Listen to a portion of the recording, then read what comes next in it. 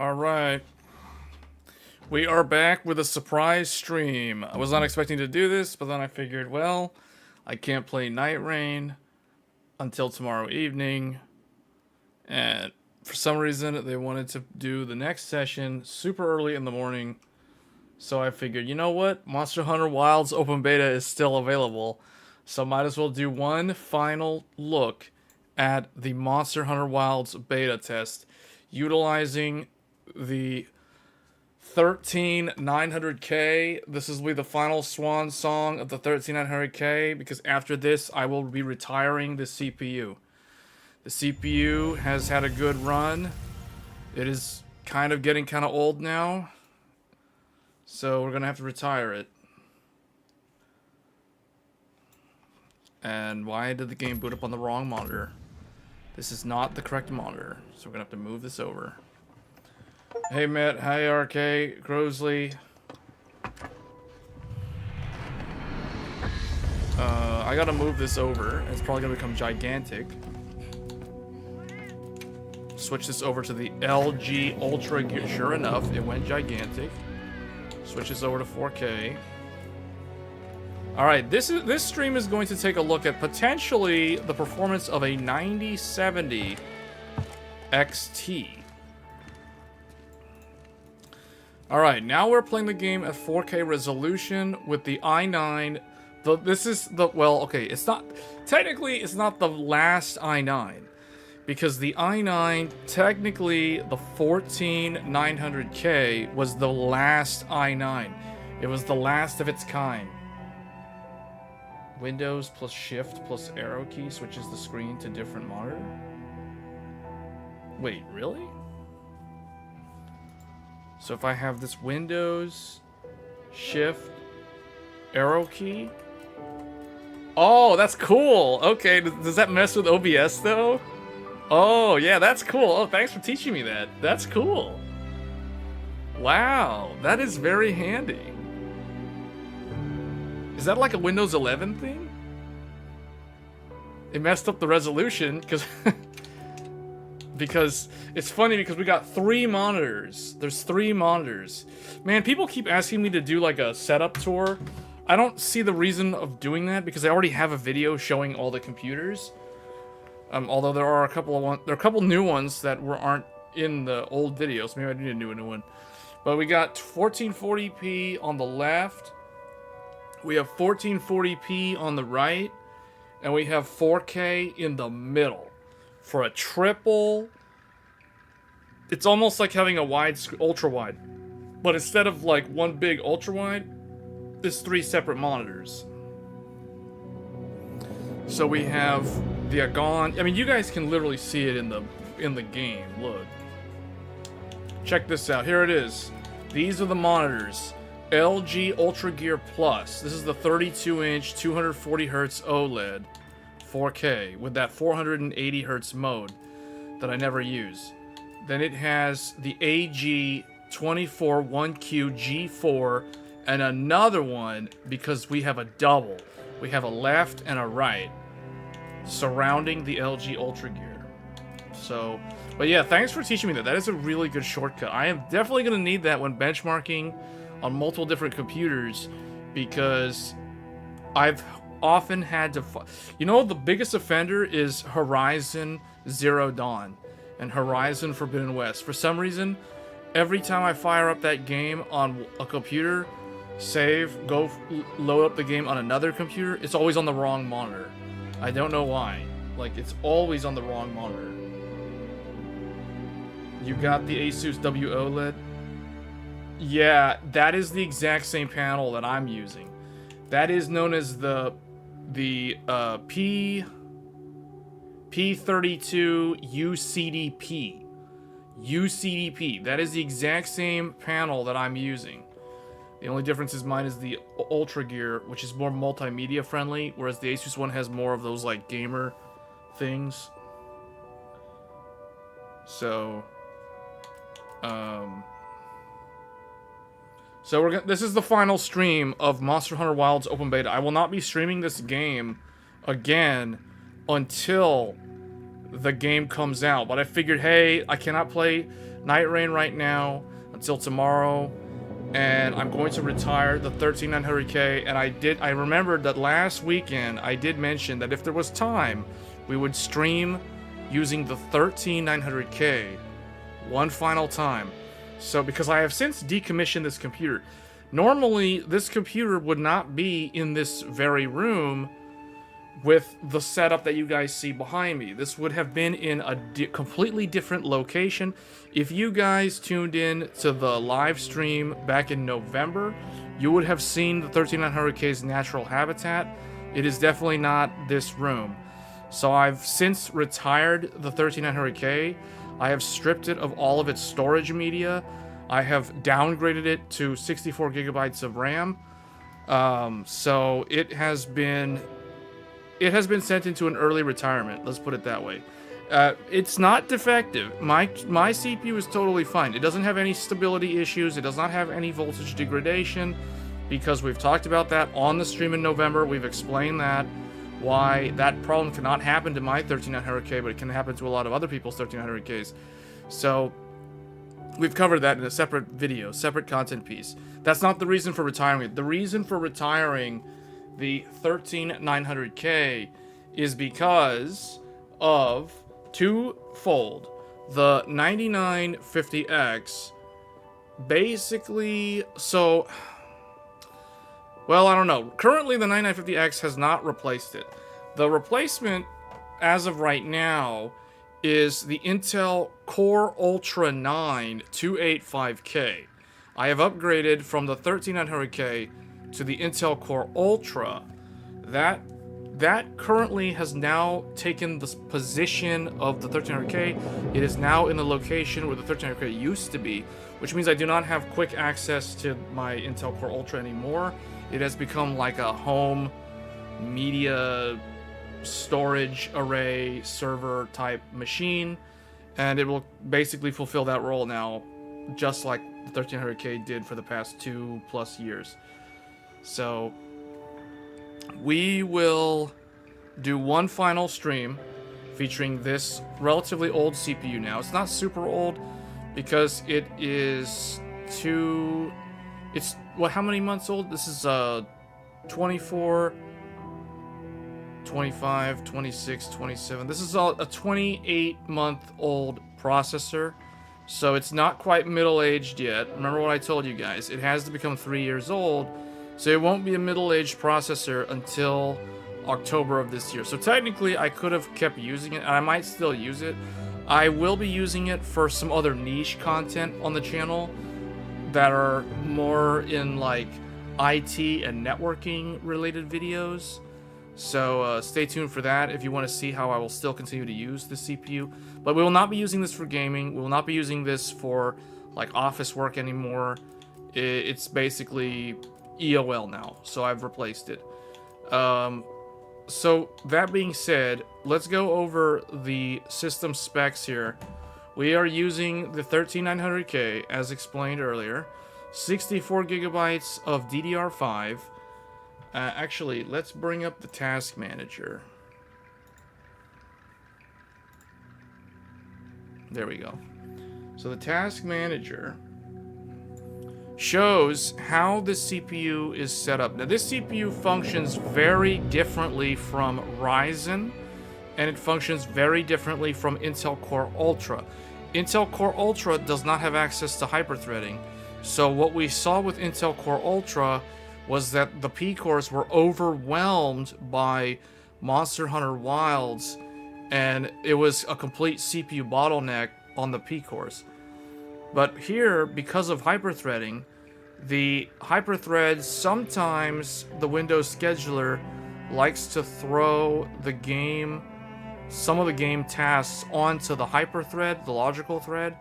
So you can see it getting ping-ponged right here. You can see it's here, then it's going over there, now it's going back over here again. Same thing with this core. And the core count on the 13900K is very simple.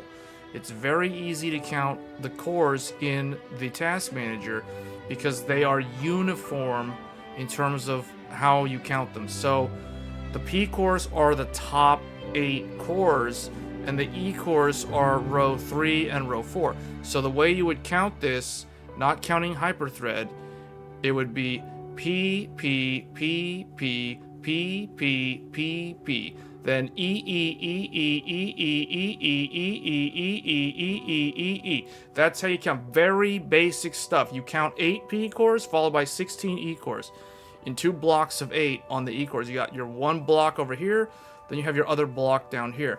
So very, very different from Intel Core Ultra. Extremely different design.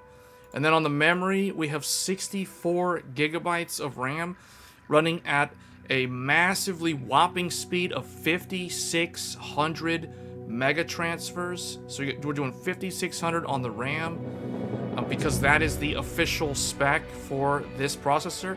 Anything above 5,600 is not guaranteed to work on a 13900K. It could introduce instability. So we're running 5,600 XMP. This is an XMP dual channel, dual rank configuration. So these are 32 gigabyte DIMMs, which are spec'd for 5,600 on the XMP profile. And then for the graphics card, we are running the AMD Radeon RX 7900 XT. So what's going to be unique about this live stream is going to attempt to approximate the performance of the upcoming 9070 XT, because if you watch the live stream this afternoon when we were covering Night Rain, we talked in the first 40 minutes of that live stream earlier today about the expectations for the 9070 XT, how it will perform, what is the closest comparison. The closest comparison is going to be this GPU. The 7900 XT will be the closest GPU to the 9070 XT. The difference being, this GPU has 20 gigabytes of VRAM, whereas the 9070 XT only has 16. So this has more VRAM, it's an older part, and it has worse ray tracing. So the 9070 XT sacrifices precious die space to dedicate to hardware-based ray tracing components. So that's another thing that's different. So that's what we're using. We are also using this GPU to encode the live stream using the built-in AV1 encoder. Unfortunately, the 13900K only includes the UHD graphics 770. This integrated graphics does not have AV1 encoding, so we cannot do that on this processor. Therefore, we're gonna force the GPU to both encode the live stream and render the game simultaneously. So that's double work for the 7900 XT. Okay, so now, and you can see, we will take a look at the task manager again, but I want to get into the game here because we're actually at the main menu. So let's go ahead and do that. Actually, well, let's just leave it like this for now.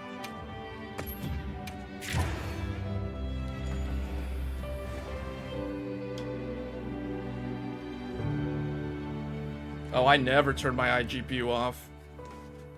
I always run my iGPU on all my CPUs that have one. All my Zen 4, all my Zen 5, all my Alder Lake, my Raptor Lake, my Core Ultras, my Arrow Lakes. All of them. Okay, here we go. So, this is...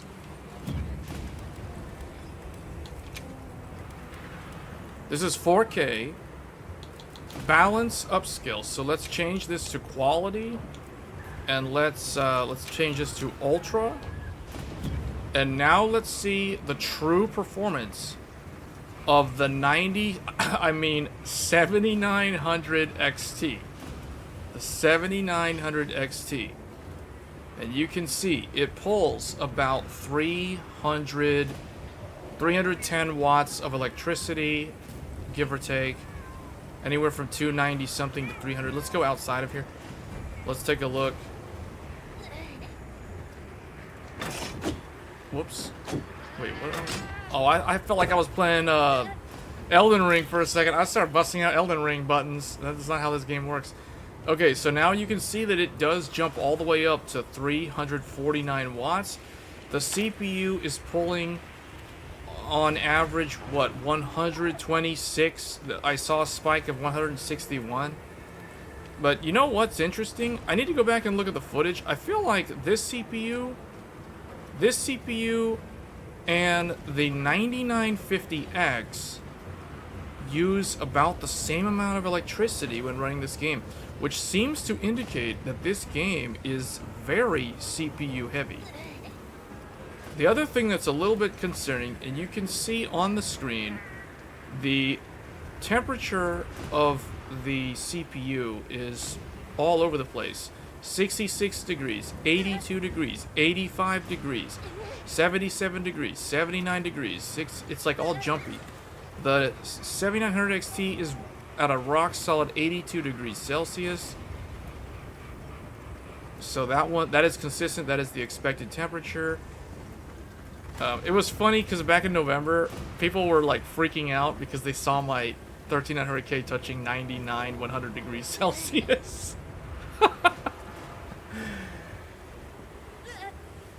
Yeah, let's go back in the town where it's CPU bottlenecked. So, let's see, 93 degrees on that CPU. I want to see it touch 100. It doesn't matter, it's retiring. I don't care what happens to it at this point. Let's go to 100 degrees.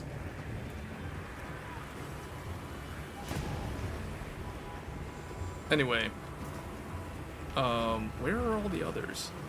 All the other players are not in the game. Okay, now they're loading in. Anyway. See the CPU temperature at reaching 100? It's not reaching 100 right now. The game uses a lot of CPU power though, but I kind of think that, if I remember, the 9950X used power numbers similar to this CPU. Which means the X3D is like way more efficient, because X3D used significantly less. Alright, is this gonna heat up my room though? Because I'm sitting, okay, the computer is over here. I'm putting my hand on the top where the exhaust fan is. I can feel the hot air from the VRM on the motherboard at the back of the case. I can feel it. There's some heat, but a lot of that's from the GPU. Because the GPU is pumping out 300 plus watts. The CPU is pumping out 130 watts. So that's 430 watts.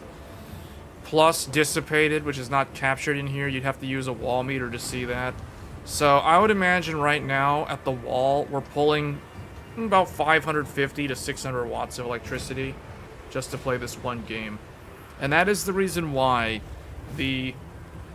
anyone who wants to have a 5090, you need to be well aware of the extreme power consumption that graphics card can do, because it regularly can exceed 500 watts just by itself.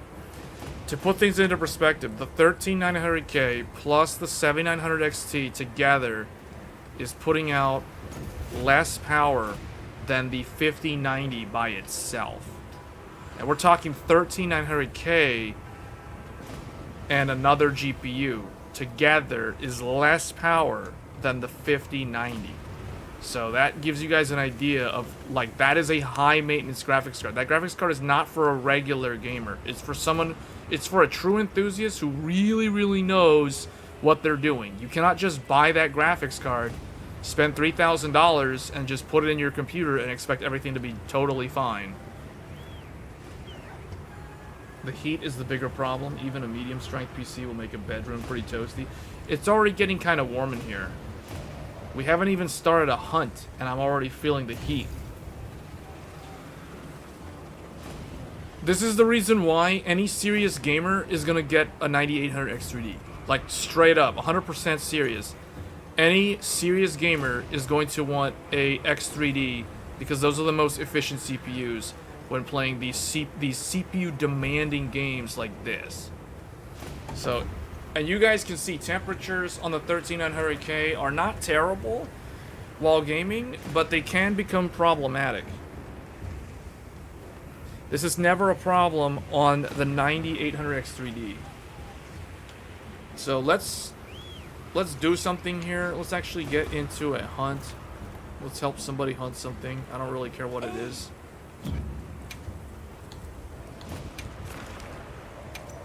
Someone started this 4 minutes ago. It's probably gonna end. Oh, we haven't even done the graphics stuff yet. If you sync cores, you're going to lose performance. So that I do not recommend doing that at all. Unless you want to lose, you're basically nerfing the performance of your 13900K by doing that. By syncing your cores, you're lowering it to a performance that's equal to like Alder Lake. Like you're turning it into a 12900K if you do that. So I totally do not recommend doing that. Unless you're okay with settling for an even more CPU bottleneck scenario.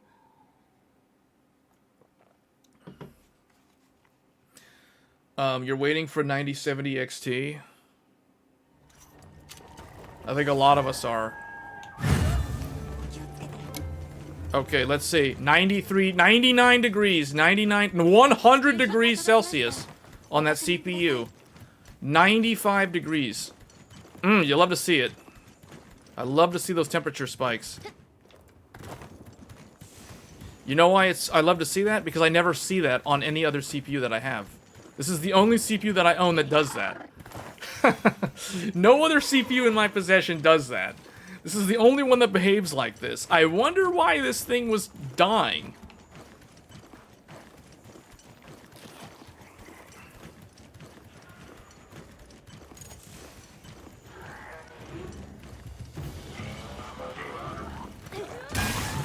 Alright, here we go. Alright, I gotta remember how to use Charge Blade.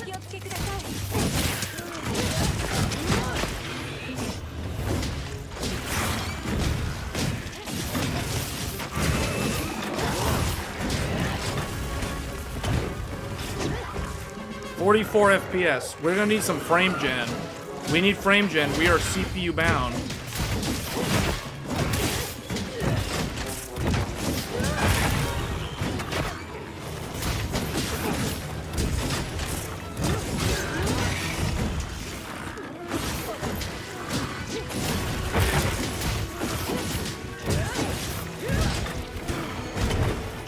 I forgot how to do the... How do I do the thing?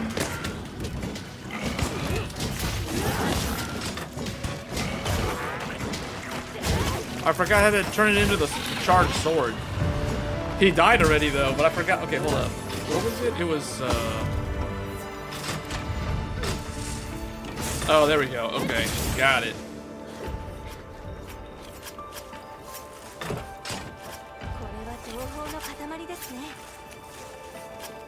You're waiting for 9070 XT. This will give you an idea of how the 9070 XT will perform. Because as far as I'm concerned, this is the closest GPU to that.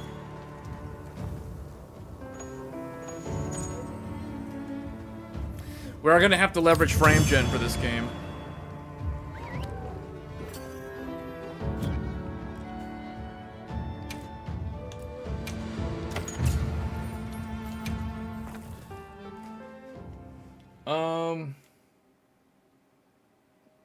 Without FSR 3? Okay, actually, why do I have you guys on that side of the screen? Because I had to move the game over and move you guys to the left. Because it's easier to see the chat. Because it puts the browser in frame right next to the game. Because the chat's on the right side. So if I put you guys on the left monitor, I can see you guys more easily. So without FSR 3, is this... Is the authentic native? No, this is FSR 3 quality preset. So we're basically playing the game at 1440p internal resolution, upscaled to 4K resolution.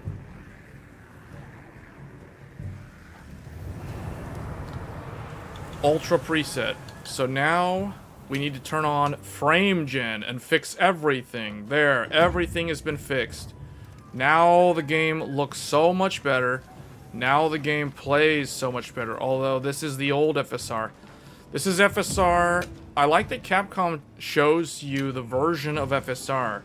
This is FSR 303. 303 means this is FSR from December of 2023. So this is the old FSR 3. The current FSR 3, I believe, is 3.1.2 or something, or 3.1.3. It's basically the FSR from December of last year. So that will be the version that the actual game has. And that version is already in the benchmark.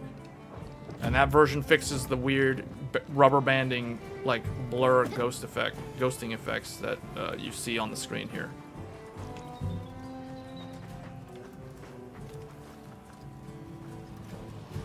CPU is under... No, of course not. Why would I undervolt? That's dumb. No. CPU is not undervolted. Alright, so, hold on. Someone else was saying something... oh, you were asking the old 1300K, old great 1300K. Are you happy with this or what? No, 9950X is way better. 9950X is the whole reason why, like, okay, first of all, 9950X is the computer that I use for the Tech Thursdays live stream. So it's like, obviously, that CPU is better than this one. This CPU touches 100 degrees Celsius. That CPU doesn't go to 100 degrees Celsius. So, yeah. Now, funnily enough, both CPUs use similar amounts of electricity to play this game. I remember last weekend we were live streaming with the 9950X, and I want to say I remember that being like 130 watts, 120 something, 130 watts. So I have to go back and look at the footage to get the average number, but it looks like this CPU doesn't really use that much more electricity while playing this game compared to a 9950X. Now, compared to an X3D, this CPU uses like double the amount of electricity. It's like twice the power, but, you know, you're comparing apples and oranges at that point.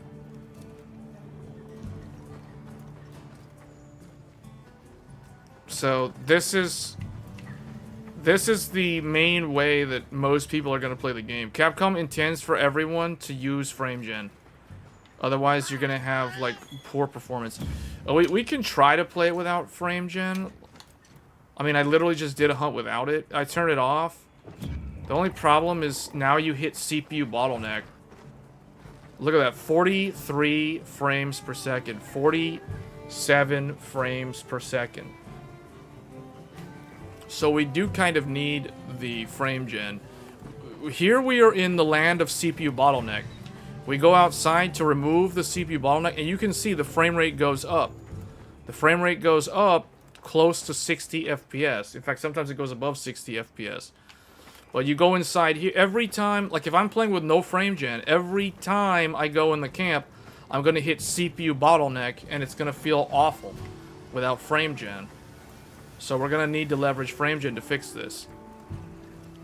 Unless you have an incredibly powerful CPU, there's really no escaping the CPU bottleneck.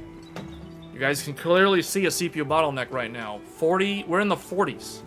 We're in the mid 40s. And we're rendering the game at 1440p. 1440p. This is a 9070 XT. This is basically the 9070 XT. So if someone's going to go and buy a 9070 XT next month, and they're going to pair it up with a 13900K or a 14900K, because that's not going to perform any different than this, this is the performance that they can expect to get while playing the game at the 1440p. So, this is a CPU bottleneck. You got to go outside to remove the CPU bottleneck. Look at this. I go outside and now we are GPU bound. We are GPU bound. You can clearly see it. The CPU temperature goes back down. You go back in here. Here we go. Here comes the CPU. CPU bottleneck, 84 degrees Celsius on the CPU. Performance of heating the room. Yeah, I can feel it. My left leg can feel all the heat because my leg is like right next to the computer case. To the exhaust fan. I can feel it.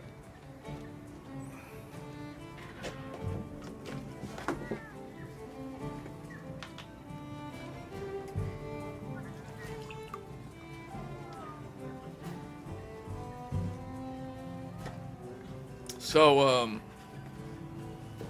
yeah, I don't know, man. I can't wait till the 9070 XT comes out, though, at this point. I think it's going to pull similar amounts of power to this GPU, though. At stock. I don't see why it would be significantly different.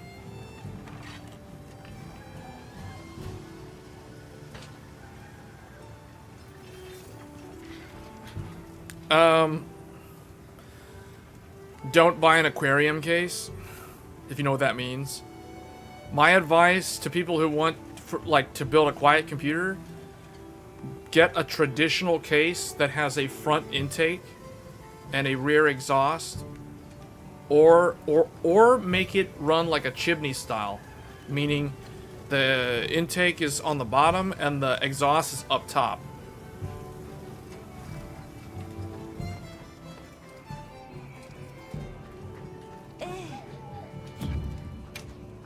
That's my advice.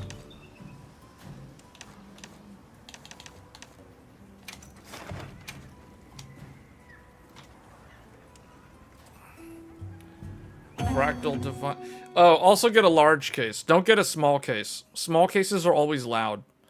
You want a large case. You want really big 180 or 200 millimeter front intake fans. Those are the best ones.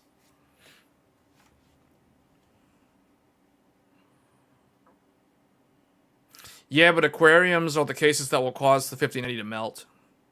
But we're not talking about 5090, so I guess it's irrelevant. The aquarium cases are the ones that are guaranteed to melt the 5090 connector because they have lousy airflow at the front of the GPU, or like the part where the area where the cable connects, the cable is going to get really, really hot in an aquarium case because it does not have good flow over that cable. So those are like the absolute worst cases for the 5090. The traditional cases are the ones that are much safer.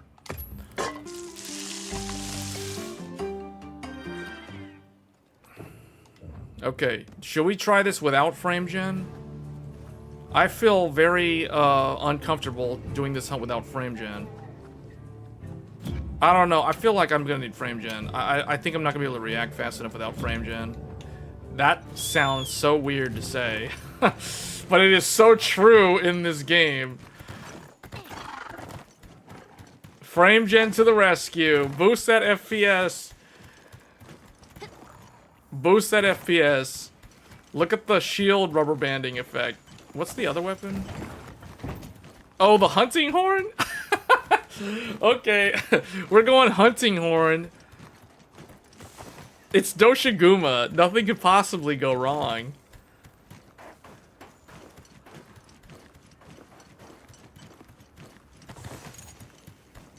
The 5090, the 4090 cannot run this game without frame gen. It's gonna dip.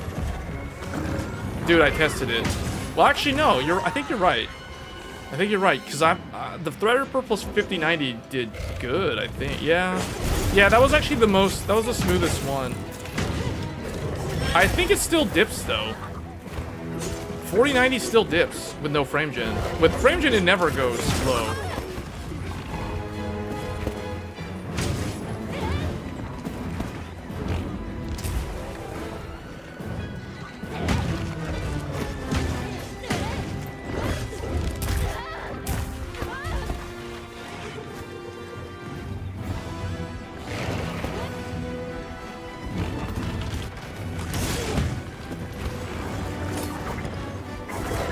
Oh, wait, turf war.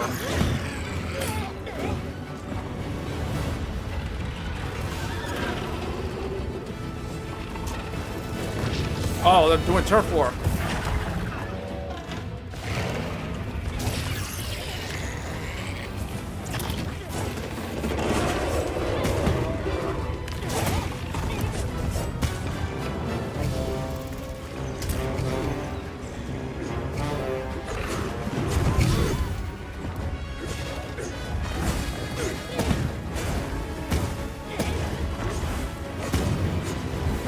I forgot how to do that thing that I did back in November. There's like a move that the hunting horn has.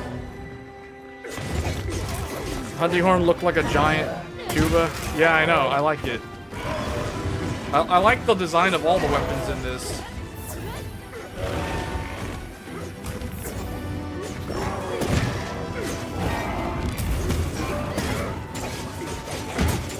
Try to get the, what was the other one? Oh, is it this one? Yeah, I think it's this one.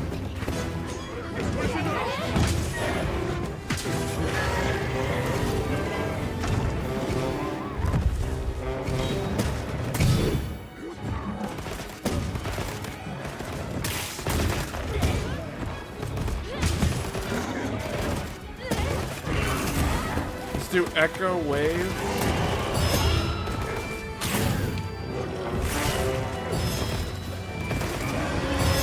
Someone's using the sonic boom thing.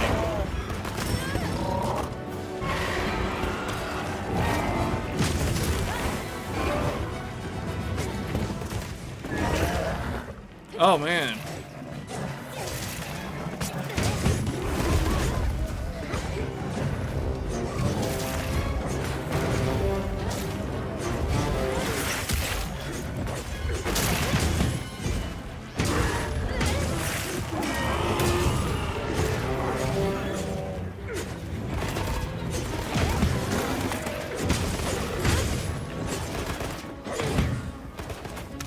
Okay, now I'm going Charge Blade. Going Charge Blade. Yeah, wow, that's not cool. That's actually shocking. That's crazy, actually. 500 meters.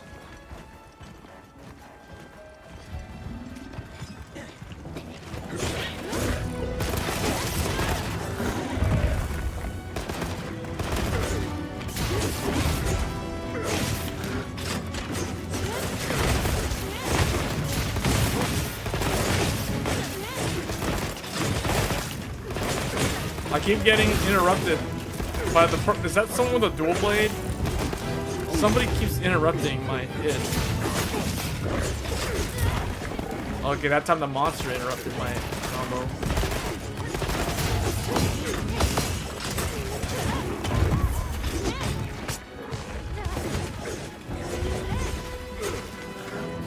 Who is he targeting?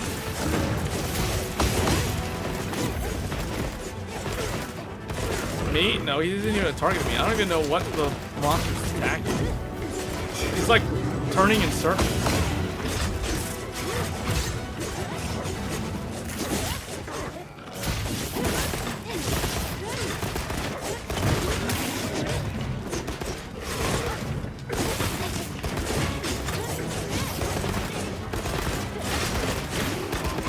I keep forgetting. Okay, it's the other button. I'm doing the wrong button.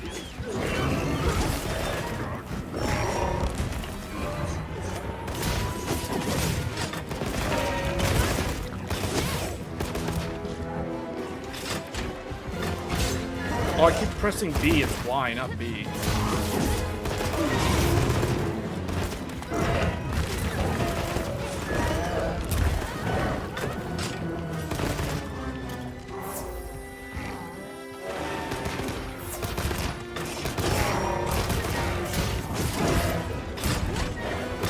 There we go.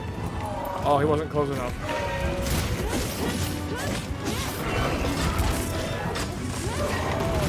Oh no. The buffs wore off. I'm just gonna do it manually. There.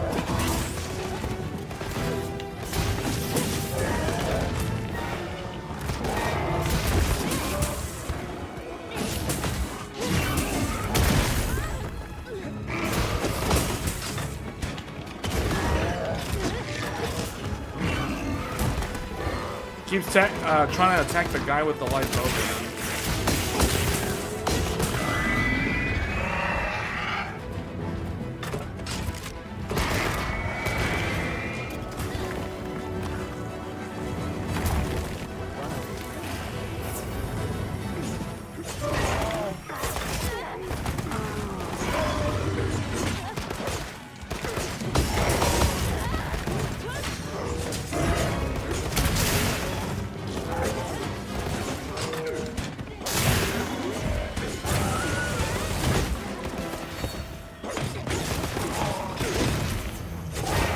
This looks so goofy. Yeah, finally. Okay, someone finally decides to try to lure a trap.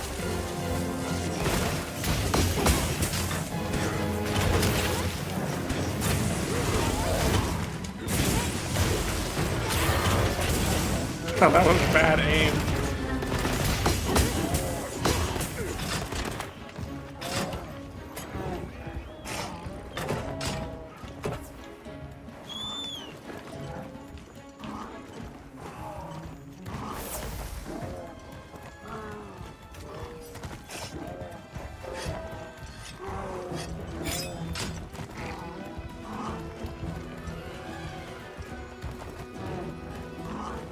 For the most part, I feel like the game runs exactly the same as it does on the 9950X. I'm not noticing much of a difference. Of course, with frame gen, it's hard to even tell.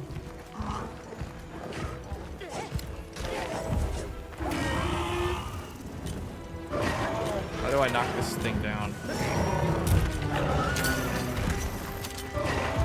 Oh, he dodged.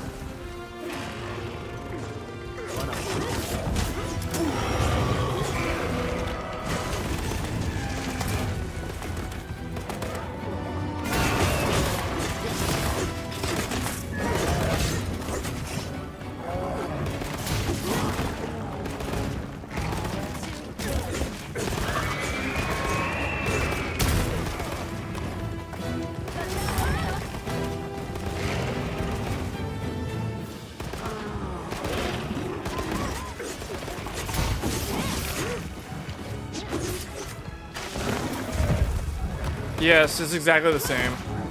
It's the same performance. There's no difference between the two of them.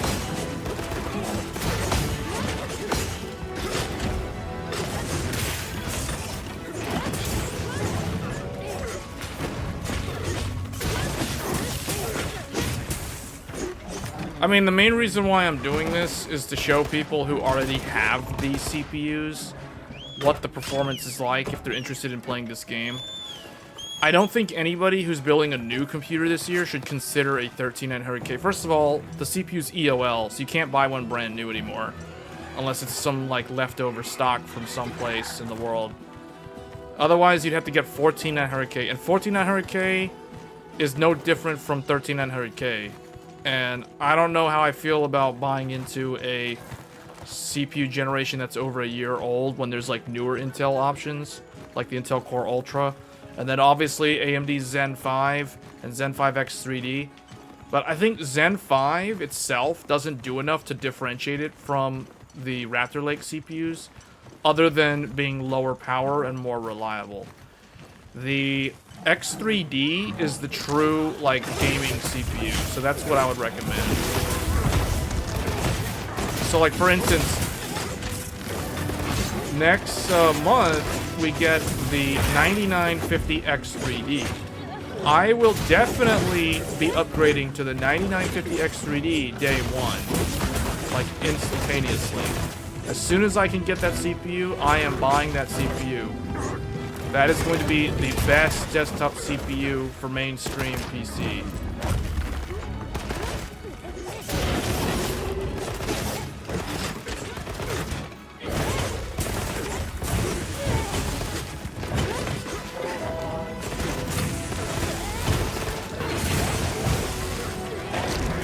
Oh, he roared and messed me up. He interrupted me, but I don't have the sword anymore. The sword's not lit up.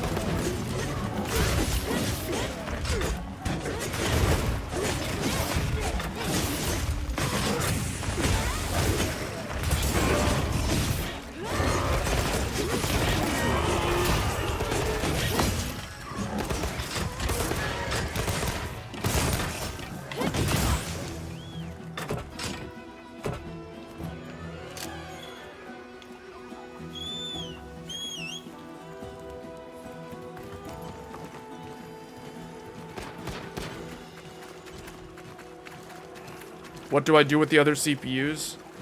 Well, they'll be used in content, like review comparisons. Like to show old versus new. I just don't use them on an everyday basis anymore.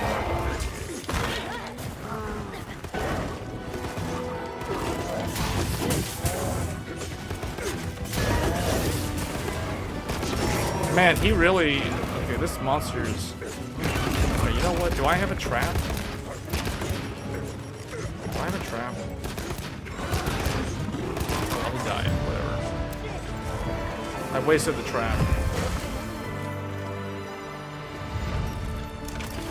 Oh, I can retrieve it? Okay.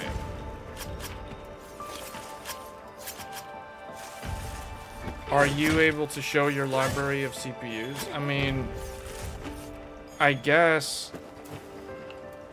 I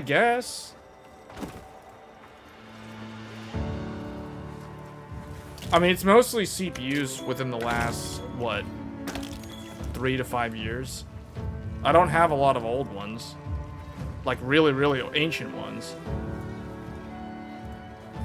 The oldest CPU I have is the AMD Athlon 64 single core. That's the oldest one. And then I have... I don't know, like... You guys really want me to make a video of, like, all the CPUs that I have? Really? All the CPUs? I don't have the boxes for all the really old ones, though. Like, I'm missing some of the boxes. I still have the box. I have the tin can for my FX 8350. So I have FX 8350. I have Intel Core i5 3570K. I have i7 4770K.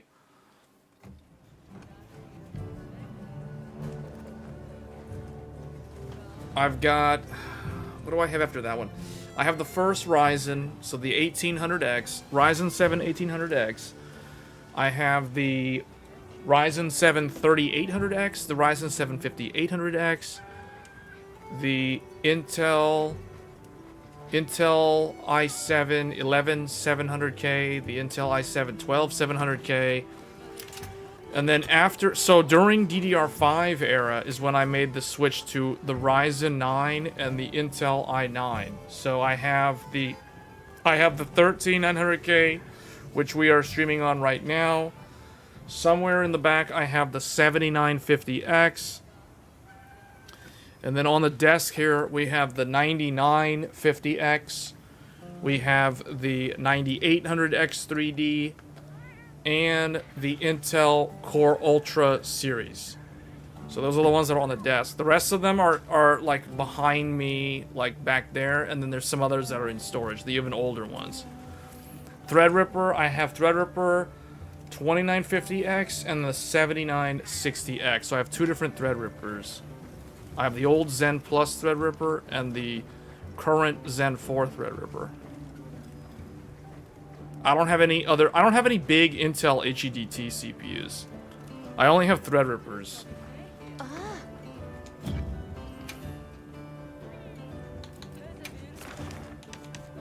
Yeah, we looked at Intel Core Ultra last week. Last weekend we covered that one.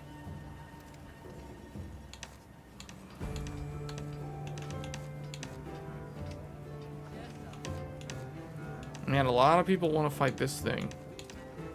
But I think this one...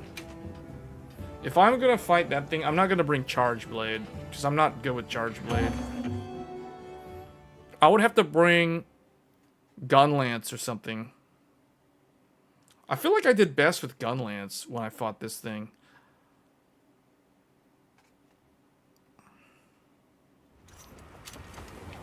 You think Threadripper... Yeah, Threadripper can run the game fine because Threadripper has like so many cores. However, Threadripper, what's going to limit Threadripper more than anything is going to be IPC. Especially the old one, like the one that you're talking about. That's Zen 3. Because that's DDR4, I think it's going to have some problems. I mean, it can run the game. It's just, like, it's not going to run the game as good as, like, a X3D.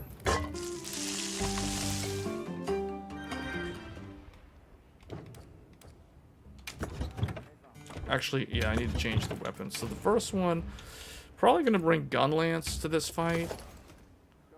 And then for the second one, I wish there was an... Was there a set bonus in here for, like...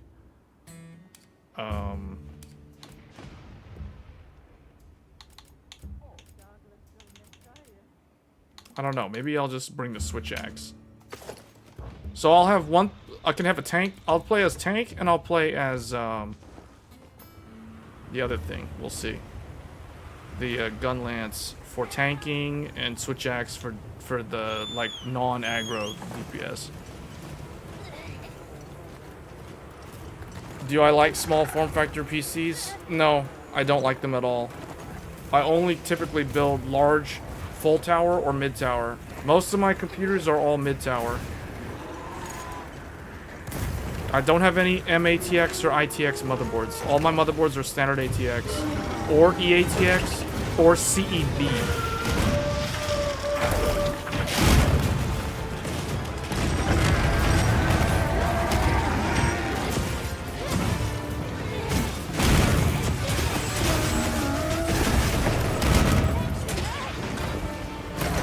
Oh, he tail swiped me. He knew I was gonna burn him up. I was gonna use the flames. Oh yeah.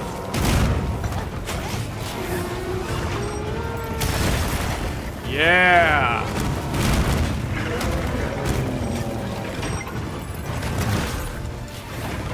Double gun lance.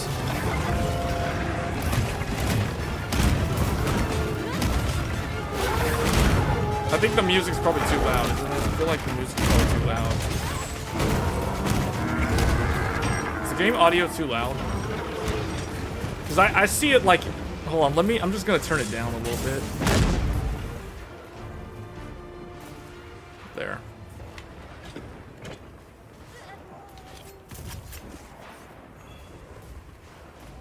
That was so cool.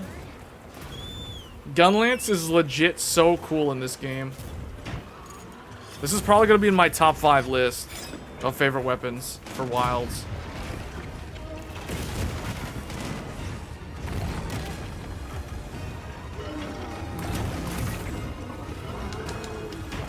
Yeah, that entrance that the Gunlance makes it has such an entrance. Uh-oh. Uh-oh, he doesn't like me. I need him to go away from me so I can heal. I'll probably need to heal again. I can't wait to do those team fights where you want to bring the Holy Trinity, like meaning 1 tank, 2 DPS, 1 healer.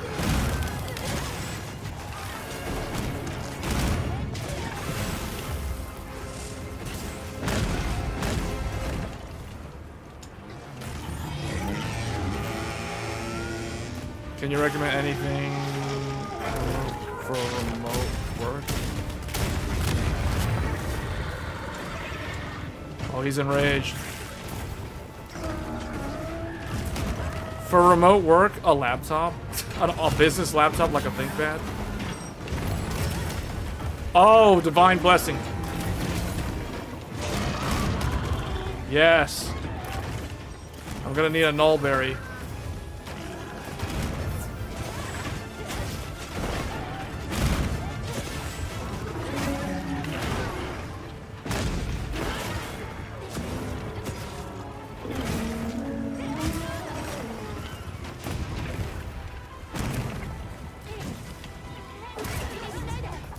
Oh, it killed me. Which motherboard you use with the 9950X 3D? If you have both the Nova and the Tai Chi. Well, it depends on what I'm trying to do. If it's just for like a workstation, the Nova probably, but the Tai Chi is not bad for that, especially if you're on run 4 sticks of memory. If it's for overclocking, the Tai Chi is way better than the Nova.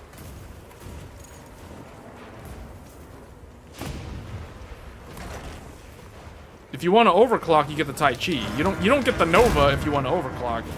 You get the Nova if you want to build a office PC that looks cool. I mean, you can overclock with Nova, but you're gonna just be using Curve Shaper and Curve Optimizer. You're not gonna be using like, you're not gonna be using B clock or anything.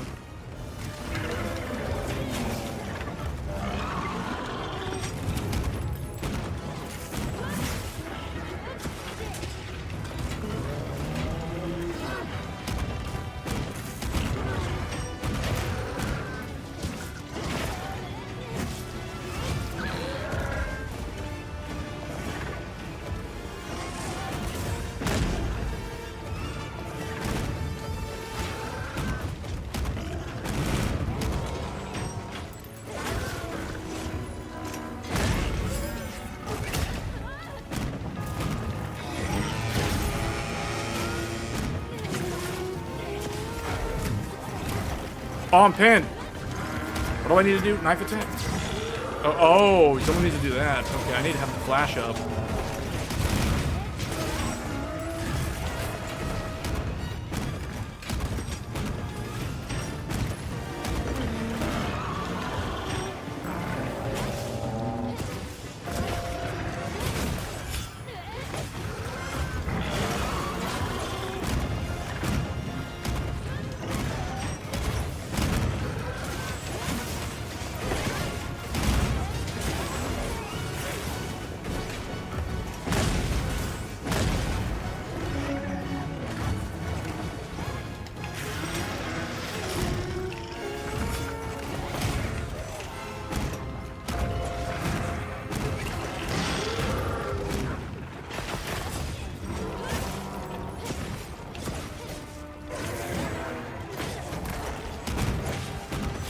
Oh, the raptors are helping. The raptors are helping. The raptors jumped on his back.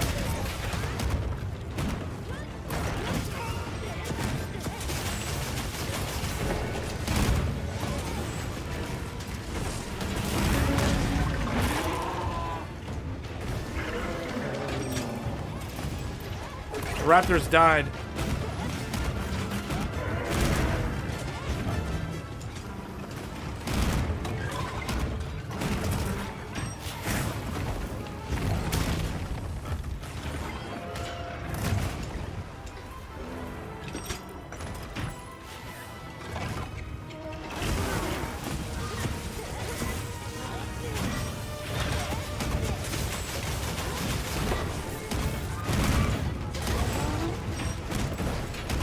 We have a chance.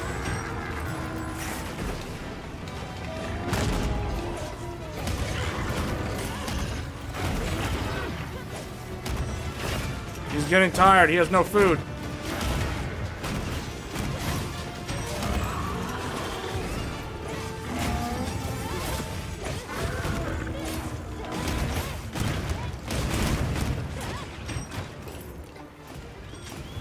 Wow. Yeah, well, this one we gotta go quick. I gotta get the traps ready. Because remember, this one I've never managed to pass this one because it's 20 minutes. Because you only have 20 minutes to kill him. That's really hard in the demo because you can't upgrade your gear, so you're having to do it at a fixed gear level. Oh, here we go. We kind of need that to help. We kind of need that turf war, actually. We're gonna need the damage that Arcveld, or whatever that thing's name is gonna do to him. Oh no, not Arc. Oh yeah. Do that. That's good. See, that's exactly what we needed. That's exactly what we needed. We needed help from that other monster. That is gonna come in clutch.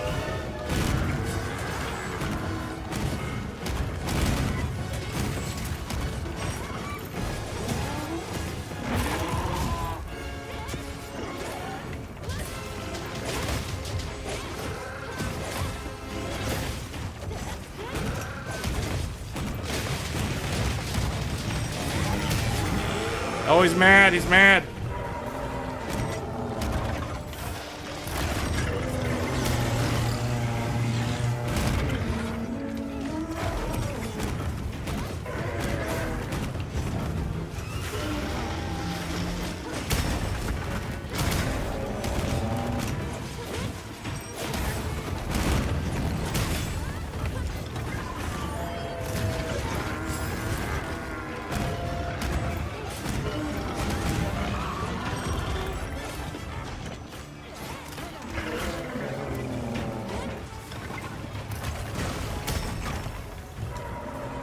We kind of need him to fall in there.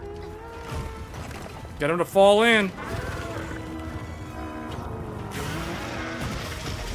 Yes.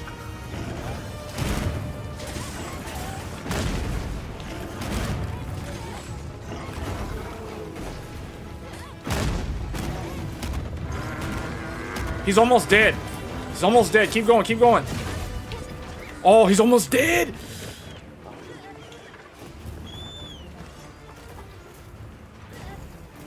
I'll have to get that shock trap ready. This is the closest I've ever seen him to death. I don't know. What's the quest time remaining?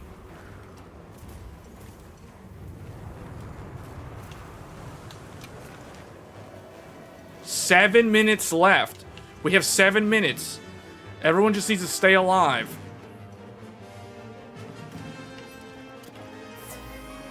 Need to heal to full. Sharpen the weapon. Alright, we fight him here in the desert.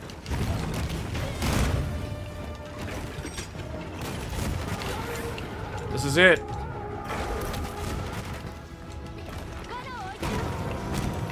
Where's the trap? There. Oh, yes. He was captured. That means, wait, someone brought a tranquilizer? I didn't even know you could do that in this. Well, that was great. That was the only monster that I needed to hunt that I haven't killed on this. That was perfect. And that was on a 13900K and a 7900 XT. 9070 XT. So he get the Arkveld certificate. This will be used to craft his armor set and possibly his weapon. So for those of you that don't know how this game works, you're probably wondering, like, why do you hunt the monsters? Like, what's the point? Well, the point is, there it is, I succeeded. I completed the full thing. Could you pull that same stunt with a B5? I don't know about that. That might be a little bit more challenging. The dragon was not killed. We didn't kill it. We captured it. So I would have attempted to do that if I knew that you could use tranquilizers. So the way it works, you can either kill a monster, you can slay it, basically, or you can capture it and bring it back to the base. So in this case, someone did the big brain move to, instead of try to kill it, instead they captured it. So if we look at the items, there's an item in the game called the tranquilizer, which I don't have it with me, and that's why I couldn't do it. But I guess they found out how to craft one. They crafted a tranquilizer, and the way that you capture a monster, you have to bring the monster to near death. So, he was almost dead. At that point, you have to set a trap. Once he's in the trap, you use the tranquilizer on him to put him to sleep. And that is how you succeed in capturing the monster. And man, it is getting hot in here. It is getting hot in here.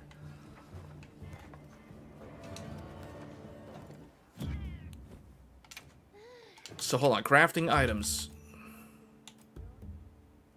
It's called Tranquilizer. This one, Tranquilizer Bomb. There it is. A hand grenade used to capture monsters and snared in traps can be slammed. So you have to have a sleep herb and a parashroom. And apparently I have 2 sleep herbs, so I can craft 2 of these. This is how they were able to capture it. Yeah, so that is how... That's actually smart that that person did that.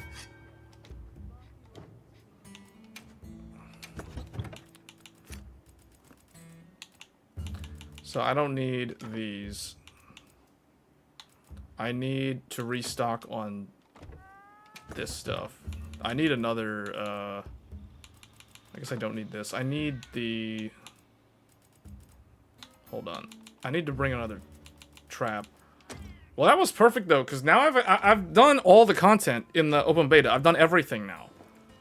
20 minutes isn't enough. That's how you and your friend beat it. Yeah, you have to basically do the capture. We probably were going to kill it, though. Our DPS was very good. We had dual gun lance, an insect glaive, and someone I think was using heavy bow gun. Or no, they were using the bow or the heavy bow gun. Someone was playing ranged, basically. In fact, I want to play ranged now.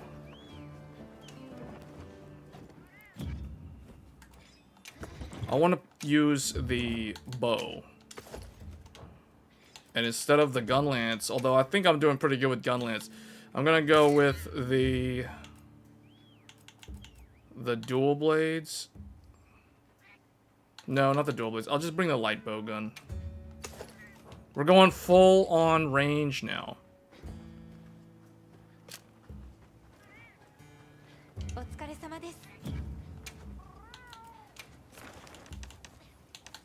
Okay, well, I've hunted that thing. I could probably help others capture it, though. So I guess I'll help people capture it, now that I know that you can use tranquilizers. You can open up a bunch of weak points, and then its focus attack is basically wound-seeking arrows that hit them all at once. It's brutal. Wow.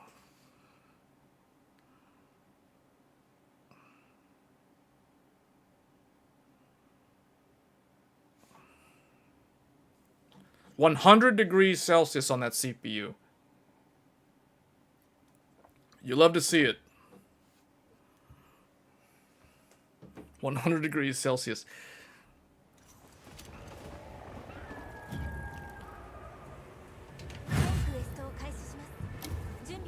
How do I use the...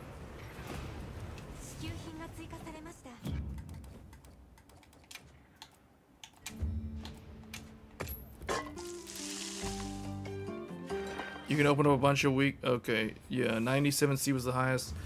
I've seen 100. I saw 100. It can go up to 100°C, and then it hits thermal throttle. Basically, the problem with this CPU is it's thermal throttling, and it is using a lot of electricity.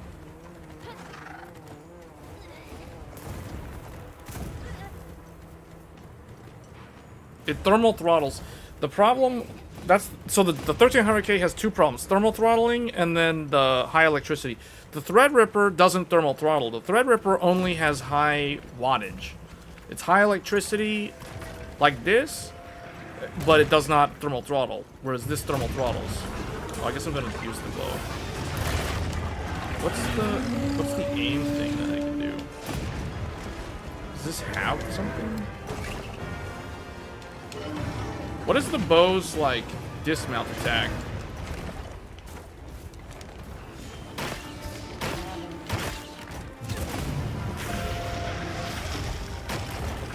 What's the 1,000 dragons? Oh, wow.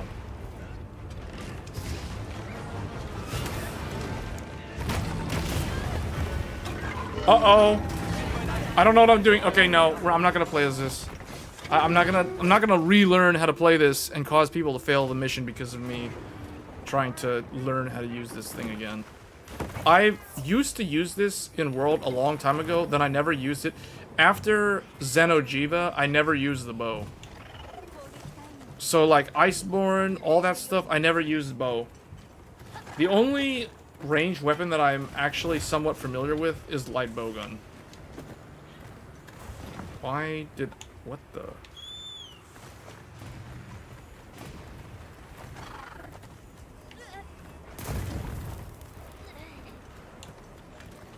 If I'm fighting one of the lower end monsters, I'll probably use it, but no, we're gonna use the light bowgun.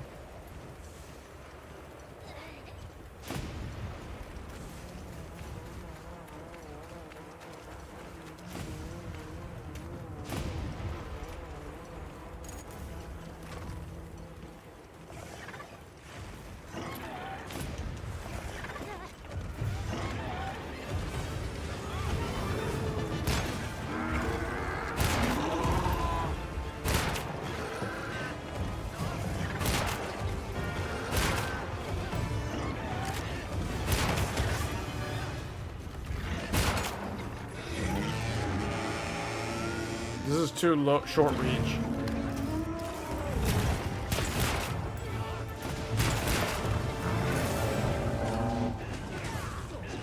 How do I change my ammo again?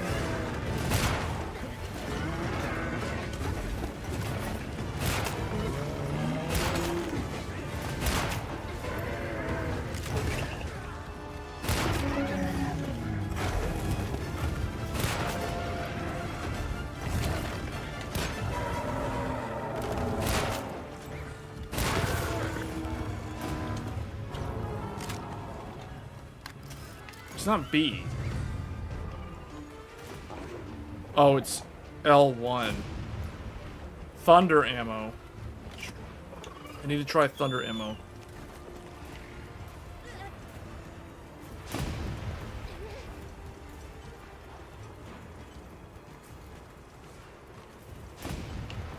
Turf War.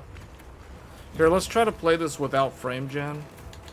This is probably going to be a mistake. So what I'm going to have to do, I'm going to have to drop this to balance. Turn this off. And drop this to high. Okay, here we go. High settings. No frame gen. Alright, we're at 40 something frames per second. This is why I need frame gen.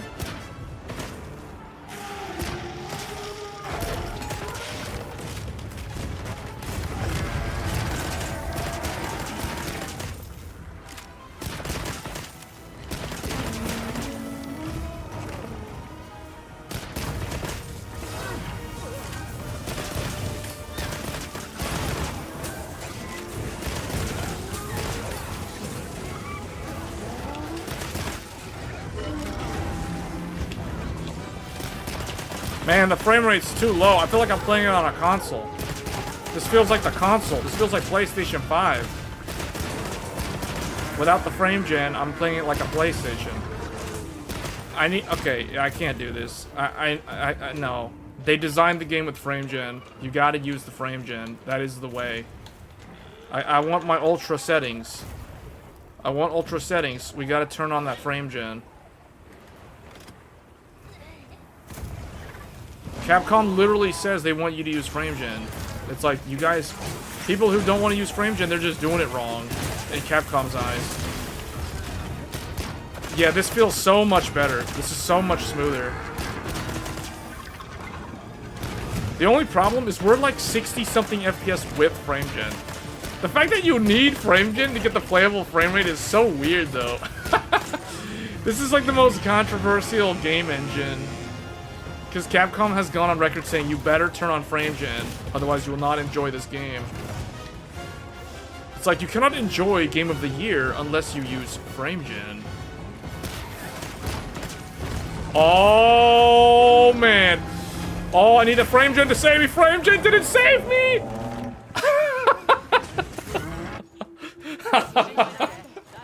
Oh, the frame gen did not save me there. It wasn't smooth enough.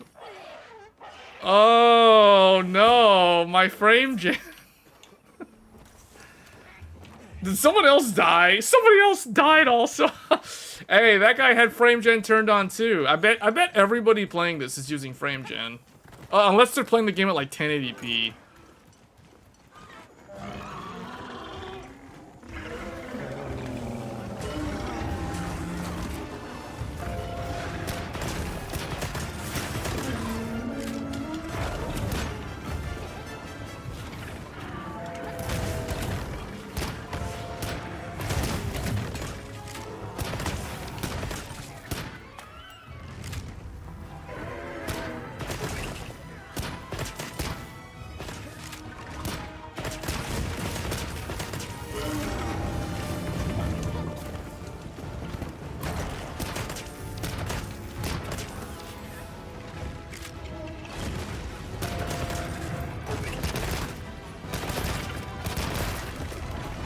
The thing that does seem kind of weird in this game is how the handler just like follows around on the mount the whole time while the hunt is going on.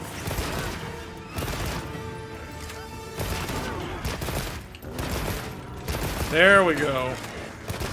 The cool thing about range in this game is though you can easily see the...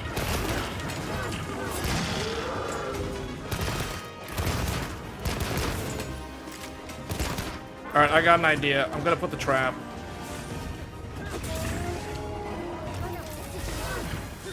Get him.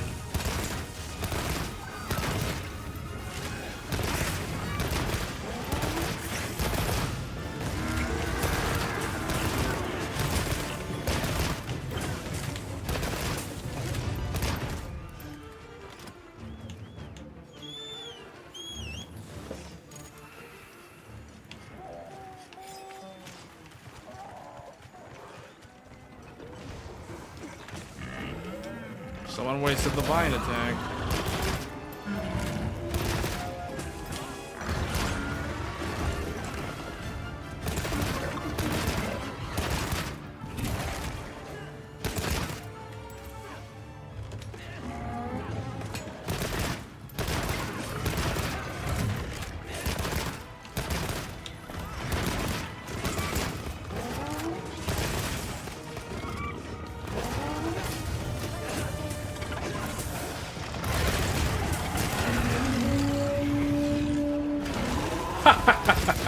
He's like, I'm going rage mode, rage mode. Activate the pitfall. Oh, he got out of it. He got out of it.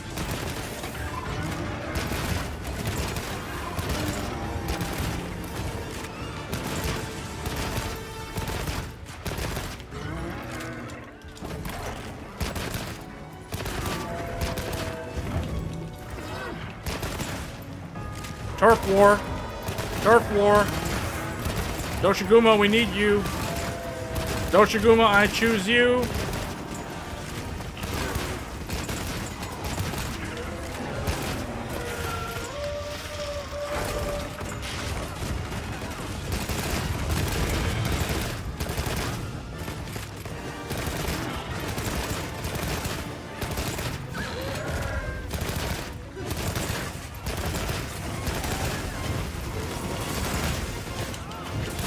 He has lots of HP.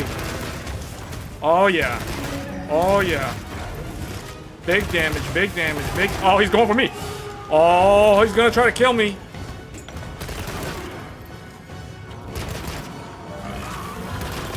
Get him in the vines, get him in the vines. Come on.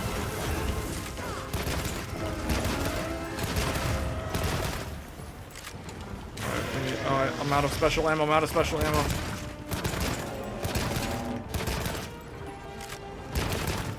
He's hungry. Oh no, he's not hungry. He's still enraged.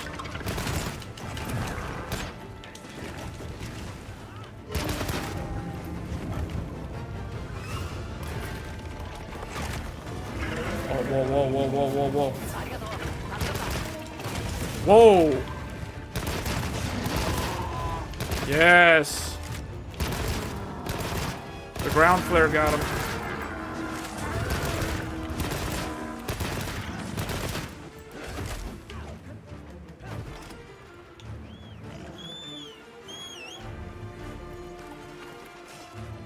Is he low? He's flying kind of like frumpy. Oh, he's low. Okay, get the tranquilizer. Oh no, I need to craft a trap. Why do I not have a trap?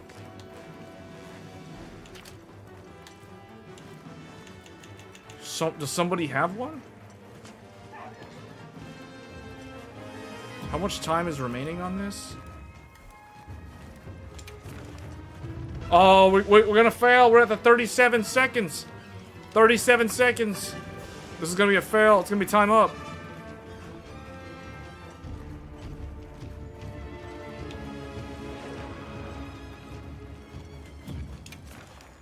"22 seconds. Let him go to sleep. Let him go to sleep. Don't attack." We failed. We failed. 10 seconds. I don't have any traps. Put the trank. Put the... Where is it? Where is it? Where is it? Do I not have it in here? Time's up.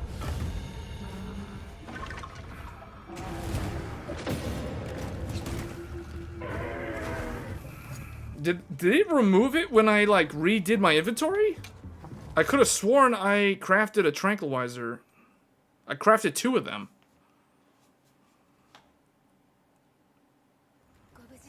Was it not in there?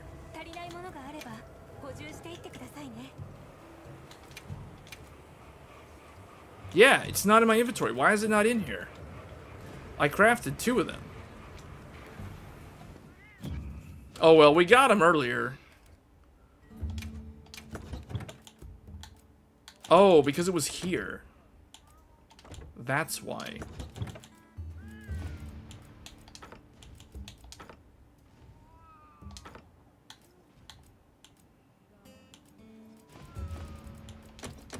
There.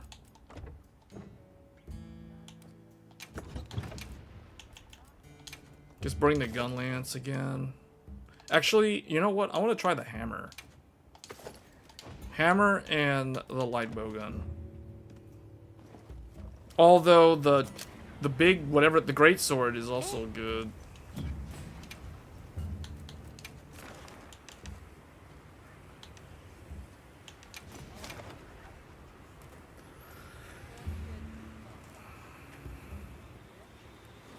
It is super warm in here.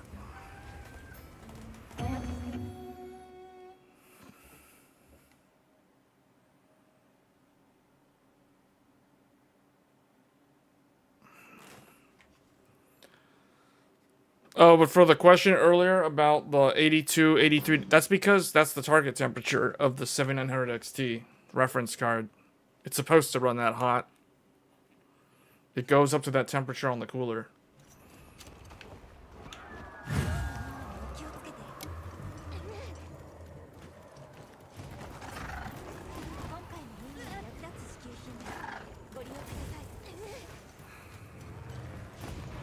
Just realized I didn't eat anything.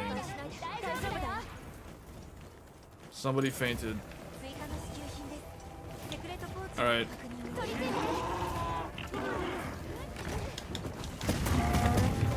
Alright, we're just gonna try the hammer.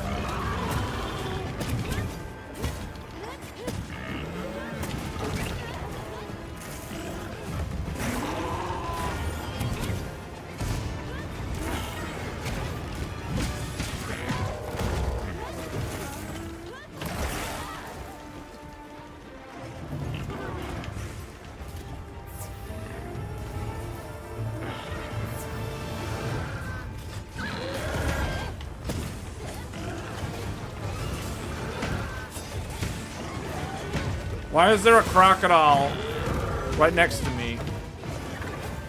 There's a crocodile interfering.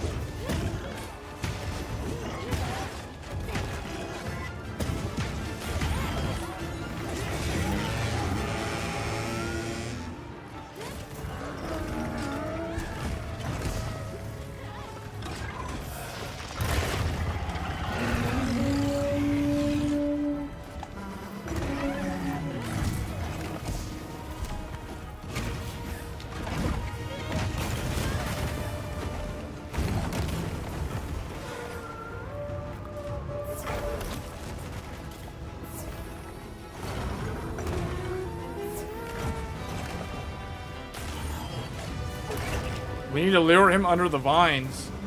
Lure him to the vines. No! Somebody dropped the vines too early.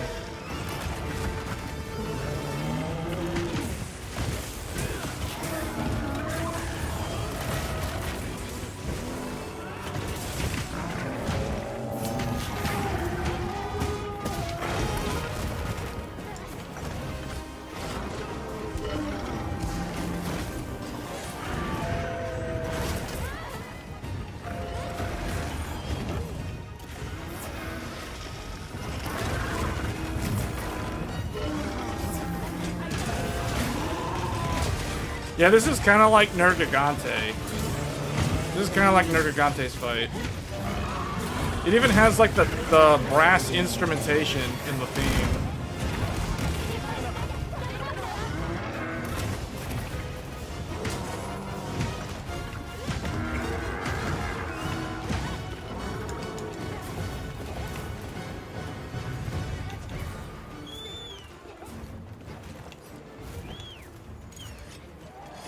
This game has such over-the-top music.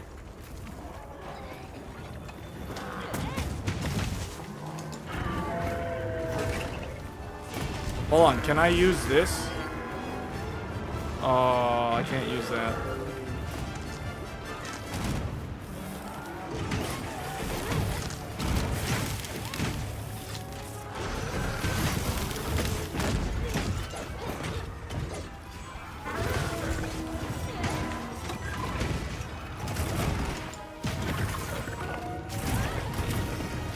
Oh, wow. Oh, he's trying to kill me.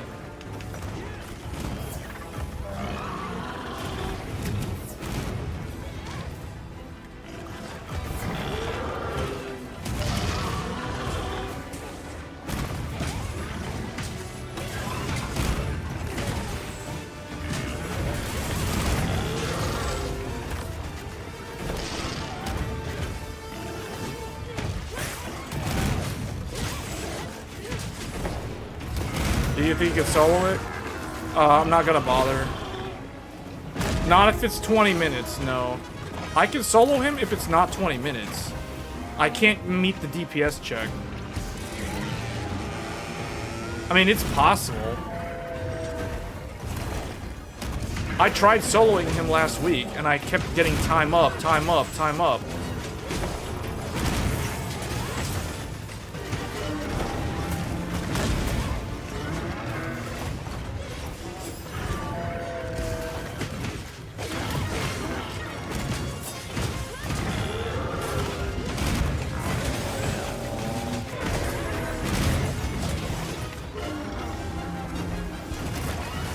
Ooh, that hit really hard. I didn't know he was even trying to hit me. Oh, he's going for the big attack. He's going for the big attack.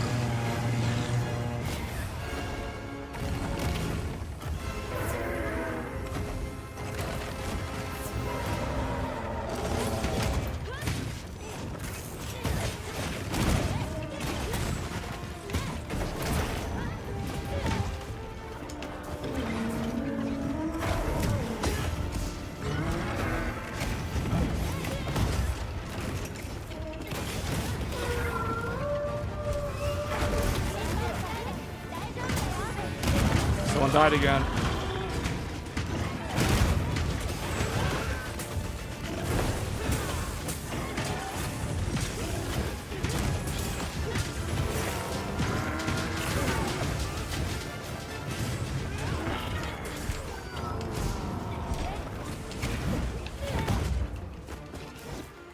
Now I need to sharpen my weapon.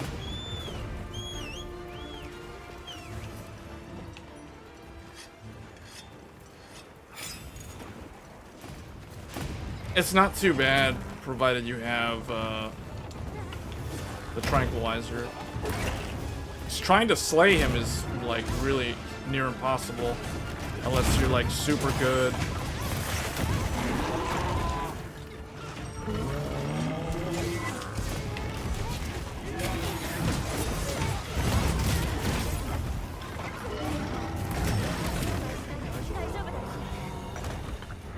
Oh wow. Well, that one was a fail. That was only 7 minutes too. Wow. That means some people have been dying a lot in that one. Because you have 20 minutes to kill him. Or 20 minutes to capture or kill him.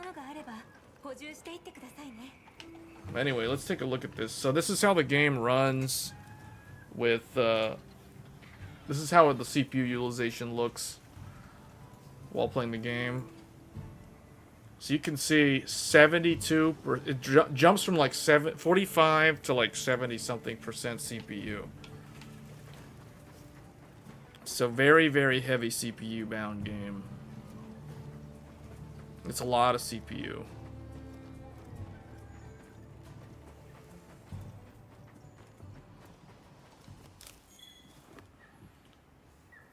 What's interesting is the game does leverage Intel's hyper-threading technology.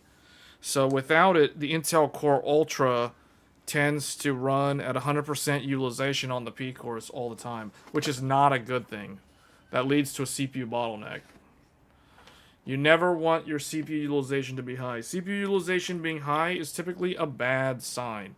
It either means that the CPU is not powerful enough, or the software application that is running is just doing a lot of unnecessary calculations, or it's requiring the CPU to work really, really hard. So you can see the behavior is such that it ping-pongs between the hyperthread. So this is a physical core. This is a hyperthread, or I guess, so it's parked. CPU 1 is currently parked. And then this one is open, this one is parked, which means it moved the workload onto the hyperthread. So the physical one is parked, this one is now parked, this one will now become active. So it's ping-ponging between the P cores, and you can see it is leveraging core parking technology. the E cores are getting parked. The parked. Oh, you guys can't see the tooltip. When I mouse over it, I see it says CPU 27 parked, CPU 26 parked, CPU 30 parked, 31 parked. These are not even active, they're parked cores. So this game forces the 13900K into core parking mode, further leading to not necessarily a CPU bottleneck, but it's trying to prevent a CPU bottleneck by leveraging core parking. By forcing the cores to park. All four of these are parked. All four of these are active. So by parking them, it will actually lead to better performance. Because it's not ping-ponging the workload. Every time it ping-pongs the workload, like this, it moves it, it slows down the game. So by keeping it on, by using core parking, it actually gets better performance. This is the reason why AMD leveraged the core parking. It tells Windows to do, because see, the thing is, a lot of people don't understand what core parking is. Core parking is a feature of the operating system to slow down, or not slow down, to lower the power consumption by turning off cores when they're not needed. That is what it's for. So the schedulers have gotten more advanced in trying to leverage what is supposed to be a power savings technology to get better application performance, because you can essentially keep threads or keep workloads isolated to given threads so that other threads are not needed, so that other threads can sit there and do nothing while the thread that needs to do the work is doing the work. That way you don't have to spread the workload out. Spreading the workload out is not necessarily going to help if the application does not scale with a lot of parallelism. So that is the reason why this game leverages core parking. Or Windows, I should say, leverages core parking. So you can see clearly these two are parked. This whole entire column is parked. All of them are parked. When I mouse over them, parked. This one's not. This one is. This one's not. This one is. Parked. No. Parked. But this one keeps turning on and off.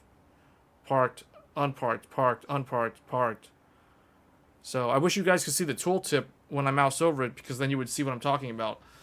Because it's saying parked every time I mouse over the ones that have nothing on them. So it's leveraging core parking. The Ryzen provisioning driver tries to help, like, suggest to Windows which ones to park and which ones to unpark when a game is running. That is what the whole, like, dual CCD structure is designed around. This CPU, being an Intel CPU, doesn't need that because it's doing it automatically. It's doing that using Intel's thread director. So if you had Windows 10, Windows 10 would not leverage this as efficiently as Windows 11 is doing. And that's the reason why it looks the way it looks. Benefits of Windows 11 and Intel Thread Director working together. So because AMD does not have a thread director that runs under the hood, it has to do that using the chipset driver to kind of mimic the same behavior. That's the easiest way I can explain it. But this is Intel's last 32-thread desktop CPU for a long time. So at least for, I don't know, like at least 2 years. So it looks like the 13900K is going to be like one of the last great CPU. It's the final i9. It's the very, well, I guess 14900K, but they're the same generation. It's the same architecture. So this is the last Intel i9. After this, there's no more i9. There is now only Intel Core Ultra 9. So RIP i9, that had a good run from the year 2018 all the way to the year 2024. And that was the end of an era. So it had about a 6-year life cycle before they killed off the i9 brand. The i7 had a very long run. That one was from like, what, 2008? 2008 all the way to 2024. So like 14, what is that? 16 years? Yeah, 16 years of Intel i7. So I guess they were kind of tired of that brand.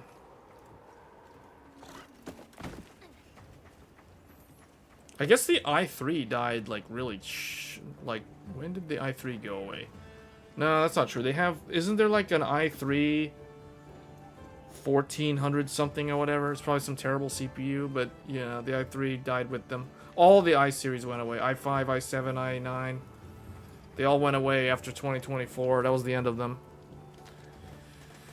With the dawn of Intel Core Ultra, Intel has changed.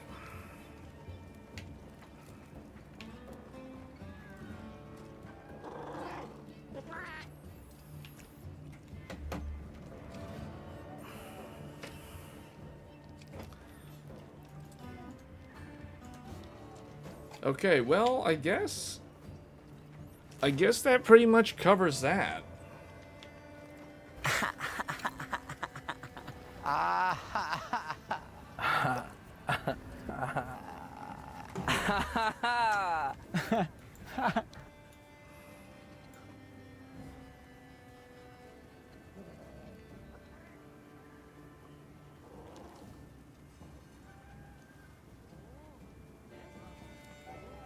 So, to the comment earlier about anything for remote work, anything need less, any nice less power eater than Threadripper, any experience build with PC with dual system. I don't understand what that means. What's a PC with dual system? Like they're talking about like a dual socket motherboard? That's gonna be an Epic platform. Not Threadripper. I don't know if you can even do dual socket Threadripper, but you're saying less power than Threadripper. Well, Epic uses less power than Threadripper. If you're talking dual... I don't know what you mean by dual system. What is that? Dual PC? Why would you need dual PC? For what? What do you need a second PC for if they're like in the same... Yeah, I don't understand. Ultra 9 or such doesn't hold the same weight. Well, I think the word ultra, I think it diminishes the impact of the word ultra. Doesn't sound so amazing when it becomes, you know, your every run-of-the-mill Intel CPU is now named ultra. It really makes the word ultra have less impact.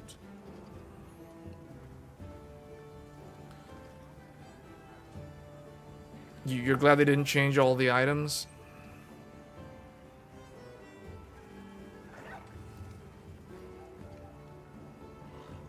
Dual motherboard case? Is there such a thing? I've never heard of that.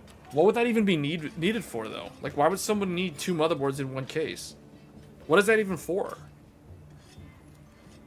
I mean, it sounds cool. I don't know what it's for. Like... What are you going to do? You're going to have 2 keyboards and 2 mice connected? Or you're going to have to use a KVM all the time? Like, I don't understand what that's for. Streaming for what? You don't need more than 1 computer to stream. Nobody streams with 2 computers anymore. That's like so 10 years ago. Dual PC streaming is completely unnecessary now. Because GPU encoding has gotten so good. No one encodes using CPUs anymore. Work PC and home PC in the same case? I guess. Aren't you still gonna have to have like 2 keyboards and 2 mice like on the same desk? Do you know how confusing that would be? You'd have to like move them around all the time every time you switch. I think of someone playing like an organ, you know, like a pipe organ where they have like the upper row of keys and the lower row of keys.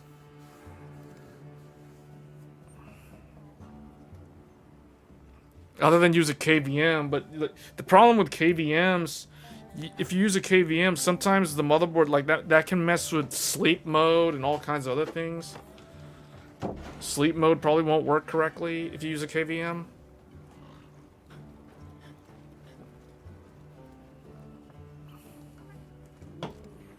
I don't know. I'm not too happy about MSI though. Like a lot of, so there was somebody in the chat earlier. Was it this afternoon, or was it like someone came around asking about the Godlike earlier? Was that this stream, or was that last stream? Oh, I think that was during the Elden Ring stream. Yeah, someone kept asking about the Godlike, the dynamic display dashboard issue. MSI fixed that problem. To my knowledge, it's been fixed. I have not experienced the problem ever since I made that video.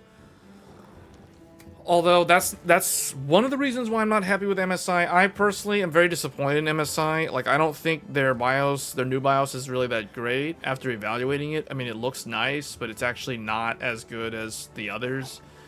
So I may do a video about this, but I don't want to just paint MSI in a bad light without good reason. It's not that they're bad, it's just that I think that their BIOSes are like very underwhelming.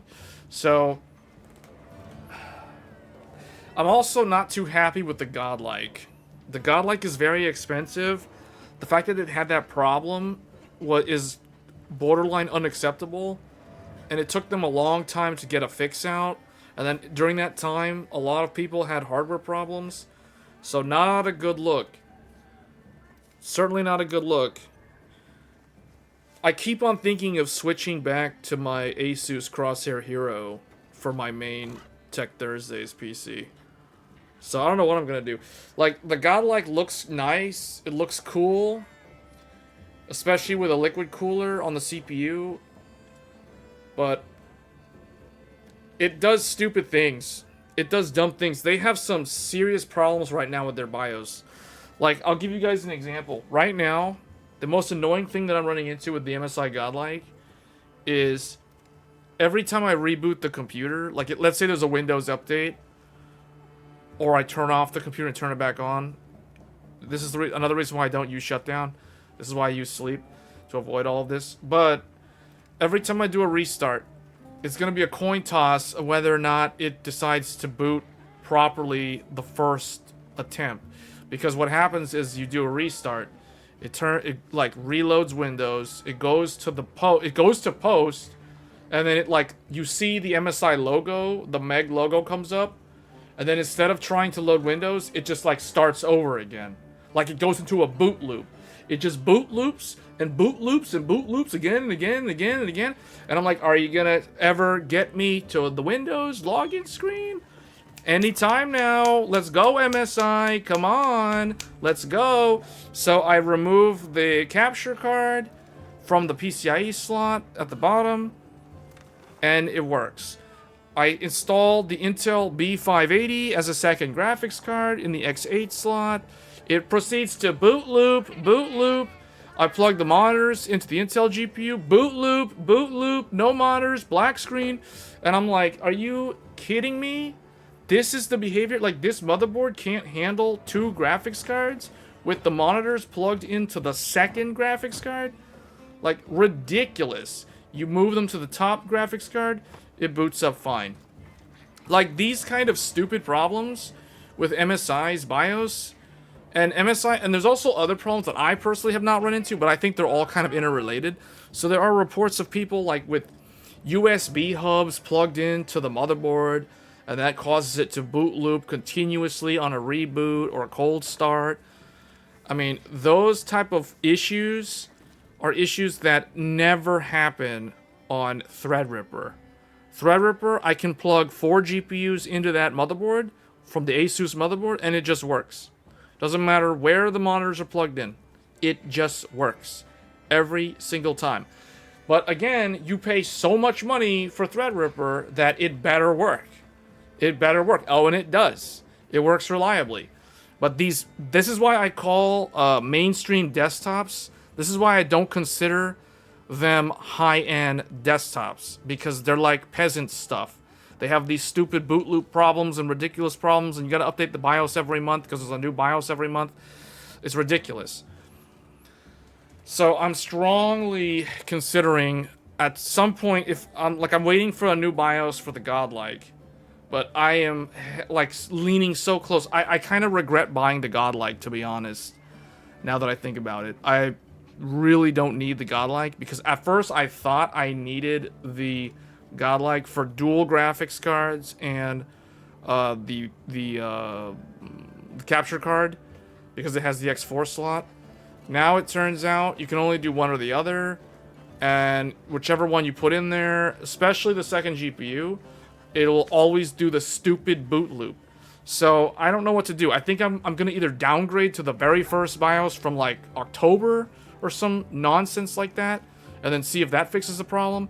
But then I lose all the benefits of the new Agisa. So it's such a stupid motherboard. Like, it's so expensive and it's so lame.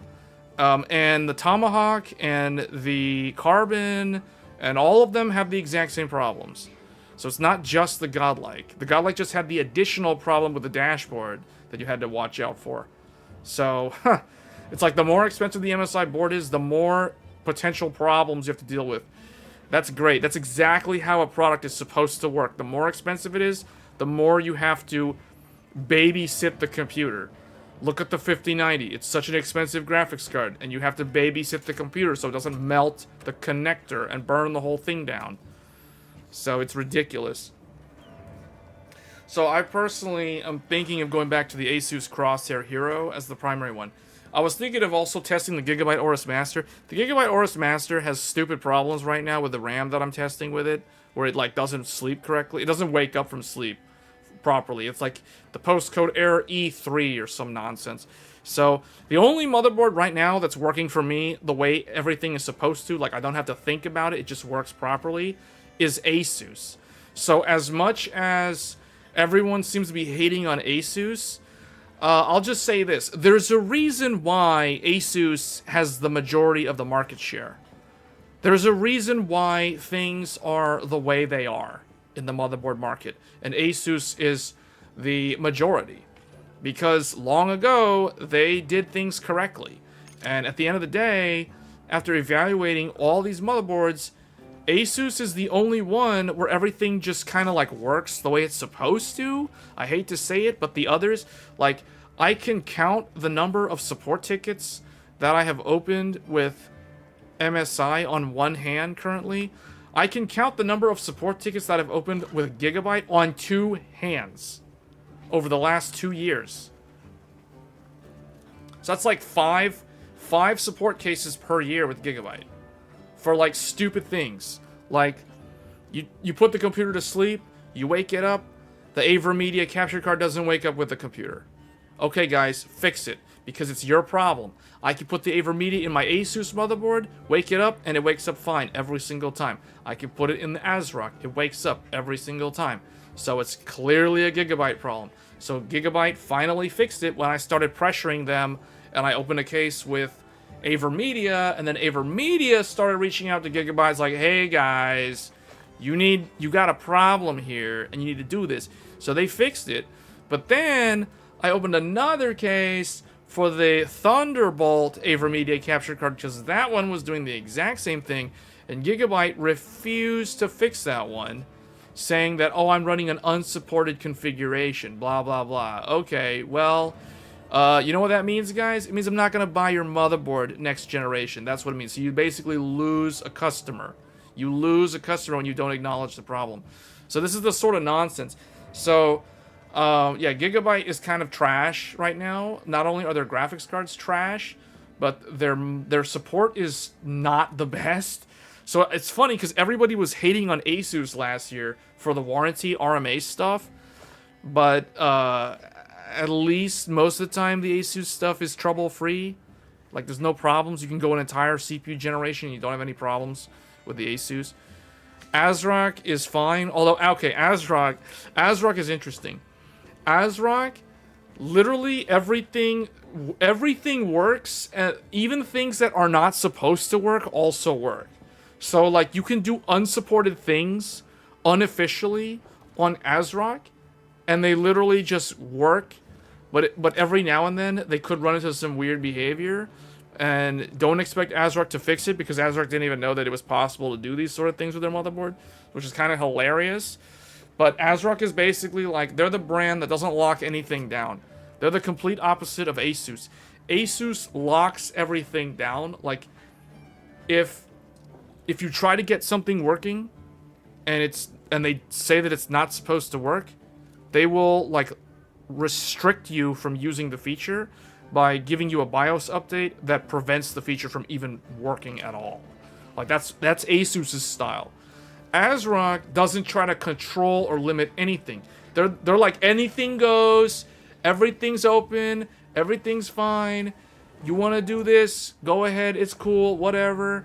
We never developed it, so it may work or may not work. So like, Thunderbolt, for example, like Thunderbolt on the X670E, it works.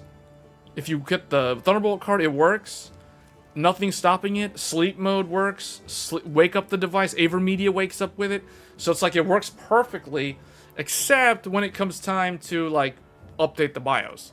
You update the BIOS, you reset everything to default, you let it do the memory training, it trains successfully, then it sits there with the LED ready to go to Windows. It doesn't go to Windows. The average Joe doesn't know how to do that. They're going to think that they screwed something up. The thing you got to do is you got to turn off the computer at the power supply, turn it back on, and then it will go to Windows totally fine. And then after that, everything's fine. So that's a weird workaround that I figured out. So with ASRock is meant for people, well, okay, I shouldn't say they're meant for, but ASRock is like, they're the brand that if you're a power user and you want to do things with your computer that no one else normally would even bother doing, it will work on ASRock. Like, they will not try to stop you. They will not hinder you in any way. Unlike Asus, which will like prevent you from doing things. ASRock will not prevent you from doing anything. But that could result in unexpected behavior. So where are you going to put the 9? I don't know. That's what I haven't decided. I'm thinking of putting it in the Crosshair Hero, but I might end up putting it in the Godlike. And use that for the Tech Thursdays computer.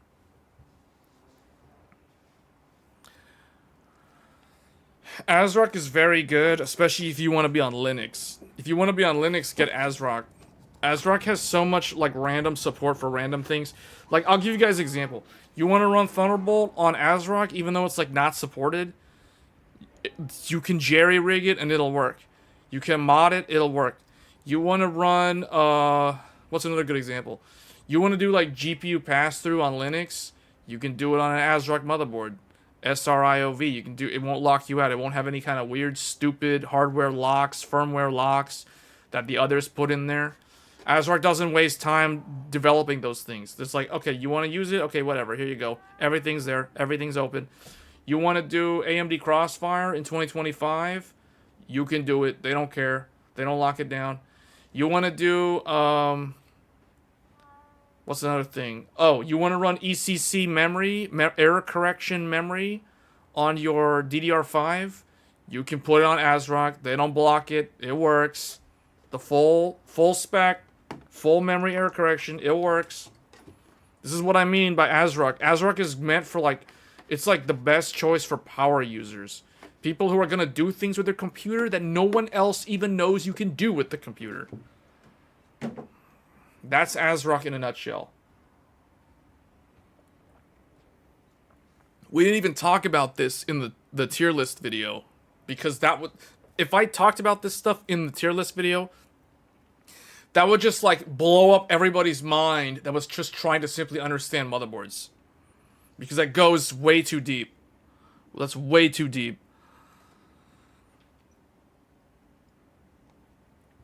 If I had to rank them, I'd probably do like this. Number 1, Asus. Number 2, probably ASRock. It's between ASRock and Gigabyte, because Gigabyte is like so lazy, but Gigabyte, if you force them to do the work, they'll actually do the work. MSI is like dead last. They'll like straight up deny.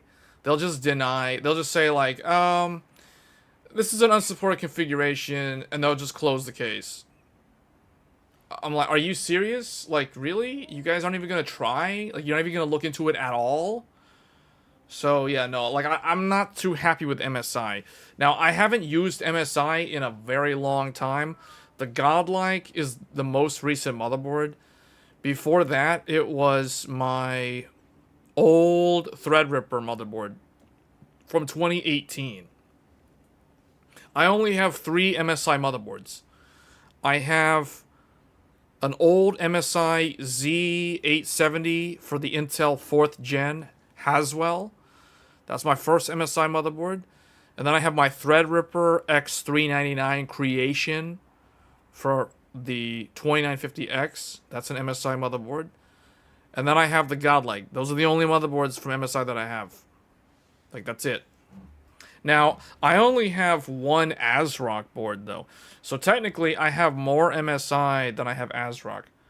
I've got, let me see. Do we want to do a paint to show all of these? Do I need to list my motherboards now? I don't have Paint Classic on this computer. How do I not have Paint on here? I have the new Paint, which is terrible.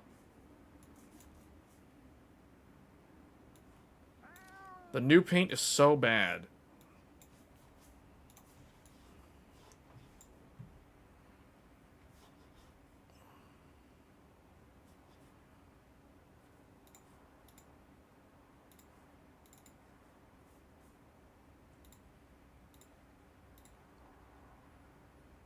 Okay, well.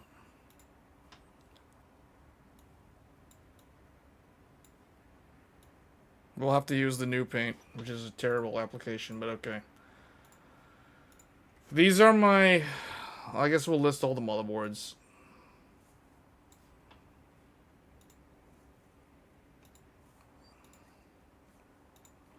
These are the... Is this the right font size? No, it's not the right color. Why is it this... Why is it black? Like, it should be white. What the heck? Huh?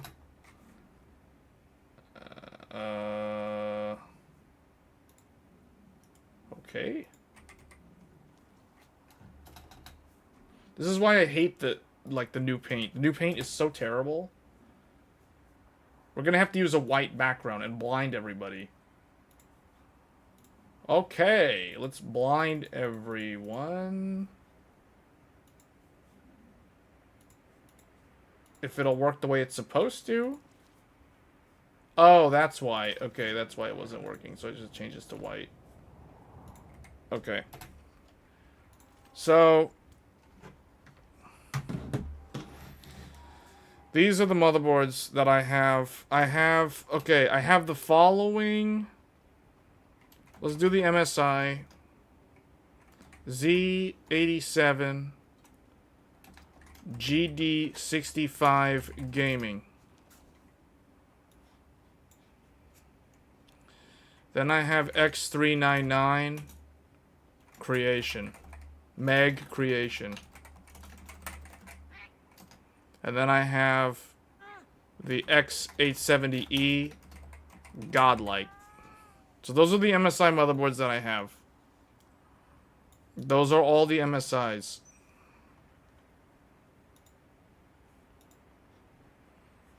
Now, ASRock. ASRock, I have X670E Steel Legend. That's it. This is the only ASRock board that I have. So, relatively recent.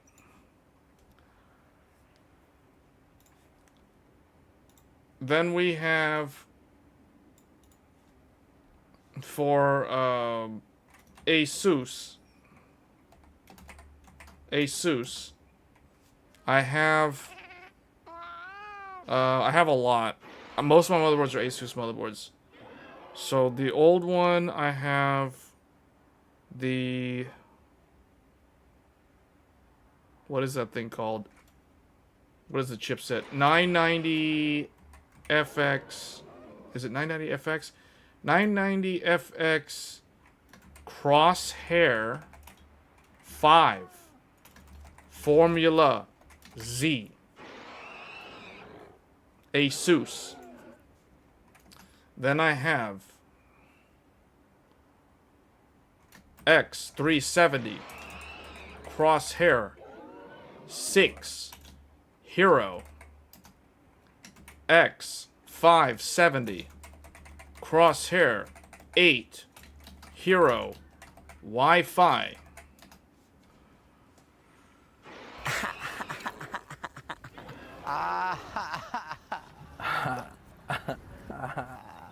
Vilside underscore just subscribe to the channel. Yeah, the Tai Chi was not mine. The Tai Chi is a member of the channel who let me borrow it. It was someone else's motherboard. I had to return it. It's not mine. Same thing with the MSI Tomahawk, because I also borrowed the MSI Tomahawk. I had to return that one also. What else did I have after this? Okay, Crosshair Hero. Then I switched to Gigabyte during this time. So it was X. Is it really this one? Crosshair Hero. X870E Crosshair Hero. I think there's some other Asus ones that I'm forgetting. Oh yeah, I also have like those other weird like Intel boards. So I have the Z590 Tough Gaming Wi-Fi.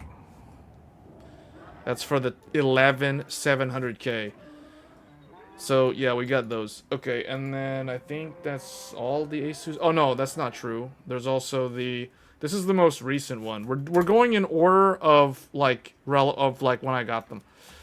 TRX 50 Sage. Is it TRX 50 WS Sage? The workstation Sage. And then Z890 Maximus Hero. I think that's all of them. I feel like there's more though that I'm forgetting. I think there's some old Asus boards. Oh my, well, oh yeah. There's another one. There's like, I forget the chipset. It's like MT something for Phenom 2. Something for Phenom 2. I don't know what it is. The something, whatever that chipset was, 890? 890X or something? What is the chipset for AMD's Phenom 2 from back in the day? You guys know which one I'm talking about? Phenom 2 chipset. 790 series. 790 Phenom 2. Phenom 2 was a 45 nanometer socket AM3. Does anybody remember what this thing was? Asus Phenom 2 motherboard.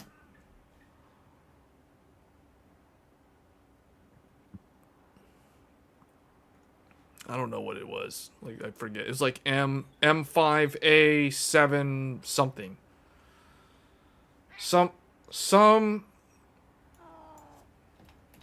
Something for Phenom 2. I forgot what it was. That's all. Okay, there's some other motherboard. And then this one was for FX 8350. This one was for first generation Ryzen. This one was for Zen 2 and Zen 3. This one was for Intel's 11th gen. This one is for my current Threadripper setup.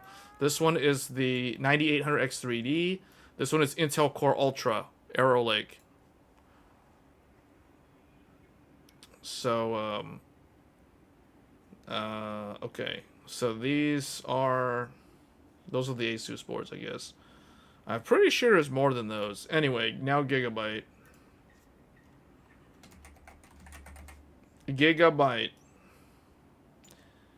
Gigabytes are all relatively recent. So the very first Gigabyte motherboard that I have is Z690 Gaming X DDR4. I think that's the name. Z690 Gaming X DDR4. Yeah, that's it. Okay, this is my very first gigabyte motherboard ever.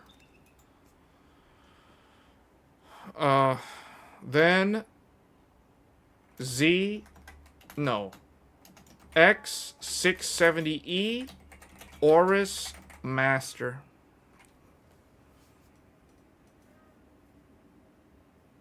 I think all of them do default. They don't do default SoC 1.3. They only do that if you're overclocking the RAM. They only do that if you're setting XMP to like 6000.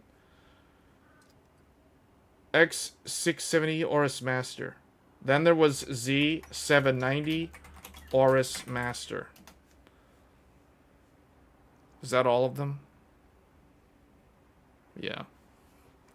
Those are my gigabyte boards. And then I have EVGA. EVGA. EVGA. My very first motherboard. There. I don't remember the name. All I know, it was socket 939 AMD 64 Athlon. That's what it was for. This was my very first motherboard for my very first computer that I ever built. So, my very first computer was... The motherboard was EVGA. EVGA was my very first motherboard.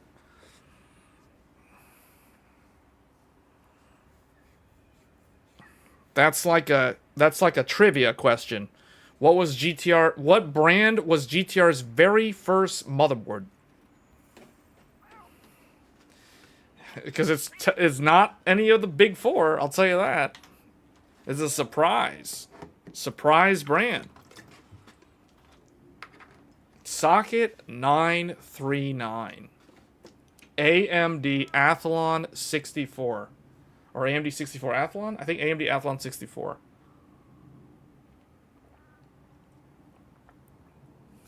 I've never had a BioStar motherboard.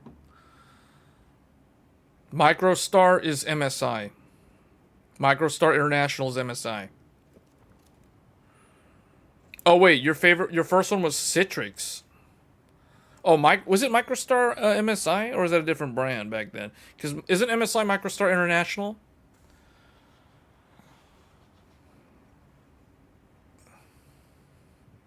So, the first one... I tried to do this in chronological order. So, first... So, let me count them. 1... 2... 3...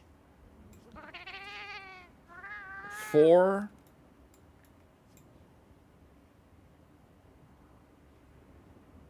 5...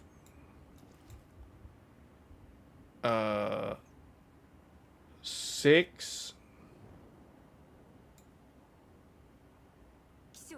7...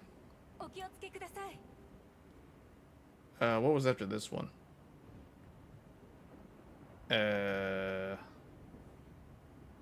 8... Then 9, 10, 11. Yes, I know that doesn't make any sense. Why would I have Zen 4 and Raptor Lake before I have 11th gen Intel? That makes no sense. There's a story behind that. And then this one was number 12. Then it just goes in order. 13, 14, 15, and the most recent motherboard that I purchased was the Godlike, number 16. So this is the most recent motherboard. This was the very first motherboard, the oldest motherboard. So, yeah, I got 11th gen Intel from Micro Center on a Black Friday holiday bundle special. It was like I paid like I think I paid like $300 for the motherboard, the i7-11700K, and like 32 gigabytes of DDR4 or something. It was like a bundle for like $300. It was for a family member. It wasn't even for me. The hardware came back to me because I gave them like a different computer now, but they had it for like 3 years or whatever, and then they gave it back to me. But yeah, this is like my entire motherboard inventory right now. So this is all the computer hardware that... Okay, technically, this doesn't even work anymore. Like, the caps on this thing are like all melted and swollen. So I don't even think my very first motherboard is even alive. Like, I would be surprised if I could actually get into the BIOS on my old motherboard. But yeah, this is pretty much it. This is the entire list. So I don't actually have this on site anymore. So technically I don't even have any ASRock boards anymore. So technically speaking, like currently, in terms of like review content, I only have access to MSI, Asus, and Gigabyte. Oh wow, the big three. Such a surprise. Who would have thought? I don't have any EVGA boards that actually work or actually modern, and I don't have any ASRock boards on site. So that's where the channel funding comes into play, because I don't have any money right now to buy anything, because I spent all the money. So like last year, all the earnings from the channel basically went to cover the cost of the Intel stuff.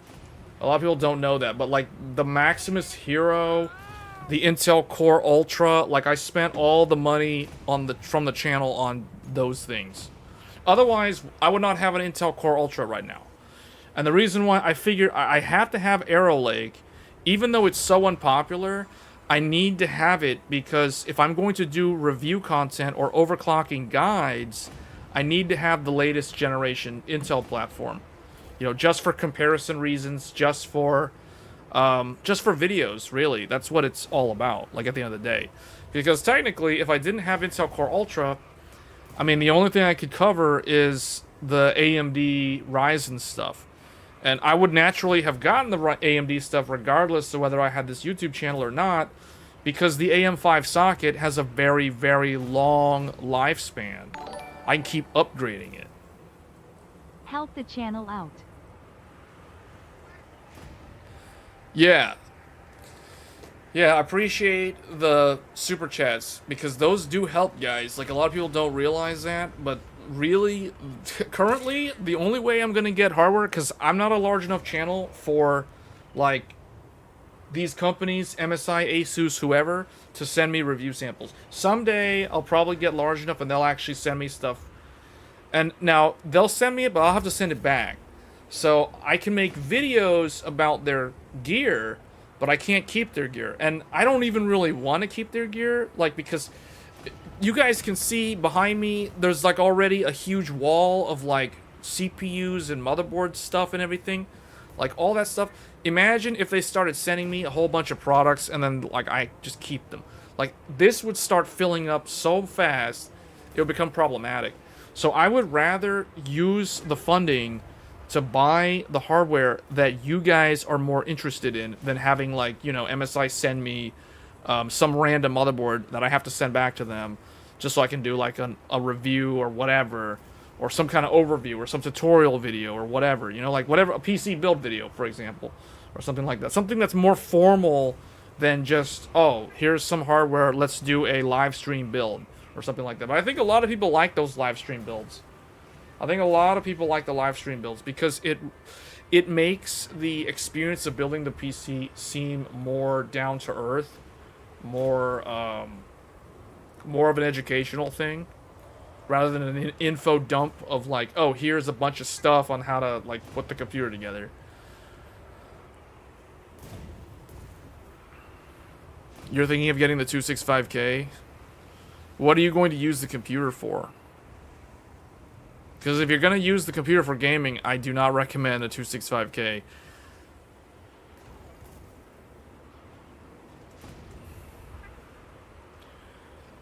You will be underwhelmed.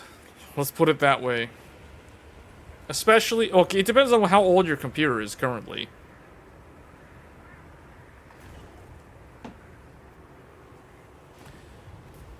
You trust a review more if the reviewer actually buys the hardware than those sponsored chills. Well, yeah, I definitely understand that way of thinking, because when you got to think about it, like if a company is going to spend the time and money to send you a product for free, there is going to be some, I don't care how many times people deny it, there will be some slight bias. There'll be some, like, it puts that company in a positive light in the reviewer's eyes from the start.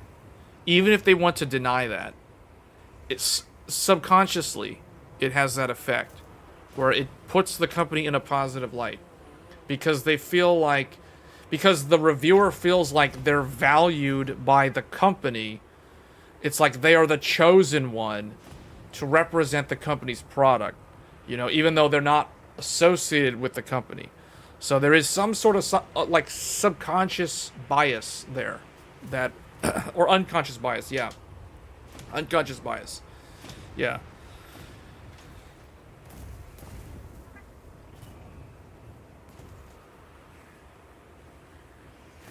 Where someone like me, I have to spend my own money, the channel's earnings, all that stuff into buying the hardware. So, and I'm going to actually use the hardware more than a few days. So I will have a full picture of what's good, what works, what doesn't work, what could be better, and what's outright terrible. Because I end up using it like on a daily basis. So, like, case in point, all those complaints that I complained about the MSI Godlike, that's because I've had the thing for like over 2 months. I've had it since November. So I used it in December, January, and now February, and the end of November. So I've had it for like a little more than 3 months now. So I know exactly what's good about it and what's bad about it.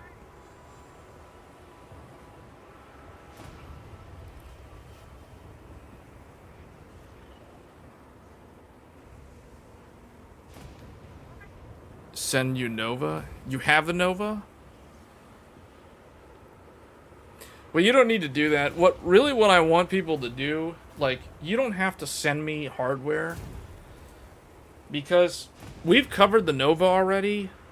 The Nova is a great motherboard, especially for someone who just wants a general gaming PC and or an actual, like, work at home, desktop, do everything PC. If you want to do hardcore overclocking, the Nova's not going to be able to be the right choice. Like, it's not the right choice for that. There are much better choices. The Tai Chi is a better choice for overclocking. Like, you know, the Strix E, the Crosshair, the Carbon, the Godlike. Well, actually, the Carbon, I take that back. We learned that the Carbon is actually not that good for overclocking. It's not any better than the Nova. So, there's stuff like that. Learn Intel. You want to get the i7 or the Core 7 because you want to learn Intel? Well, let me tell you this. Learning Arrow Lake is like, you're basically starting from square one. So it's like, it's funny because all the people who are familiar with Intel's previous CPUs, if they upgraded to Arrow Lake, they are starting as if they've never used an Intel CPU, because it's completely different from all the older Intel CPUs. Nothing's the same. Everything's completely different. So overclocking an Intel CPU, a Core Ultra Arrow Lake, for example, is nothing like overclocking a Raptor Lake or any of the older Intel CPUs. It's way more complicated, because it has all these different, like, clock domains and little voltage things because of all the little chiplets that they're using. The way I think of the Intel Arrow Lake is they took a CPU, like the old CPU is like this. This is an old Intel CPU. It's literally a block. It has some cores here. It has some cores here. It has some other cores here. It has some other cores here. And then it has everything else here. That's it.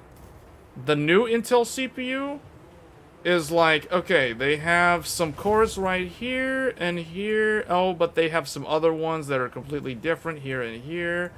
And then they have some other ones that are here and here and here and here. And you have this thing called the NGU. And you also have to keep in mind that the NPU will impact your memory, the highest memory speeds. And there's all these things. And you have the media encode. Then you have the iGPU. You have the NPU. You have all these clock domains. You have the hyperfabric. Well, I say hyper. That's actually like an AMD terminology. I forget what Intel calls it, but you have all the interconnects that you have to take into account, all the voltages that run across all these things. It's literally like having to learn how to solve the Millennium Puzzle from Yu-Gi-Oh! It is so confusing. So, it is interesting, but it's very time consuming to learn how this thing works. So that's another reason why a lot of enthusiasts aren't really recommending it, or they're not really that interested in it, because it requires like, I don't know, like 100 hours or something to truly learn the ins and outs of how it works. So it's like very different from AMD CPUs too. Like AMD, you literally have the IO die, you have the CCD. If you're on a like a 9800X SPD, you basically, this is the CPU. You have the cores, you have the IO. If you have a dual CCD, the only difference is now you have another one. And that's basically it. And then you can overclock using CO. You can make this guy have his overclock. You can make this guy have his overclock. Or you could do per core overclock on like every single one of these individually. You have a lot of flexibility that way, and it's the same thing all the way back to like Zen 2. So it's pretty standardized. There's a lot of material out there to read, to learn. It doesn't require a lot of trial and error, although obviously the overclocking process itself has trial and error involved. But because the process is so automated now on AMD, there's very little time needed to test for stability. It's very straightforward. Like with Intel, you have things like, okay, I'll give you guys an example. When I was overclocking RAM on Arrow Lake, I discovered that when I overclock the memory above 6400 megatransfers, I can't use my AI processor. Because remember, this thing has an AI processor in it. And when the memory goes to like 8000, the NPU gets disabled completely and you can't turn it on. You go into Windows Device Manager and it shows up as a like unknown device, code 34, device cannot start, blah, blah, blah. And there's no way to fix that except downclock your RAM back to 6400 and then it comes back up. So BIOS updates have actually improved that behavior, but those are the sort of things, like, it's like, oh, you want to use the AI thing on the Alder Lake or the Arrow Lake? Well, you're going to be running your RAM at like 6400 max. So all that fancy CUDIM stuff, can't use it if you want to use the AI processor. So there's too much give and take. There's a lot of these sort of things that no other reviewer is going to tell you when it comes to the CPUs like that. No one's going to go into this level of detail. You know why? Because they don't actually use the products. That's why. They didn't actually spend their own money on the product. So they don't actually know about stuff like this. Yeah, you can't even do Gear. Gear 1 doesn't even exist on Intel. It's not even an option. So, stuff like that. You'll never hear anyone tell you things like that. I mean, unless you're listening to this channel. I mean, those are some of the reasons behind the scenes why people aren't really using Intel CPUs these days. Like, I know Linus recently did a live stream where he talked about his editor rigs. So, if you guys are familiar with the Linus Tech Tips channel, They were using 39, what was it, like 3970X or something. They were using Threadripper. Threadripper Zen 2 I think 3970X was the CPU. These were his editor workstations. Then they upgraded some of them to 13900K Z790. So they were using a mix of like Threadripper, Zen 2. You know, this was from like 2019.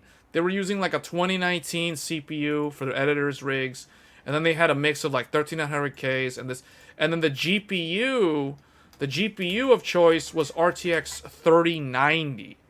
This is what Linus's team uses to edit their videos for the channel. So now, if you guys watch the live stream, they are switching to the 9950X plus RTX 5080. Yes, 5080, and that's a mistake. And he talked about that, or some of the editors were like, wait, I thought we were getting 5090s, and he's like, no, because we don't have enough money, or whatever. Like, or it was too hard to get, or whatever the excuse was. So they're switching to the Ryzen plus the Blackwell. They're switching away from the old stuff to the new stuff. And I was like, oh, it's interesting that Linus is doing basically the same thing that I'm doing, because my editing system was a 13900K for a while. Then I swapped over to Threadripper, the one that I have now, but it's not this one, it's the new one. So like, I'm using Threadripper for editing, but I also use 9950X for live streaming on Tech Thursdays. You know, Tech Thursdays channel, all that's on 9950X. So I was thinking to myself, like, it's interesting. It's weird how Linus ended up going the same exact route that I went, even though our channels are completely different in size and scope. And I guess our target audiences are somewhat similar, but I feel like he's definitely more mainstream compared to me. This channel is much smaller. It's way more niche. It's way more like in-depth on like technical details and stuff.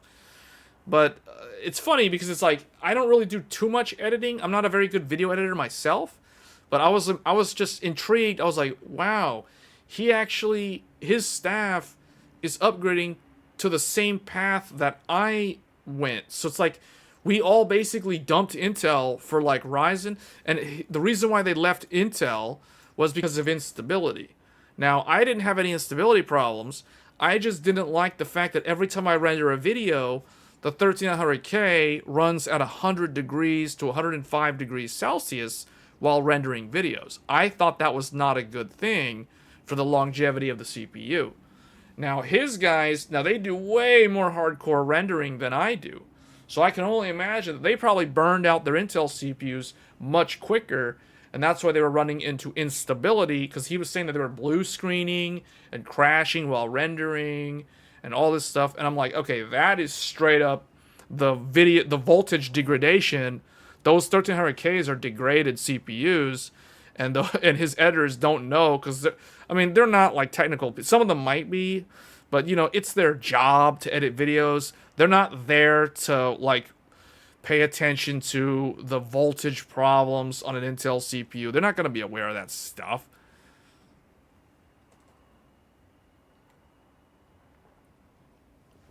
So he's going with this combination, 9950X plus RTX 5080. He explained they don't need 3D V-cache. I agree, you totally don't need 3D V-cache for rendering videos. So they can save some money by going standard Ryzen instead of waiting for the X3D variant. So yeah, this is the smart choice. Although 5080 was a stupid choice because it doesn't have enough VRAM. The main editor guy was in the video, and he was like, I thought we were going to get more VRAM, not less. Because 3090 has 24 gigs. 5080 only has 16. So he's like, we're not really getting an upgrade here. Because he started scrubbing the timeline. It was really smooth.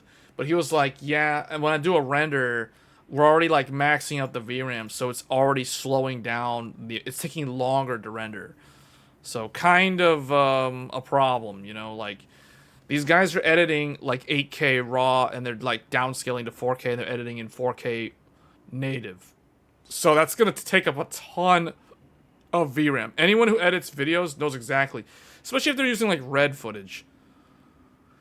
They're editing on like red footage in DaVinci Resolve. That's going to use a ton of VRAM. So it's like they were looking forward to 32 gigabytes of VRAM on a 5090, and then Linus went and bought them a bunch of 5080s.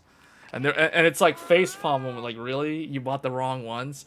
And he's like, but it's going to cost me like $18,000 to like upgrade everybody to 5090s, and we can't even get them because they're not in stock. So it was hilarious. It was like one of those like oopsie, we ordered the wrong ones, but didn't account that it would cost like twice the amount of money.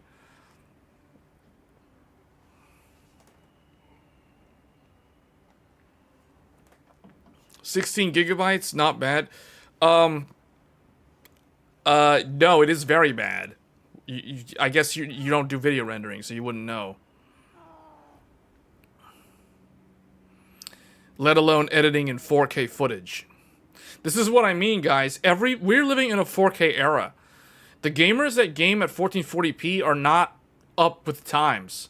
I'm sorry to say, like, it's totally fine to game at 1440p, but that's not considered like true enthusiasts. That's not like true high-end. 4K is where it's at. You ask anyone that works for Linus, editing videos for his channel, they deal with 4K every single day. Day in, day out, 4K this, 4K that, 4K 60.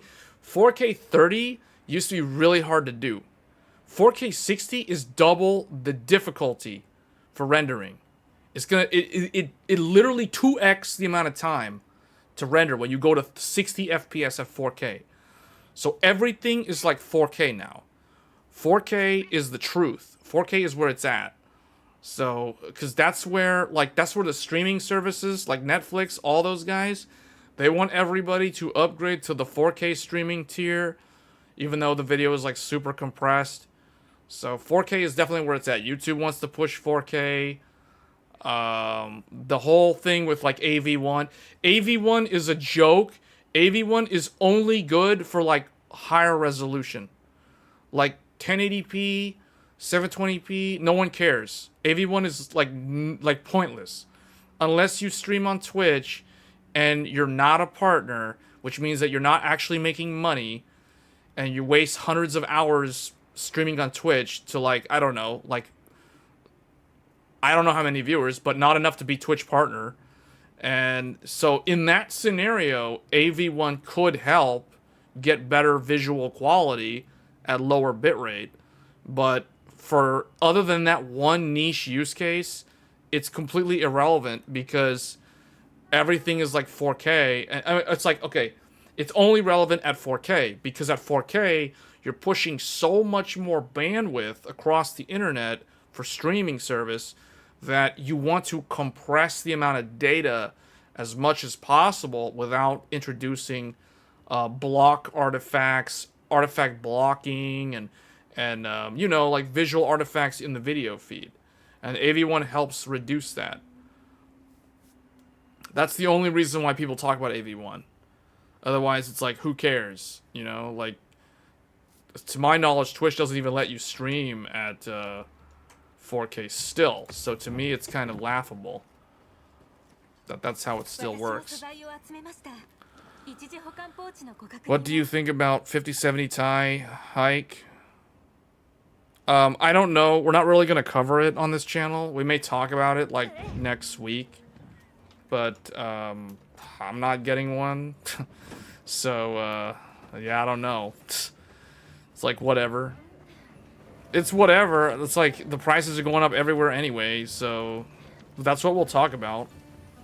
We'll go over like reviews. We'll review other people's reviews of the card.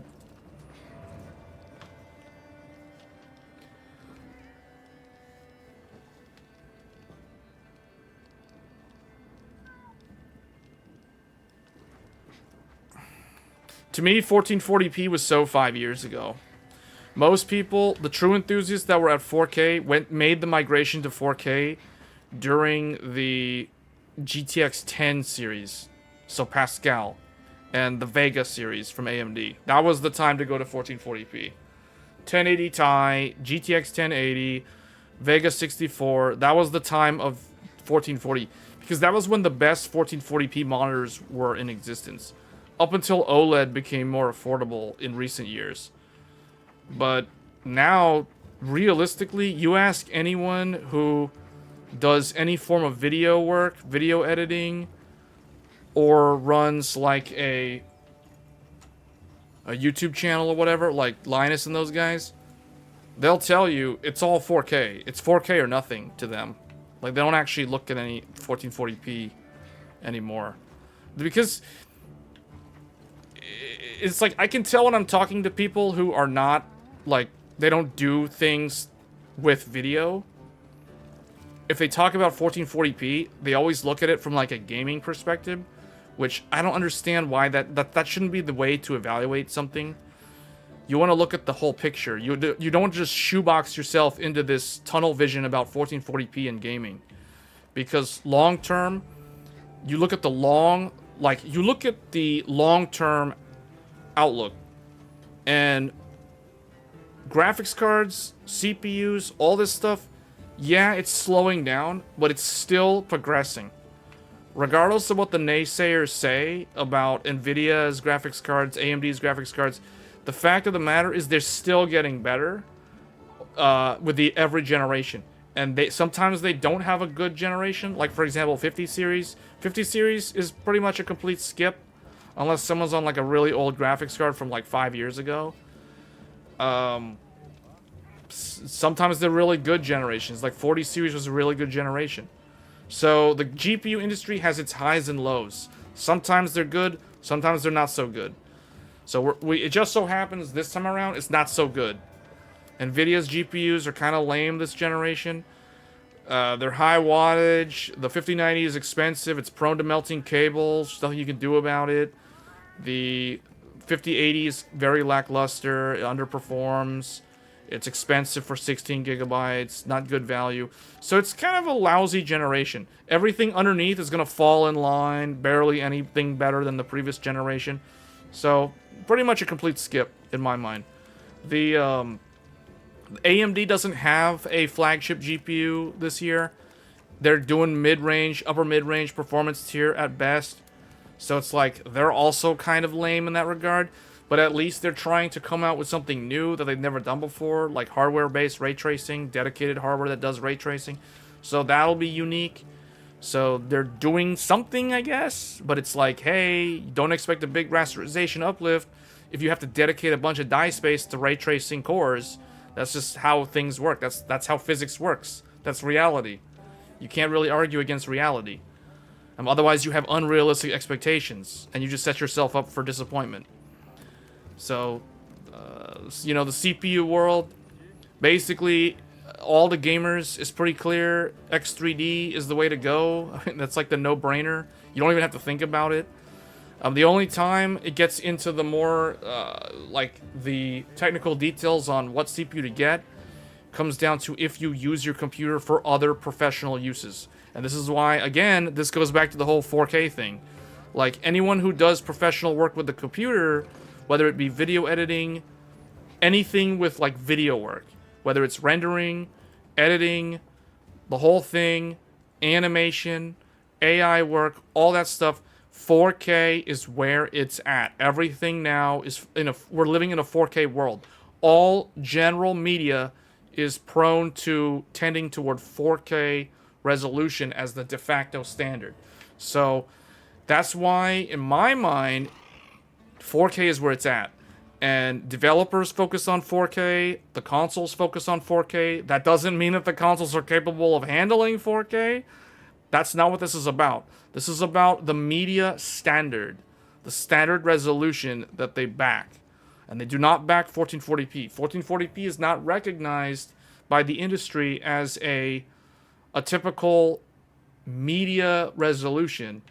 You do not see Blu-ray in 1440. You do not see videos made in 1440p. Now, what's hilarious is as I say this, I'm live streaming at 1440p. So I sound like the biggest hypocrite right now saying all this.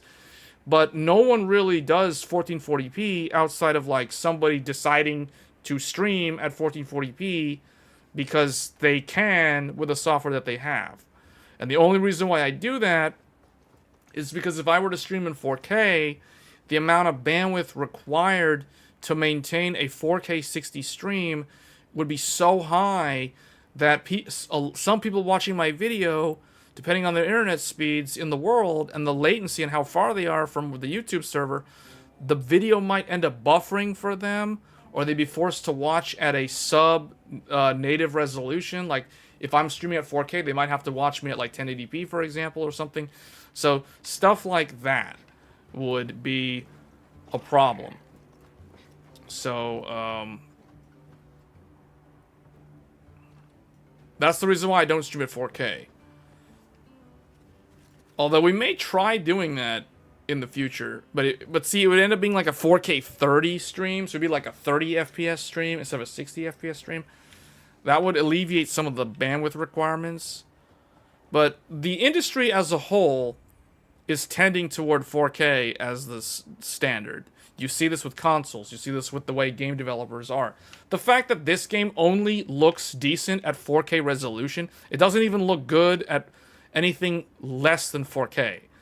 This game doesn't look that sharp unless you're playing it at 4K. If you play it at 1440, it looks worse than Monster Hunter World, which is the previous game. And then if you play it at 1080p, it looks significantly worse than Monster Hunter World. So, which is weird, and it really shows, it goes to proving my point that developers are only really focused on 4K.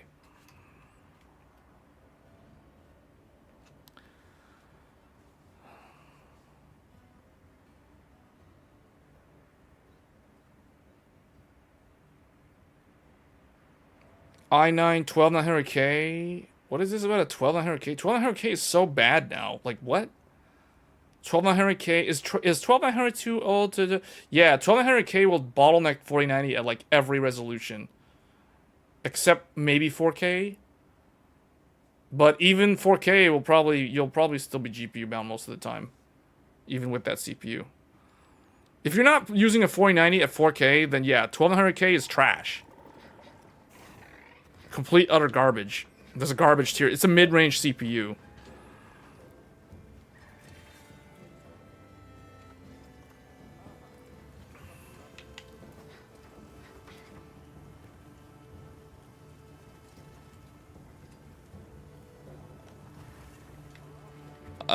It will in this game. 12900K will definitely bottleneck the 490 in this game. I assume you're talking about this game, since that's what we're streaming.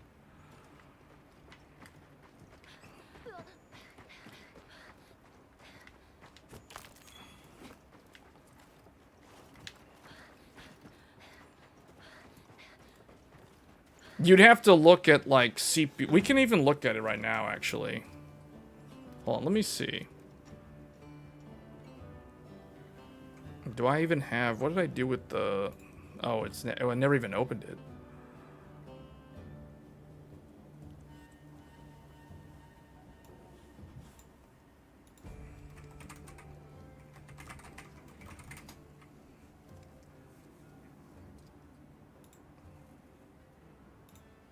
Okay.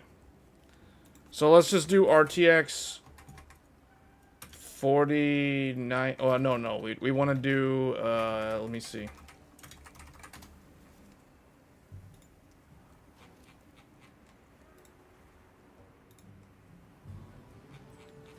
And we want to look at, do they have the results in here?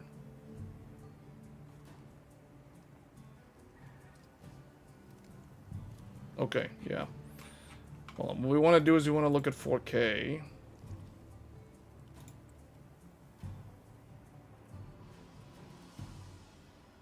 Where is it? I know they have it.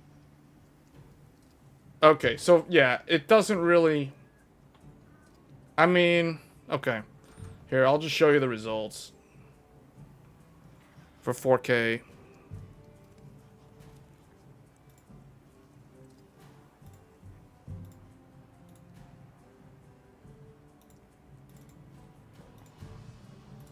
So, here are the results. Here are the results. Relative performance, 4K. And the 12900K is way down here. 97%. So it's like 3%. That's not that bad. 3% bottleneck at 4K. So you can see it's basically the same as like an Intel Core Ultra 7 and a Ryzen 9 9700X. Ryzen 7 9700X. It's like 0.3% faster than 12900K. Intel Core Ultra 7 is down here. 12700K is down here. A lot of the Zen 4 CPUs are down here. So it's like 3% bottleneck for 4K. Now, you specifically said 4K. So this is it. This is with 4090. 4090, where's 12700K? Or 12900. 12900K, 98 FPS. 98 FPS. I mean, the best is going to be like 101. So, yeah, you won't notice it. You won't notice the bottleneck, but like here's what you would look at though, like 720p. Like this, no one's actually going to game at 720p, but here's the thing. So, where is it? Where is this thing? Oh, right there, 77%, 77.7%. At 720p. So at 720p, that's like a 20 something percent bottleneck at 720p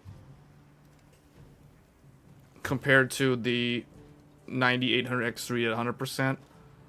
So like, man, it's pretty crazy. Like at 720p, even the 7800X3D, like the previous Zen 4 X3D is 92.7% of a 9900X3D. See, this is the reason why I am upgrading to the 9950X at 3D immediately next month. Immediately. Day one purchase. Instant purchase. Instant purchase. Super Googly probably also is going to upgrade. We're both of us are upgrading, man. We're upgrading. Like, we're straight up upgrading. Instantly. 9950X is down here. You can see it right there. 84%.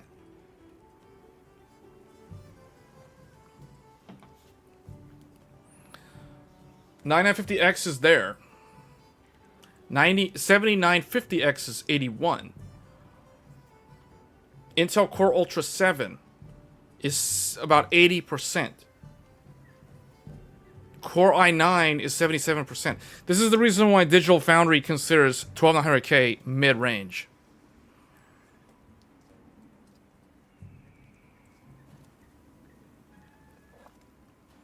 You can actually notice it just going from Zen 4 3D to Zen 5 3D.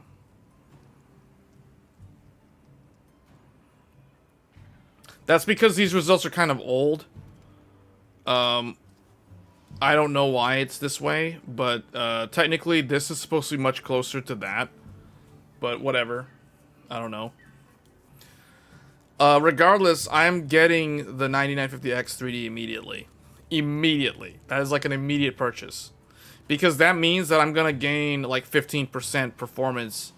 Well, okay, it depends on what I'm actually swapping out. I haven't decided. If I swap out 9950X for a 9950X3, I'm going to gain 15% just from doing that. One swap. With a godlike. See, that's the cool thing about the AMD socket, though. Like, you can sit on an AMD motherboard and, like, build up a collection of CPUs. You can literally collect multiple CPUs over the years on the same motherboard. I mean, I guess you can do that with Intel, but it's like it's like side grading in a sense. It's like side grading. It's weird. Coming from 7950X3D to 9800X3D, I appreciate so much more what 16 cores can do. 9800X3D does everything so slow besides gaming in comparison. Well, if you do multi-thread, if you do a lot of multi-thread, see, again, this goes back to how people use their computers. If all you do is play games, it's not really a problem. It's only really a problem if you need the extra cores. But yeah, I agree with you, and this is the reason why I'm instantly purchasing the 9950X3D day one for similar reasons. Because, like, power users need the actual cores. We can actually use the cores. But most gamers don't ever actually use the cores on their computer. Like, they just want to play games. Like, people just want to sit there and play Call of Duty or whatever they play. You know?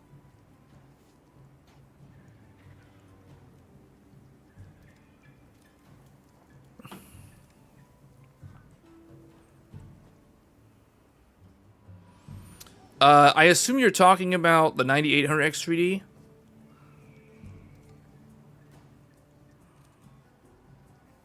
Threadrippers are not on this chart because Threadrippers are not mainstream desktop, dude. Do you know what a Threadripper is meant to be? Do you know what Threadripper is? Okay, you heard that the game is really CPU bound. Yeah, this game... Wait, what game? This game is very CPU bound.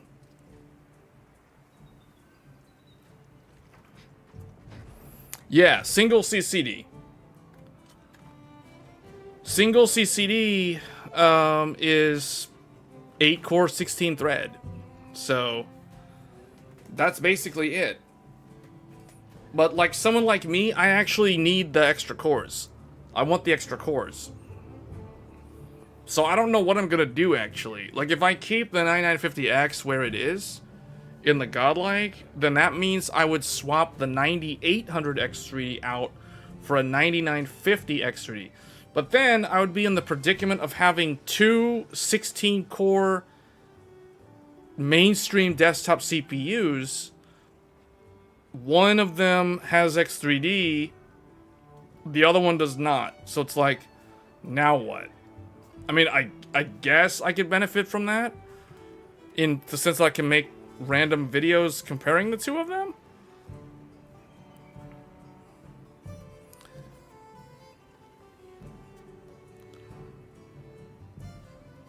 No, the performance boost will not be any different, really. I don't expect it to be different. You won't notice much of a difference for this game. For games in general, you won't notice much of a difference.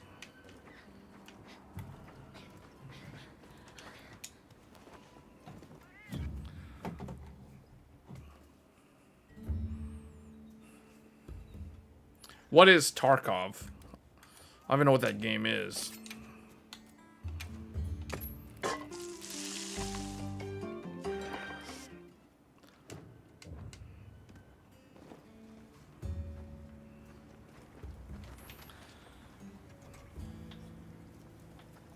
But it's kind of crazy how X3D is like so far ahead. We'll see what happens with 9950X3D. 9950X3D realistically should perform basically the same as 9800X3D in gaming. But in productivity though, like if you go, let's look at the 9950X review. The 9950X. Because myself and Linus himself, we both believe that this is the right CPU. Not for gaming. No one said gaming. But this is the right CPU for like an all-round editing rig. Without going to Threadripper. See, that's the thing. Without going to the next level. So, who here understands, like, Lord of the Rings lore? Who here is familiar with Lord of the Rings? Because we'll use Lord of the Rings as an example. Because someone earlier made a comment about Threadripper not being on the list here. Do you know why Threadripper's not on this list? Threadripper is not on this list because that would be like listing Boromir. It's like, who would win? Boromir, Faramir, Aragorn, or Gandalf? Like, who would win in a fight? Boromir, Faramir, Aragorn, or Gandalf?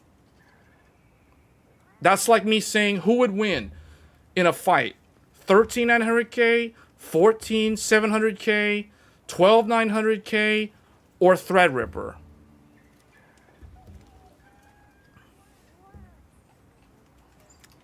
Meaning, the point is, Threadripper, you cannot compare Threadripper to these lesser CPUs.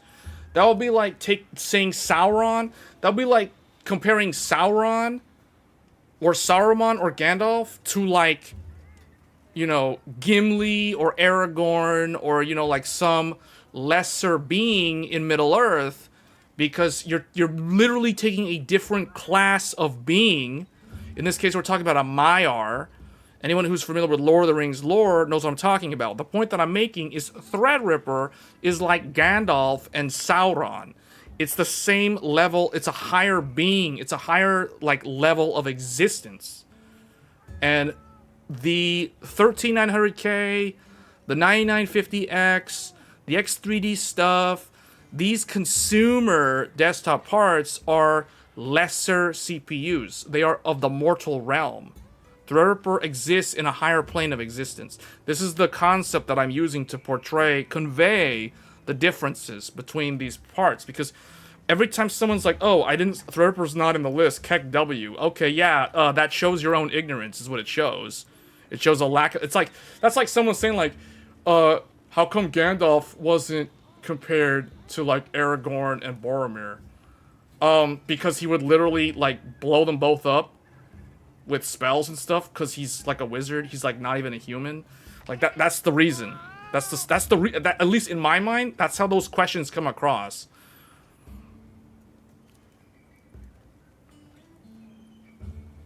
Balrog and Gandalf are the same level.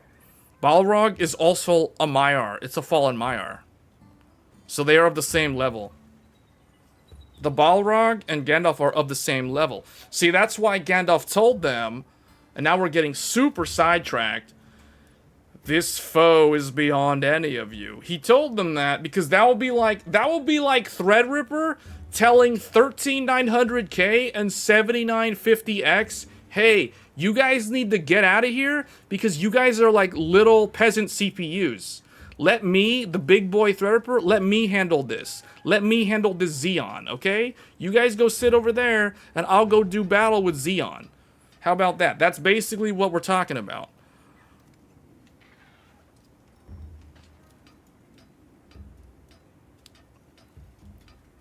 Well, no, it's a good point, though. So, no, the comment about Threadripper, it's a good comment because it gives me a chance to, like, explain to people that may not fully understand the differences between these products. Because I think a lot of people out there, they don't understand, like, what is Threadripper, like, how does it stack up to, like, a i5-13600K? You're like, they don't really know. Like, people need to learn. That's all there is to it. It's like someone who knows nothing about Lord of the Rings asking, like, hey, can Boromir beat up Gandalf?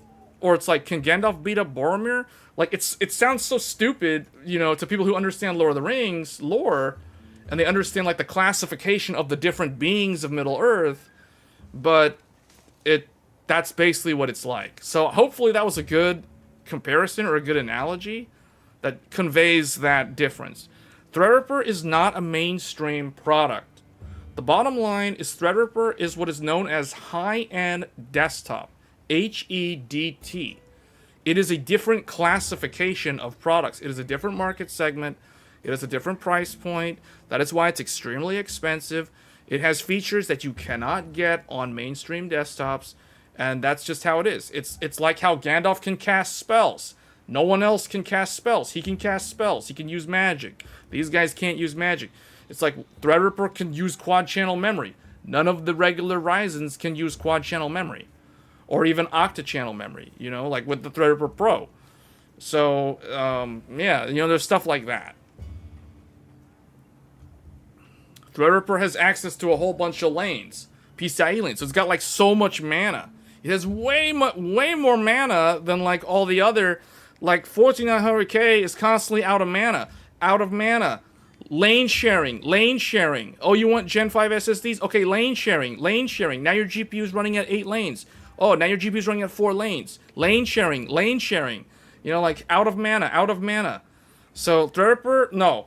Threadripper has infinite mana. It's like, okay, you want to do 16 lanes on this GPU? Okay, we can do that. You want 16 lanes on the second GPU? Okay, yeah, we can do that. You want a third GPU? You want 16 lanes? Okay, yeah, we can do that. So, yeah, it's different. It's like infinite mana. Or potential, depending on how you want to classify it.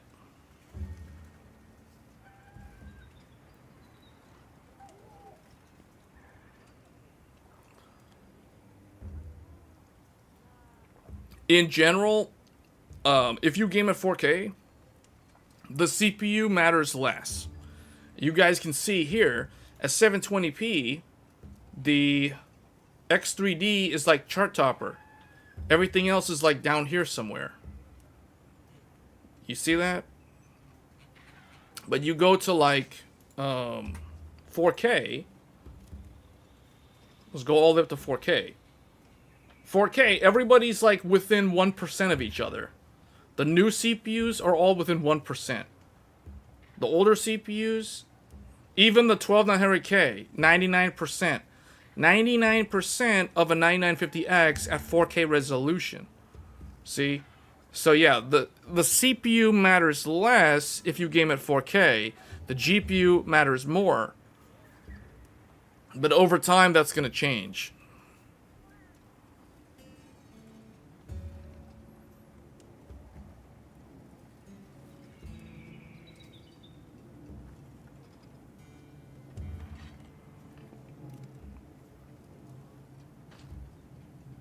$4090 used is kind of sus. Yeah, I know, especially because of the power connector issues. I would never buy a used. At this point, guys, like, let me say this: if you're someone who wants to buy a used 4090, only buy it from someone who you know, like who you actually trust. Don't buy a 4090 from some rando online, because you have no idea, like, how they handled the GPU, what was the sort of environment that it was in, you know, like what sort of cables were they using, how many times did they plug in the cable, unplug the cable, was the card repaired, that sort of thing. And there's also scams too. Yeah, I didn't even mention that, but that's a good point. There's also a lot of scams, all kinds of scams. Yes, thank you for mentioning that. I wasn't even thinking of that, but that is true. So yeah, this is why if you really want to buy a 4090, you can only buy one from someone who you actually know, because or someone you've trust, or you've like purchased hardware from them in the past. You know, like that's the only, because the fact that the 4090 is prone to the melting connector problem, that to me makes it so sus in terms of like buying one used. I will probably never even consider buying one used, to be honest, but that's just me. Now, I already have one, so I don't need to do... So, luckily, I'm not in that position of desiring one and not being able to buy one new anymore, because the alternatives are very lame. Like, 5090 is so much power consumption, it turns your room into a volcano or like a cave. It's so hot and humid in there with all that power consumption. And then the fact that it can melt the connector so easily. And to me, it was very disingenuous of NVIDIA to go around marketing the 5090 as a gaming class of product, because it's clear that the connector, combined with the high power consumption, is not designed to handle extended periods of time of continuous electrical load, high electrical load. Meaning, if you game for more than like 45 minutes And who's gonna game for like 45 minutes and then stop gaming? You know, like, who does that? The only people that I can think of who do that are the people who log in to do Genshin Impact dailies and Honkai Star Rail dailies. Meaning people who play games that don't even stress the GPU. People who can run the game on integrated graphics. You know what I'm saying? Like, who's gonna play Call of Duty for like 20 minutes and then leave? Or Fortnite. Well, okay, Fortnite. I don't think anyone that watches this channel plays Fortnite, but I could be wrong. I'm not judging anybody, but, you know, I'm just saying, like, the 5090 is not a graphics card that anyone should game with for more than 20 to 40 minutes at a time. And to me, that just makes it unusable until NVIDIA does something to redesign the interface for the power distribution. I refuse to even consider purchasing one because that is unsafe. That is a safety hazard. It is going to be a problem that is going to continue to happen. The cable is going to wear down due to the heat cycles of continuous load. The fact that you game at an extended period of time, you constantly have to be on the edge monitoring.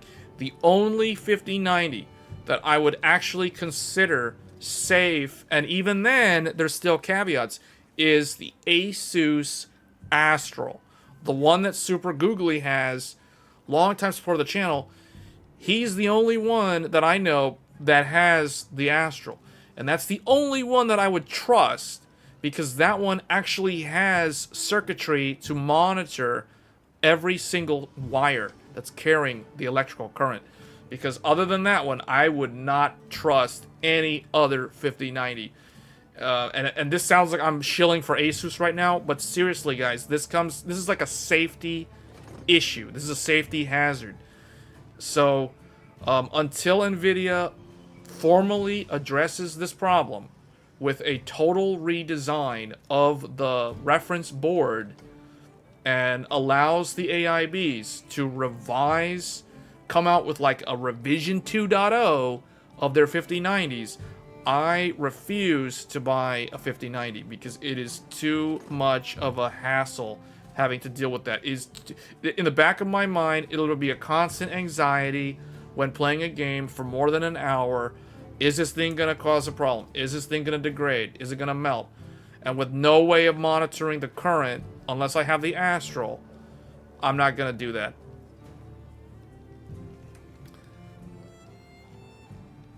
Der Bauer was using an old PSU. No. No, the PSU was not the problem. That's not the problem. Astral still has no failsafe, even though it has... Well, it'll still tell you. It shows you when one of the pins goes over. And it can give you a notification on your Windows desktop. So you'll see like a pop-up on the screen from it alerting you that there's uneven current draw. But the Astral's the only one that does that.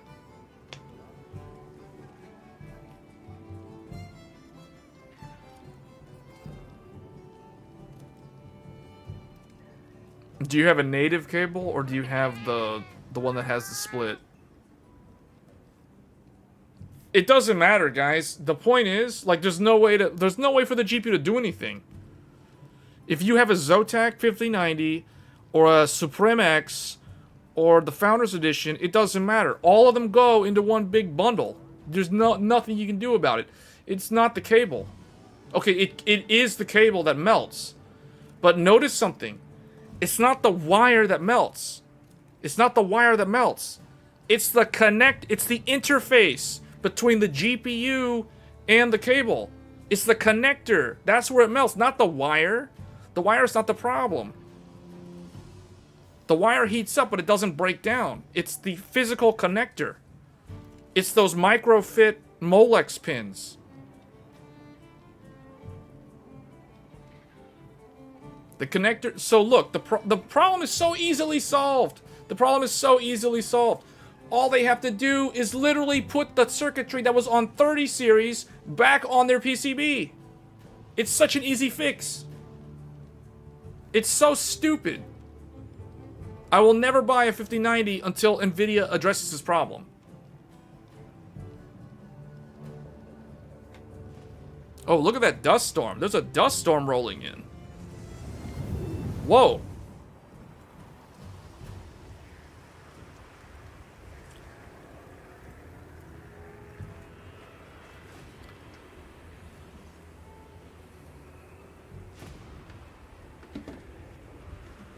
You know what's gonna happen? You know what's gonna happen? Watch this. Next year, I can see it now. Next year, NVIDIA's gonna launch RTX 5080 Ti. And 5080 Ti is going to include the circuitry that the 3090 Ti has to protect it and prevent that problem. It'll force load balancing. And you know what they could also do? They could bring back RTX Titan. The Titan RTX. And they could name it the fastest GPU in the world. Fastest GPU in the world. Titan RTX. $2,500. Titan RTX. And they can force people to upgrade to it using the anxiety. They can play the anxiety. They can literally taunt people they can taunt people who bought 5090 or 4090 to upgrade to the Titan RTX by telling them the Titan RTX has the circuitry that the 3090 Ti has, which means you no longer have to worry about the melted connectors.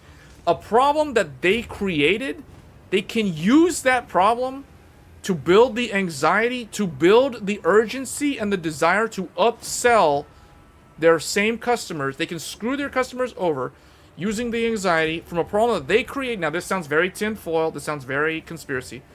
But they can, it's hilarious. They can, like, entice people to upgrade to the Titan RTX, aka 5090 Ti, next year by telling them, hey, you guys are worried about the power?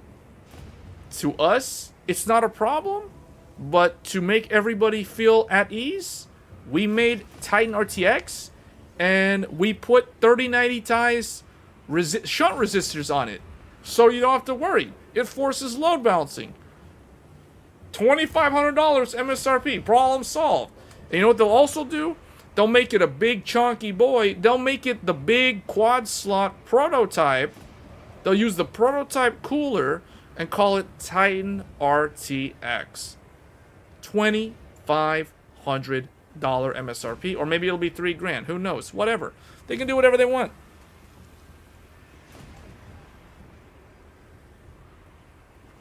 They'll fix it on the new card but here's what they're gonna do. They're not gonna fix the existing generation. They're gonna screw the 50 series. They're gonna let it ride. People's connectors are gonna melt. They're gonna have to send them to that one guy that posts videos all the time about fixing GPUs with melted connectors. I forget his name. There's multiple YouTube channels. You guys know who I'm talking about. Anyway, the point is, NVIDIA's gonna let it ride out. They're gonna keep selling 5090s with fire hazard connectors.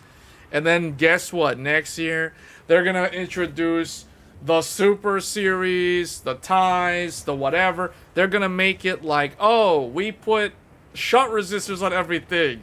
Problem solved. But guess what? You have to buy a new GPU again. So they generate more revenue, more profit margin, more sales. Yeah, the stock price will keep going up. It's great. Their shareholders will love it. It's the best thing they can do. It's the best thing they can do. Everyone will thumbs up. The reviewers will like, thumbs up, NVIDIA. You fixed the problem. Congratulations, you fixed the problem. Pat on the back. You solved the problem. Yeah.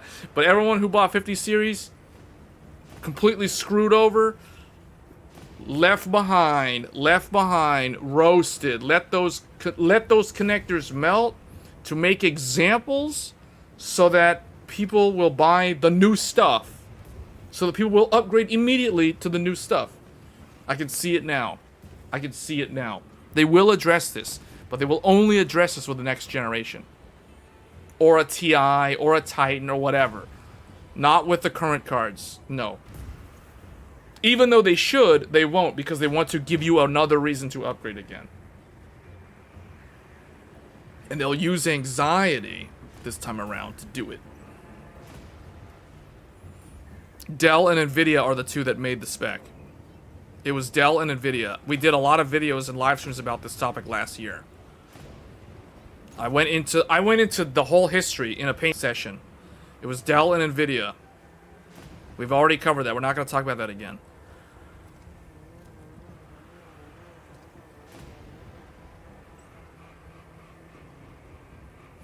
An ex-friend that offered to solve a problem that didn't exist for money. Yeah. Well, okay, this sounds very conspiracy, but the reality is they can turn this bad press, this actual problem, they can create a solution for the problem that they created.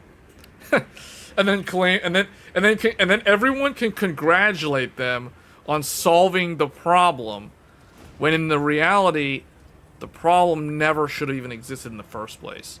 The fact that they didn't fix the problem after 4090's issue is like, that irritates me so much just thinking about that. That is another reason why I refuse to buy a 5090 until Nvidia addresses the problem. So, to me, at this point, the 50 series as a whole, including all the cards that haven't even launched yet, to me, personally, is probably a complete skip. It's a complete skip. Like, I refuse to buy any 50 series cards until Nvidia will address this problem. Even if the lower end cards are not a fire hazard because they don't pull as much electricity, I refuse to buy it on principle that they need to address this, like formally address the problem. They have to admit that it was wrong and they have to remedy the problem. Like, I know they're not going to do that. They're going to deny that it's a wide-scale issue. All they're going to say, in terms of acknowledging the problem, is like, yes, we are aware that there is a small number of failures. And we have addressed the problem internally with the 2x6 update, which obviously did not solve the problem.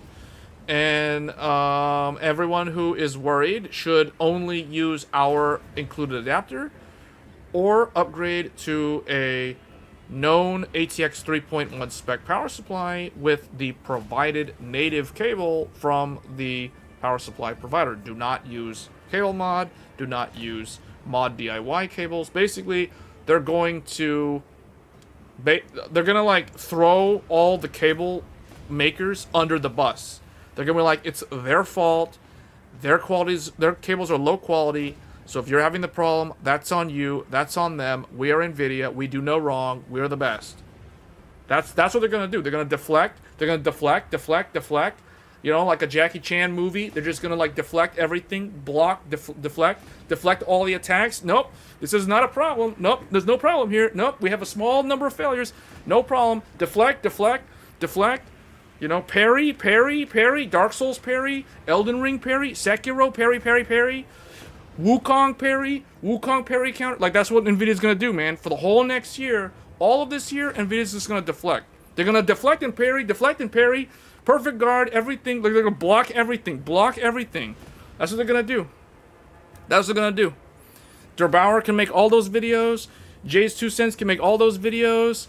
Ranting, melted connectors. This is I can be talking like this. Oh, criticizing Nvidia. Okay. You don't get any review samples. Okay, I don't care. Whatever. Who cares? So, you know, like, whatever, you know? Like, it is what it is. I'm just gonna say it how it is. Like, whatever.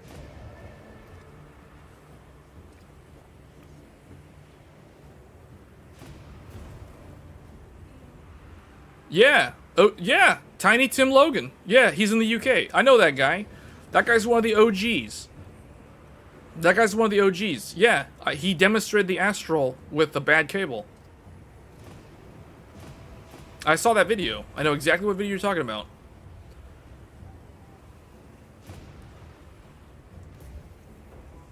Yeah, Jensen's jacket is literally casting auto reflect from Final Fantasy. So someone casts fire at him, it'll reflect the fireball back at them. Oh, you cast lightning bolt at me? Okay, nope. My jacket reflects it back at you. You get hit with your own lightning bolt. You know, that's the jacket he's wearing. His jacket has auto reflect, courtesy of RT. He just RTX on. Now he's fully buffed. He buffs himself with RTX. No one can attack him. All their attacks get repelled back at them. Seriously, I'm serious, guys. Seriously, you know what I'm talking about? Like, you guys play Final Fantasy, old school RPG turn-based. Cast auto reflect. You cast a spell at him, bounce right back and hit you with it. You cast Blizzard, you just froze yourself. You cast Fire, you just burned yourself. You know, he'll just be like, you know, he's like Jason Birder in the No Refuge from Raccoon episode, just standing there in the background with his arms crossed, like, people are trying to attack him. It's like all their attacks are getting repelled. They're just automatically getting repelled. He's just standing there doing nothing, and they're just getting repelled. Seriously. Seriously. It's like he's Jensen Wong. He can't do anything wrong. Like, are you guys serious? Like, no. It isn't even really his fault. You can't really blame Jensen for the problem with the 4090 and the 5090. He's so removed from that process, the design of it, who signs off on all this stuff. It's whoever the product managers are, they're the ones to blame, not Jensen. That's the reason why they give him the jacket, because he's the public face of the company. So it's like, you know, obviously it's not his fault. So if some people attack him, he gets to deflect everything automatically because it's not his fault. That's why he wears the jacket.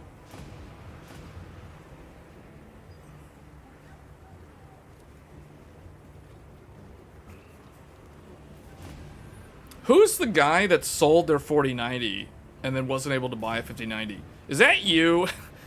Is that you, Crime? Were you the one that sold your 4090 in anticipation of buying a 5090? Somebody... Oh, I'm so sorry. Oh, I'm so sorry. See, this is why I tell people don't sell your GPU before you know you can get the one you want. Like, don't do that. Well, live and learn, pal. That's all I can say. I feel bad for you, but you know, what is the old saying? Fool me once, shame on... What is it? Fool me once, shame on me. You. Fool me twice, shame on me. Fool me... I don't know where I'm going with this, but anyway. Yeah, you know what I mean? Like don't do that again. Don't do that again. Don't sell your old GPU before you can ensure that you're going to get the new one.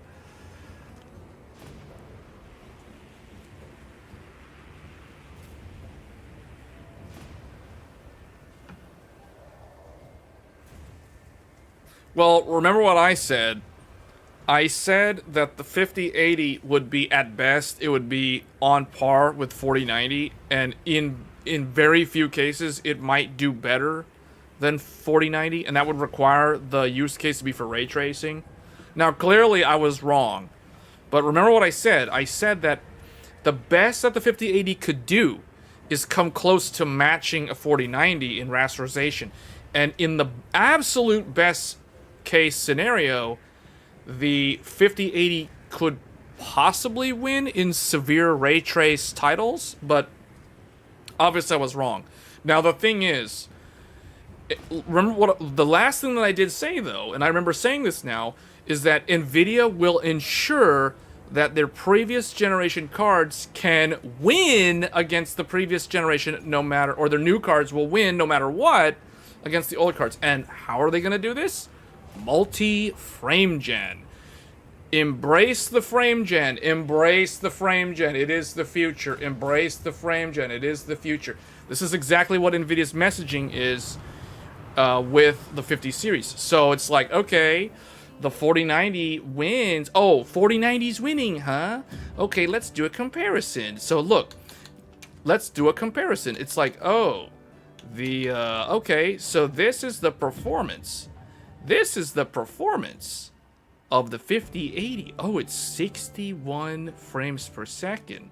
62 frames per second. The 4090, what'd you say? The 4090 is winning? It's like 80 FPS? 80 FPS? Oh yeah? Oh yeah?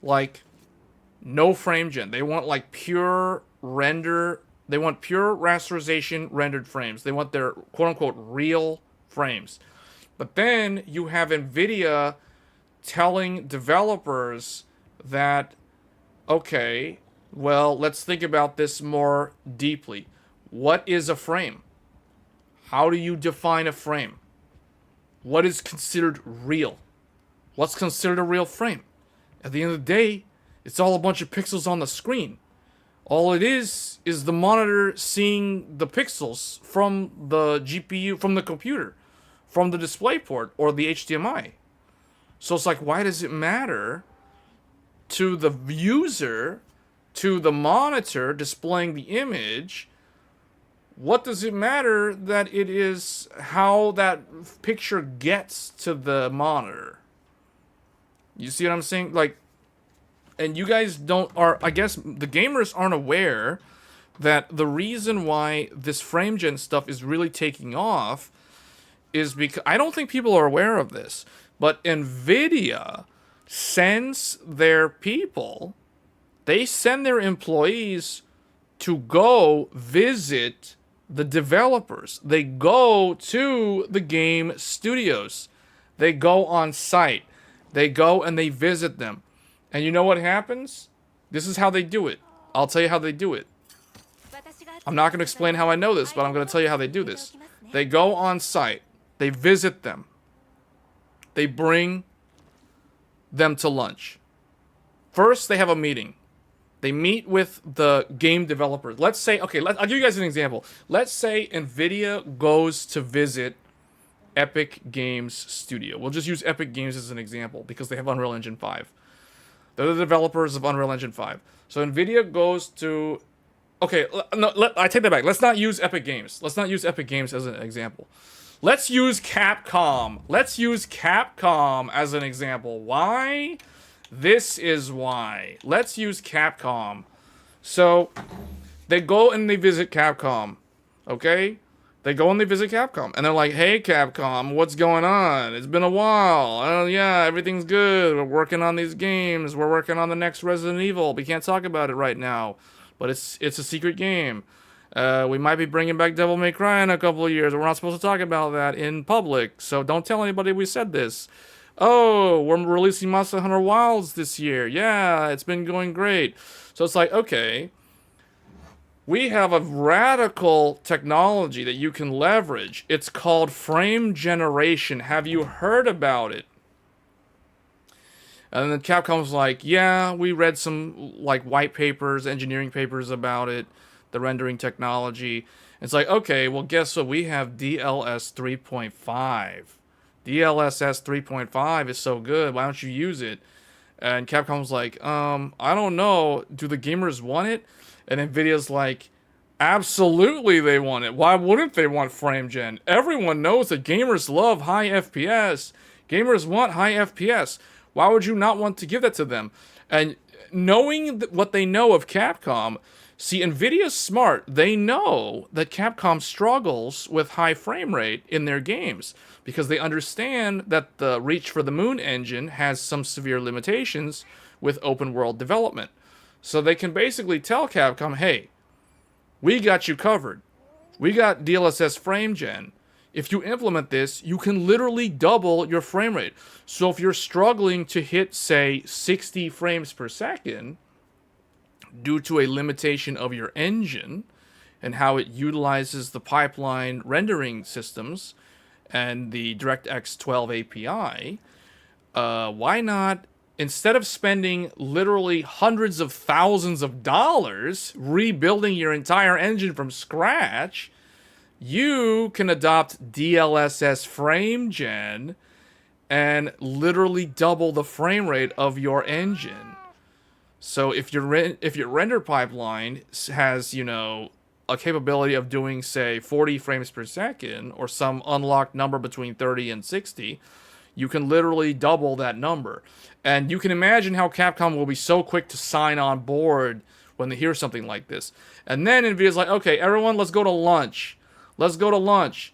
and Jensen's paying for the lunch. So order whatever you want. Let's go to the 5-star. Let's go to a 3-star, 5-star restaurant. Whatever you want to do. Let's go. Everybody go. Everyone out of the office. Let's go to the restaurant. And sure enough, they bring them to the restaurant. They feed all the developers. Everyone's happy. They get them loaded up on their cholesterol. And then they go home and leave. And the developers are so happy. They're like, man, NVIDIA's so kind. NVIDIA's so special. They're such wonderful people. They paid for that great 5-star meal. And they gave us this magical technology that can literally make all of the problems of our game development go away. And that, my friends, is how FrameGen is permeating the gaming industry and taking over. It's gaining a foothold in the minds of the developer studios, the developer ecosystem. And this is the reason why it is not going away. And this is the reason why, to me, there is a clear disconnect between what gamers expect and what developers are doing because of efforts from companies like NVIDIA telling them to leverage this technology because gamers love high frame rates. And you're having development woes, and rather than spending thousands of dollars on re-architecting your entire engine from scratch to be more optimized, you can adopt FrameGen and all your problems will magically go away. This is the reality. This is what is actually happening out there in the field. And that is the reason why, no matter how much you hate FrameGen, it's not going away. And now we're seeing games like Monster Hunter Wilds, for example, which is literally designed for you to use FrameGen. It's like you playing it without FrameGen is technically the wrong way to play this game. It's crazy. It's crazy that the industry is moving in this direction. So, and the proponents, those in favor of FrameGen are like, well, what is a real frame? How do you define a real frame? It's all digital pixels anyway. You know, like, who cares how the final image gets to the user on the monitor? So that's the same narrative that they're using. So that's basically going to be it. They love FrameGen. Capcom's all in on FrameGen. A bunch of other studios that don't have big budgets are going to go all in on FrameGen. Think about it. Like, if you can... It's another thing, too. Like, if you can show your vice president... Like, okay, think of it like this. Guys, it's a no-brainer. If if the producer of Monster Hunter can show his vice president of Capcom, of the game development branch, he can literally show how much money he's saving the company by, like, adopting FrameGen instead of, like, spending all this money to, like, rebuild the whole engine from scratch. They're going to say he's the hero. He saved us literally, who knows, like, you know, he saved us like $1 million. You know, whatever the amount is, it doesn't really matter. It's arbitrary. He saved us like XYZ $1 million in savings by adopting this radical new technology called FrameGen. So, attaboy, you get a full bonus. You get a bonus at the end of the fiscal year because you saved us so much money. And now the game runs great, man. It runs great. I don't know about you. Look, I'm getting a 90-something FPS. 90-something FPS at 4K. This is great. Ultra settings. This isn't even the highest-end CPU. This isn't even the highest-end GPU. This is basically a GPU similar to 9070 XT. And, oh, we're getting really good frames. Wonderful stuff. You get your full bonus because you did a good job saving the company money. And you got us some excellent performance. They're going to show the vice president. The vice president's going to sit here. He's going to be play testing the game. And he's going to be like, yep, this is good. I haven't played games in like 20 years, but this is great stuff. 100-something frames. Good job, boys. Well done. Well done adopting that FrameGen technology. Good stuff. That's how it is. It's all the higher-ups in the company. They're all like, yeah, FrameGen, I agree. Great technology. This is good stuff. Saves us money. We're more profitable. Thanks, boys. You did a good job. Embrace the frame gen.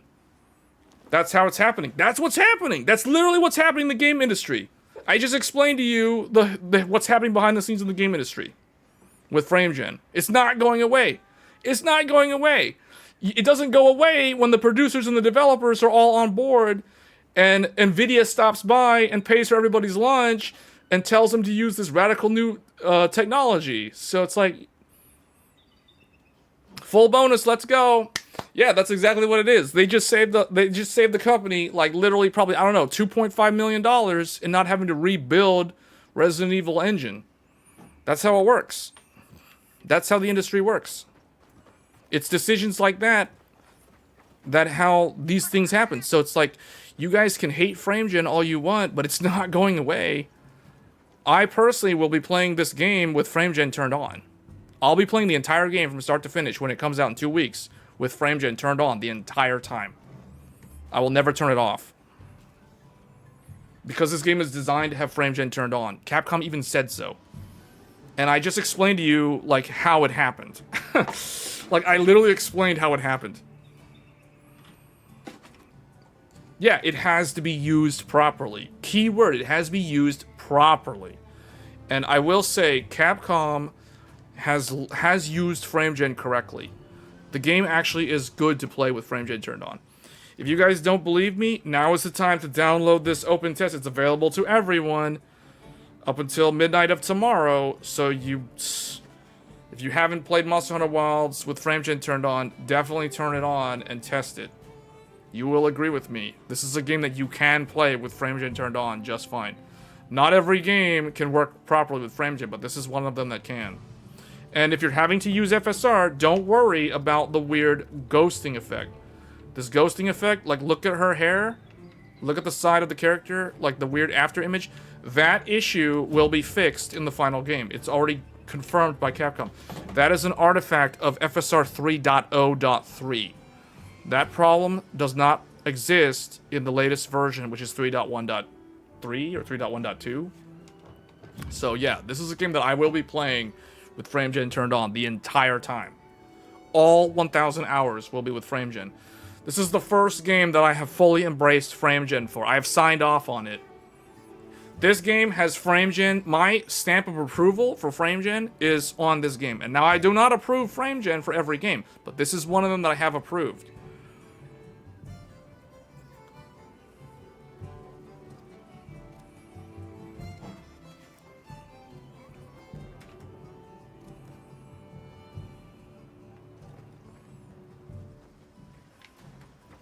Okay, you want to see 4K native?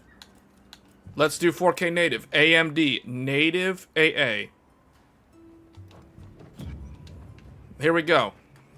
Native AA. 60. I'm above 60. I'm still above 60, even in the CPU bound area.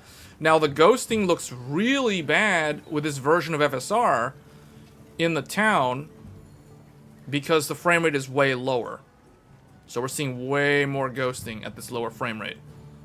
But you can see, even at native 4K, this is full 4K native anti-aliasing with FrameGen, and we are still, despite the CPU bottleneck, we are still above 60 frames per second. We go outside, and you can see the game is still playable at native 4K with FrameGen. Now, I want to say something. I personally will not be playing the game like this with this graphics card because this graphics card is not powerful enough to handle the game at native 4K, and this is not a good experience because now too many of the frames are what people call the fake frames.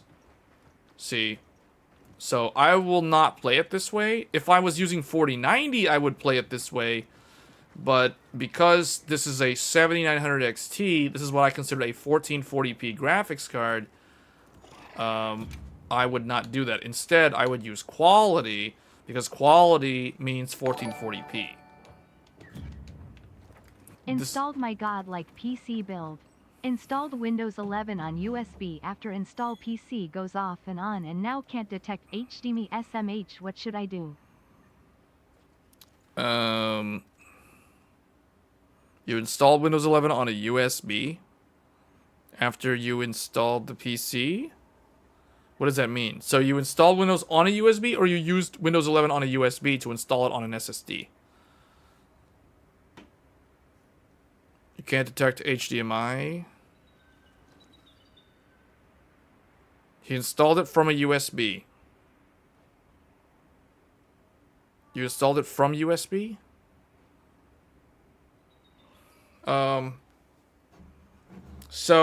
So Windows is on an SSD, but you're not getting any display out?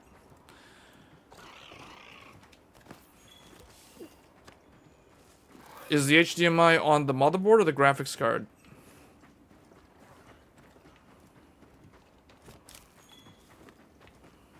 This feels much better. 1440p is the correct resolution for this graphics card. So upscaled to 4K, it's fine.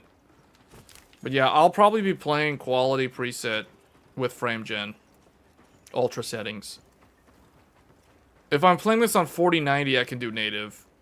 If I had a 5090, I would definitely do native with FrameGen.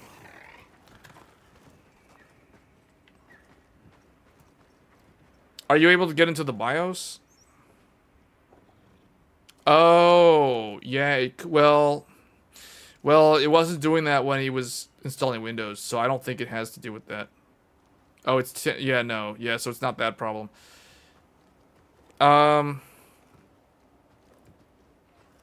What is the CPU and what's the amount of RAM?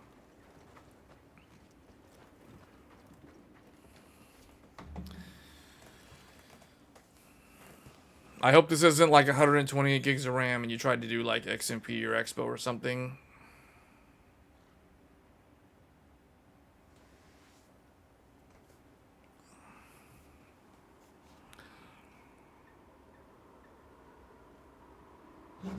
Yeah, you need to post the full spec.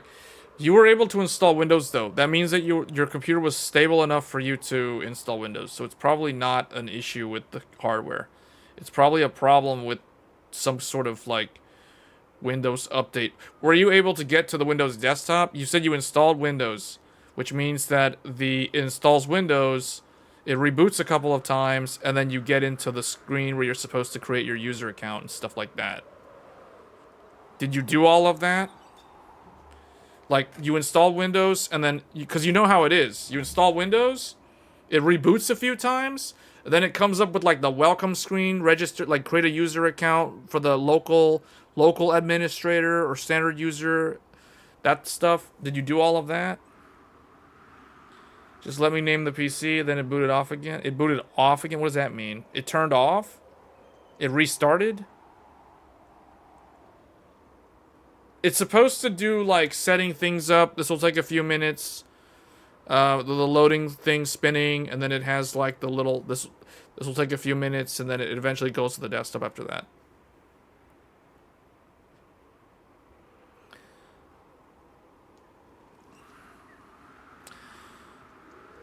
It flashed off? Like, it turned off?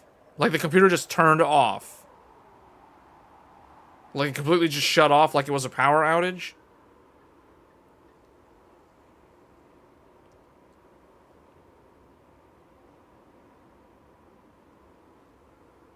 Huh? What kind of power supply is that?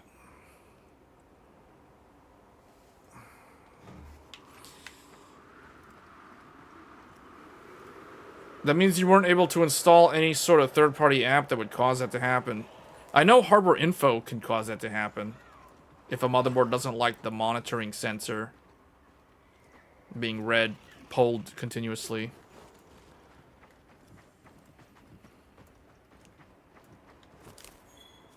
It shouldn't just shut off, though. Installing Windows and it just shuts off like a power outage doesn't make sense. Like, that's not... that doesn't sound right. How much memory is in the computer? Is this like a 128 or 192 or 256 gigabytes of memory or something like that? It's probably not 256. Are you running like 128 gigs of RAM?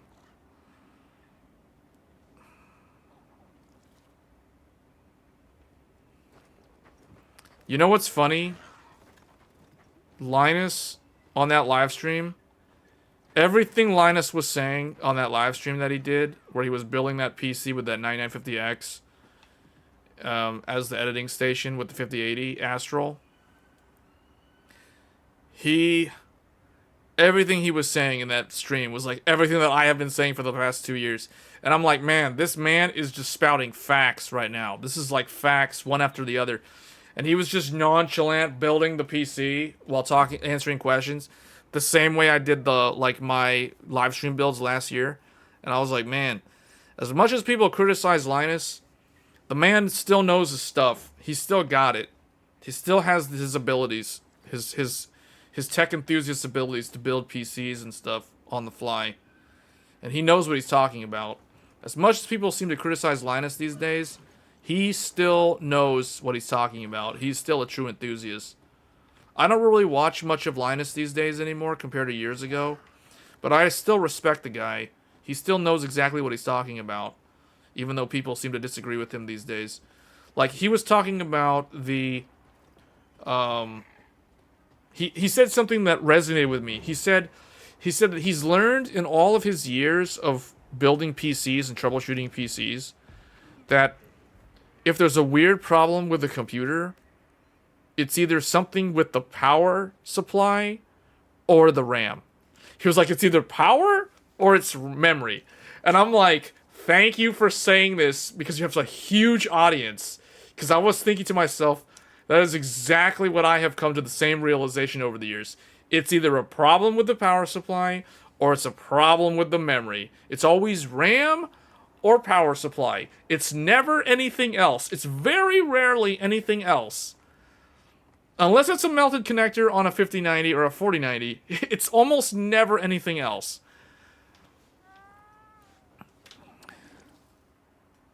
So, okay, so you're only running 48 gigabytes of memory. Okay, so that's not that bad. Yeah, total.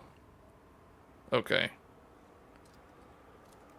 So, is the memory running, like, stock? Like, you didn't load Expo or XMP? You just left it stock?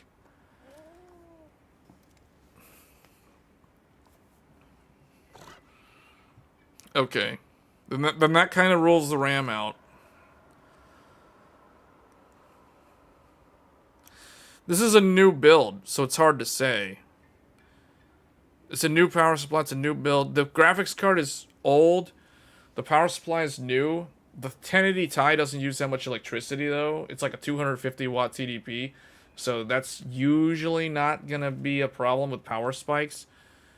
So I highly doubt it's the 1080 Ti doing power spikes, tripping OCP.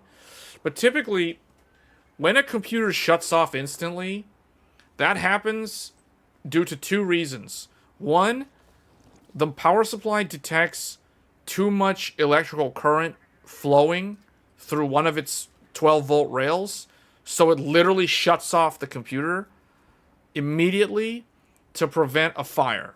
This is called OCP, over current protection. This is a safety feature on power supplies. So, for example, power supplies that were not ATX 3.0 would trip OCP on a 3090 Ti or a 3090 or maybe an overclocked 4090 on a regular basis. And this was especially true if you had a Vega 64, because I personally ran into this problem with my Vega 64 and a Seasonic 1000 watt Prime Titanium. It would, every time I would benchmark Final Fantasy 15, there was a place in the, Final Fantasy 15, not 16, 15, because this was back in like 2017 or 2018. And every time there was a scene in the benchmark where there's a giant explosion with fire. Every time that explosion happened, the computer would shut off. The whole computer would just shut off, like someone unplugged the cord. And I was like, what is going on here? And I thought, okay, this has got to be a safety issue. The power supply thinks that something bad is happening. So what did I do? I bought a new power supply. I bought a Corsair 1200 watt HX, which was more lenient, we'll say, with the spikes on a Vega 64, and problem solved. Never had that problem after that. So, I don't know what... You said you have a Meg 1600. Meg 1600 is probably CWT. That's not going to do the Seasonic thing, so that should be fine.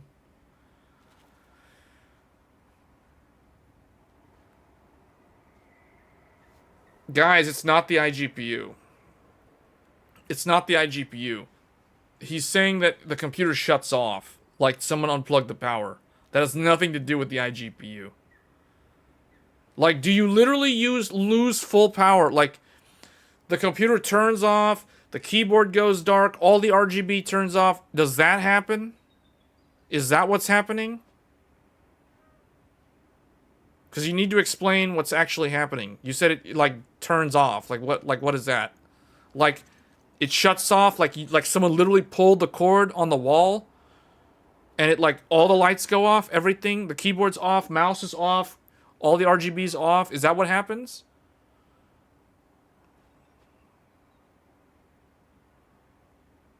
The fans and lights turn off and come back.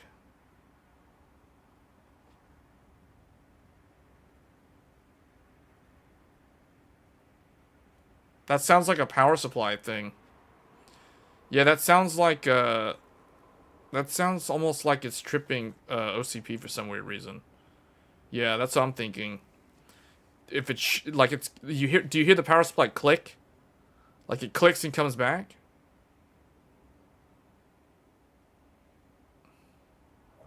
Do you have an old power supply you can test instead? Oh, also, are you using, like, never mix cables with, like, power supplies? If you have a Corsair power supply and an MSI power supply, never, ever mix the cables that belong to the Corsair power supply with the MSI power supply and vice versa. Never, ever mix cables between power supplies. Never do that. That's a good way to damage your motherboard, to fry your SSDs. Instantly trip OCP if the power supply is good enough to do that in time.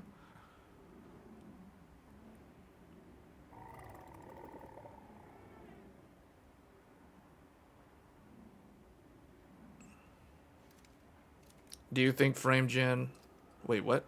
Do you think frame gen will be standard now and in future? I don't think it'll be standard, but I can you can expect to see it in more and more games.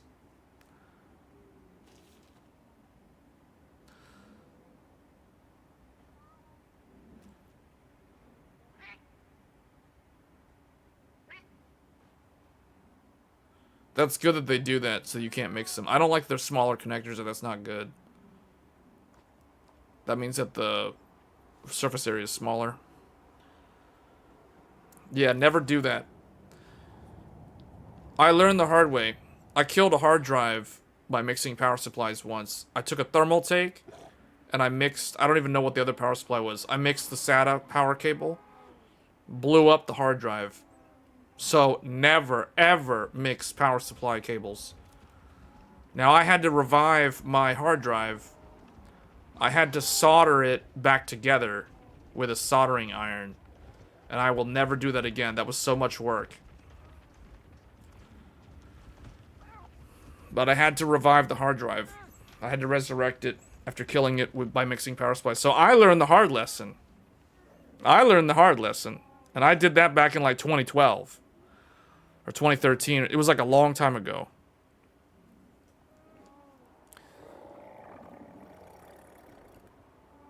I still have that hard drive. It's a Seagate. It's a Seagate 2 terabyte. To this day, it's still alive. After I resurrected it. Like, what is that, 12 years ago? 13 years ago?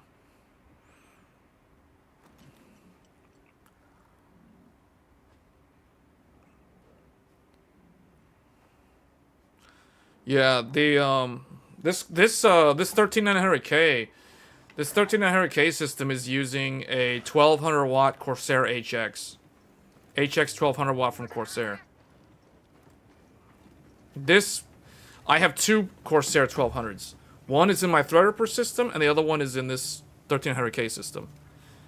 Because these are my editing systems, just like Linus. It's funny how Linus, Tech Tips, and myself use the exact same editing rigs.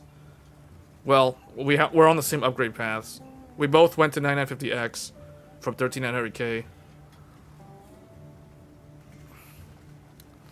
Everything brand new. Okay, then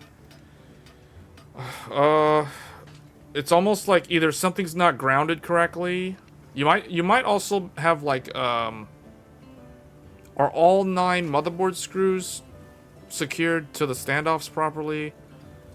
I guess all the cables are plugged in, otherwise you would not have been able to install Windows. It's almost like there's some kind of weird, like, bad ground, and when it's low power, it's fine, but as soon as it tries to do a heavy load, it's unstable. Due to some kind of, I don't know, like bad grounding or something. It's hard to say. Recovery screen just came on. So the RAM is running stock, so it wouldn't be like RAM. Because the other thing too is it could be an unstable overclock on the memory.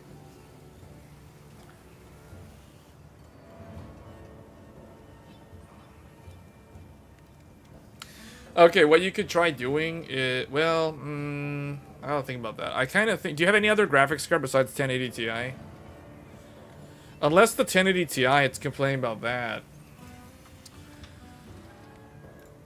Let me see.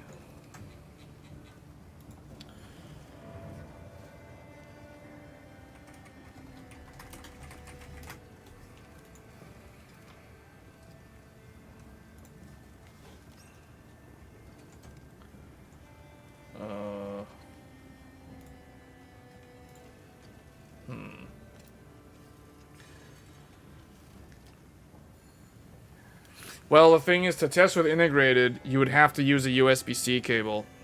The Godlike doesn't have an HDMI port on the back. You'd have to use one of the USB 4 ports that have DisplayPort Alt. That's what I was looking at. See, the thing is with Godlike, you can't easily do that. Because it's like this. I think. Where is the thing? Oh. Yeah. See. Godlike doesn't have HDMI or DisplayPort on the back. So you have to use USB-C. You have to use a USB-C to DisplayPort cable. You gotta plug it in to one of these two ports here. Because it has DisplayPort Alt mode over USB-C, over the 40 gigabit USB. Those USB 4 ports, essentially, are wired to your integrated graphics. Or they should be, at least. So that's how it would work. So if you don't have a USB-C on your monitor, you wouldn't be able to test with integrated graphics. I don't think it has anything to do with the integrated graphics. I don't think it has anything to do... It could be the 1080 Ti is defective, like you may have shorted something when you were building the computer. Like you may have statically electroshocked the 1080 Ti or something. I don't know how old the 1080 Ti was. Was the 1080 Ti working fine in the previous build? What's the history of the 1080 Ti? Like, where'd you get the 1080 Ti? You said this is a brand new computer build. 1080 Ti is not a brand new computer. I mean, that's not a brand new GPU at all. That's a GPU from 2017.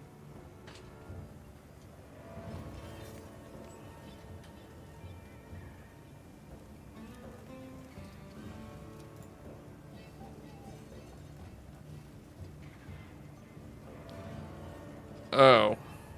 When you were building the computer, was there any moment where you accidentally, like, statically discharged on something? Like, you shocked yourself by touching something? Like the GPU or the motherboard or any of those things?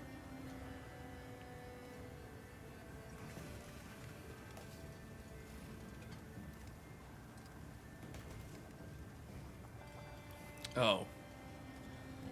Well, yeah, I don't know. The fact that it's, like, turning off... Like it's turning off, turning back on immediately.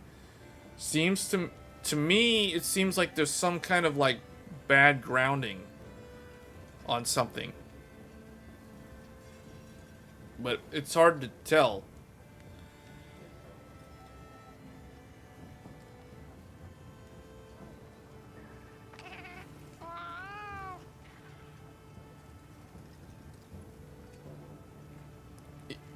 You're able to get into the Windows recovery. Can you just do the recovery then?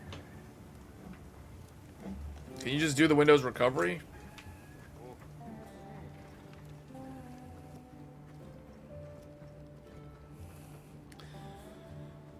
Oh, you mean like the USB drive? Yeah, if the USB drive is defective, yeah, that is true.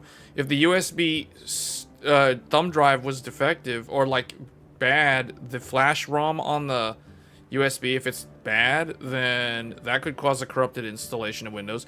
But the behavior that you're describing doesn't sound like that. I would expect it to just straight up blue screen of death. You're not even getting a blue screen, which means like it's more of like a hardware thing.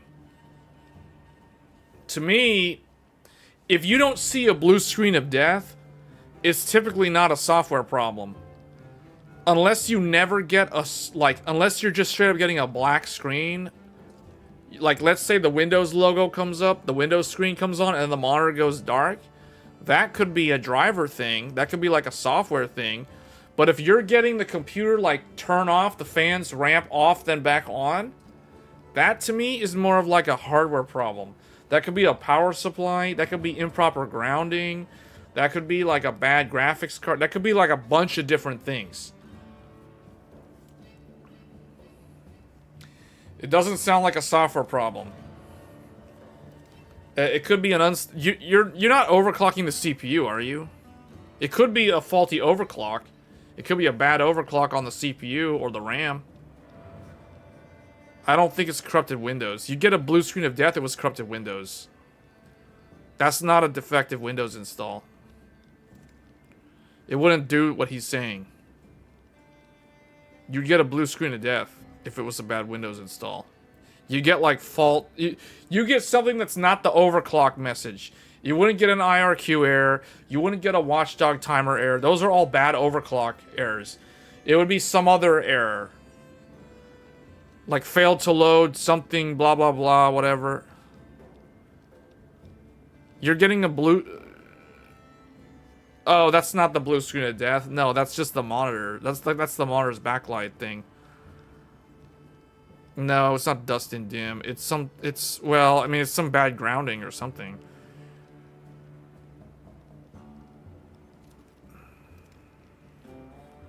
Can you try a different cable? Can you use a DisplayPort cable from the graphics card to the monitor instead of HDMI?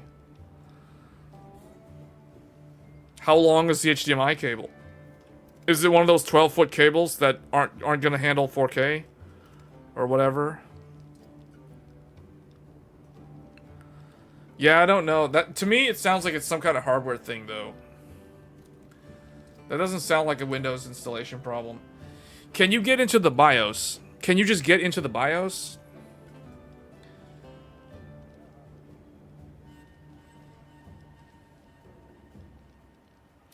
This is the thing about the MSI Godlike. This is another thing I don't like about Godlike. Godlike has all these stupid overlay things. Like when you first boot up, it wants to bring up this window telling you if you want to auto overclock it or not. And I'm thinking, why are they putting this on their BIOS? Like, this is so pointless. I want to just go in the BIOS. I don't need them to ask me if I want to overclock the CPU. So, I don't know. MSI also does these stupid things where it's like when you boot it up the first time, instead of giving you that, you know, press yes to reset FTPM like everyone else, they don't tell you that. It's like they show you that for like a split second, and before the user does anything, they have some script that runs in their UEFI that automatically like does it and then like goes into this do you want to overclock screen. I hate that they do that. I am not happy with MSI's BIOS, guys.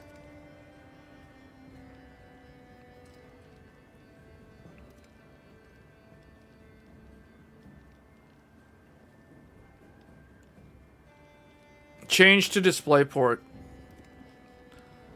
See if that is it any different. The screen going dark with the computer turning off and on again immediately to me sounds like a hardware thing. Doesn't sound like a software problem. I mean, I don't know. It's very unlikely that it's software. From what you're describing, it sounds so much like it's some kind of weird, like, something's not built correctly.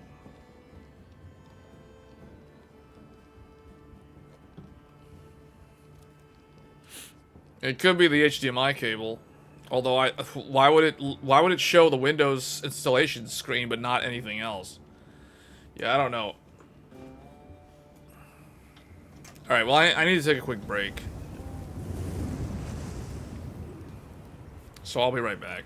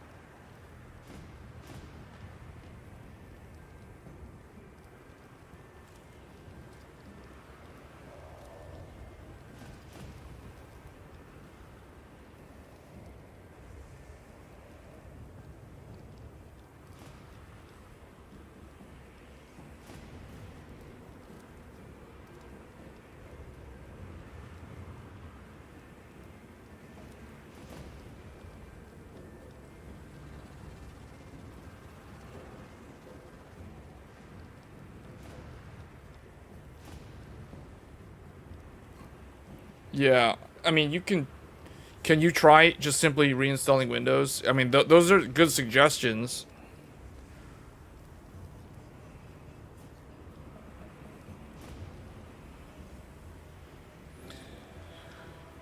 Why would it turn off though if it's like and not blue screen? If if it's simply a Windows problem? To me, that's doesn't make any sense. But yeah, just try reinstalling Windows then. The fact that it's able to install Windows though, use a different USB drive then. If it's a corrupted version of Windows, then maybe that's something worth investigating.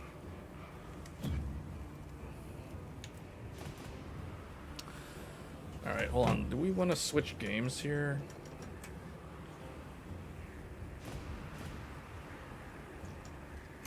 How do I exit out of this? Okay. Do I even have this game? Oh, okay, I do have it installed on this computer.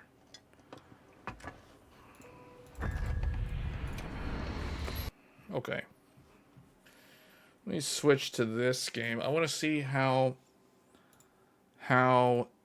the 7900 XT handles a UE5 game with 13900K.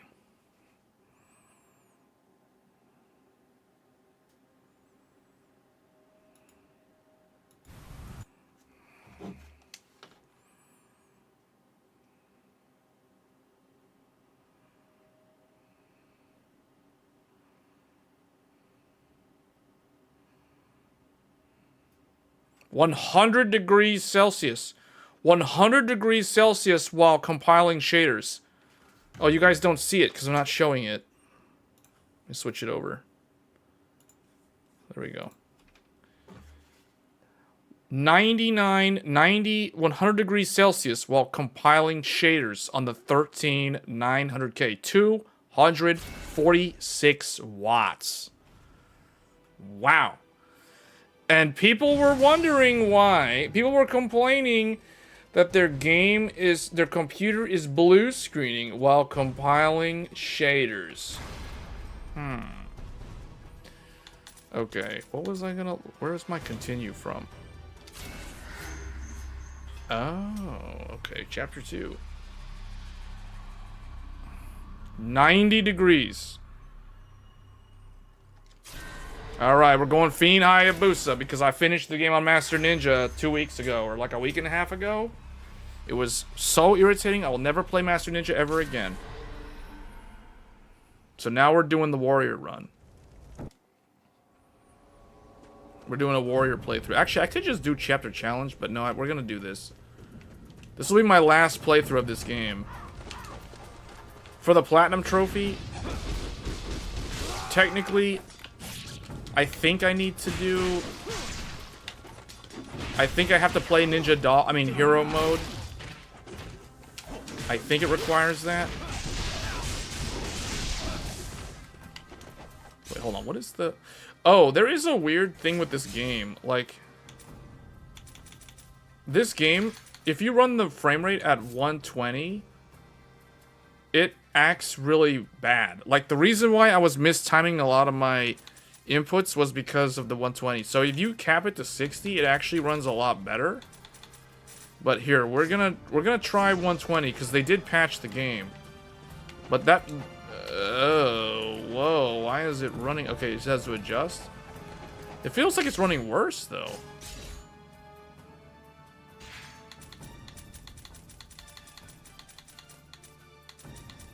What did I do? Why? It was running better.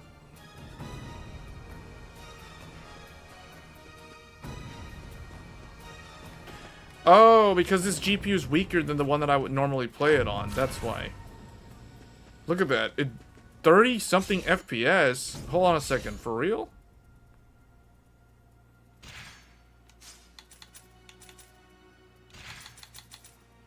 What if I do 60?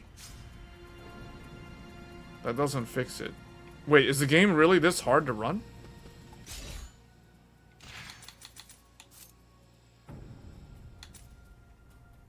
$4K.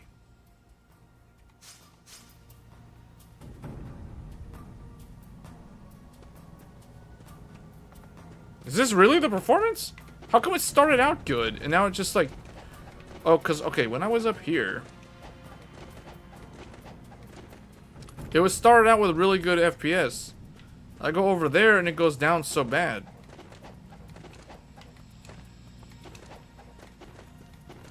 Okay, I can't play the game like this. This is so bad. I need frame gen. Frame gen, save me. I can't turn it on. Why not?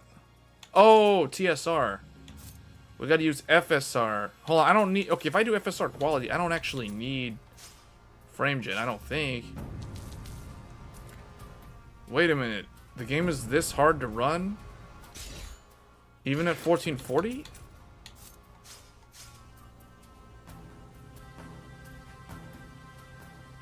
Looks like it's super hard to run. We're gonna need to turn on frame gen. Isn't that gonna make it go to 1? Yeah, okay. See, this is the thing about the frame gen. Frame gen, I think it means... If I try to stare at the sky, it means it'll stay to 120. Because if you cap it to 60, and then you turn on frame gen, it doubles your frame rate to like 120. It will not go above 120. If I do 120, it should go to 240. Yeah, but to me, this is going to be more juddery, so actually it's better to do this. Cap at 60 frame gen. I think this is better? It's going to be hard to tell. I don't know. This feels kind of strange. Let's try Dragon Sword. Oh, we got dogs. We got dogs.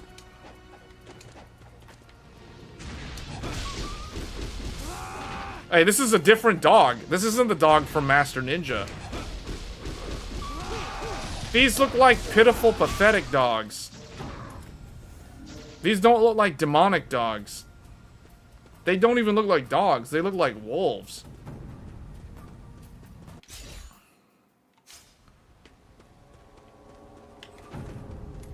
You're pretty sure T-junction is 95? This isn't a 9800X3D though.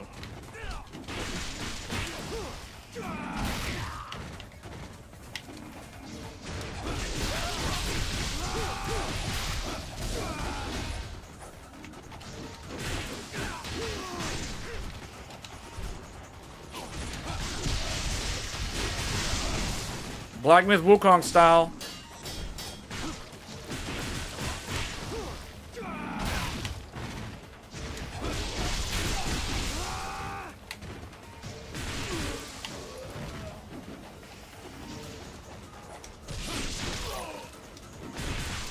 Huh. Oh man, that's some cool style right there. So did we ever figure out what... Are you going to reinstall Windows? I want to make sure that there's a plan of action here. Next steps, reinstall Windows.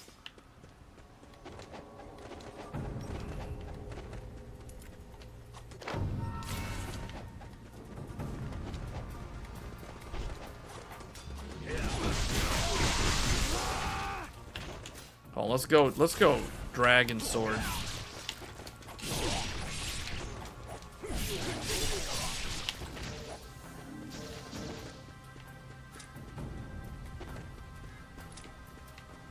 Yeah, see, this game doesn't feel that good with frame gen, actually. It feels more juddery. Hold on, I don't know how I feel about this. This game doesn't feel... That doesn't feel good. When the background has a lot of stuff, this feels very juddery. I can feel the latency of frame gen. I can feel that here. It depends on the scene. Like, over here, where there's not a lot of scene complexity, it feels way more smooth. But... like, when I get near the water... Wait, I can open this? Oh. Like, this doesn't feel good, so I don't understand why...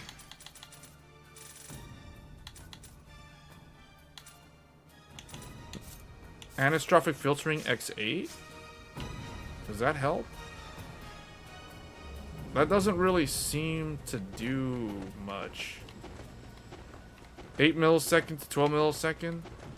Yeah, but see, like, look over here. Yeah, see, this feels way better. If it's under 8 milliseconds, it feels way better. For some reason here, look at that. It's going up to, like, 13. Hold on. Get this. Turn this. Go back to 16. Because I don't think that was the problem. Huh. You know what? Maybe it's just the water. Maybe it's just the water. He has to run on the water.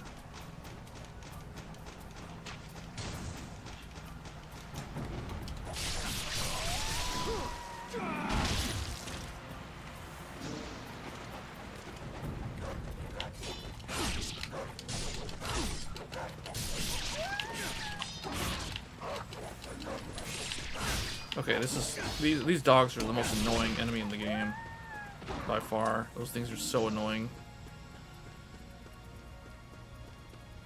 Yeah, this feels really bad here. Hold on a second. What? Man, I don't understand. Why does the game feel like way worse than when I was playing it on the X3D? The only thing that's different is the CPU and the graphics card. What could possibly make it that hard to run? These are literally the same settings that I've always used. Motion blur, best... No. Oh, wait, there's an even better one? I don't like motion blur. Reflections? What if I do... Oh, wait, there's an even higher preset? Wait, so standard reflections? What does that do? Okay, that makes a huge difference. Oh, you know why? It's because this game has software-based ray tracing, and there's no way for you to turn it off.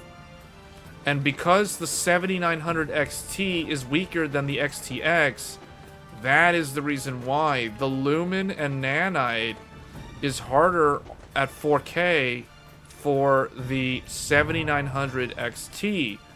So this is one area where the 9070 XT should be significantly better than the 7900 and even the XTX. So this is one area where I expect the new graphics card to be better.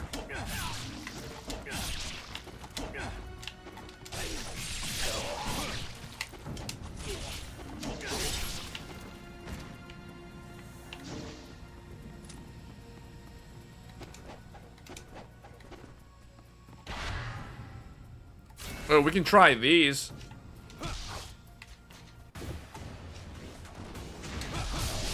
Claws.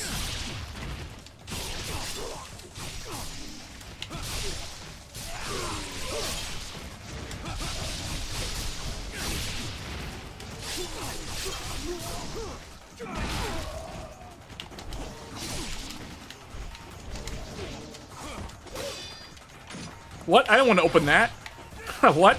He opened the treasure chest? I didn't want him to open the treasure chest.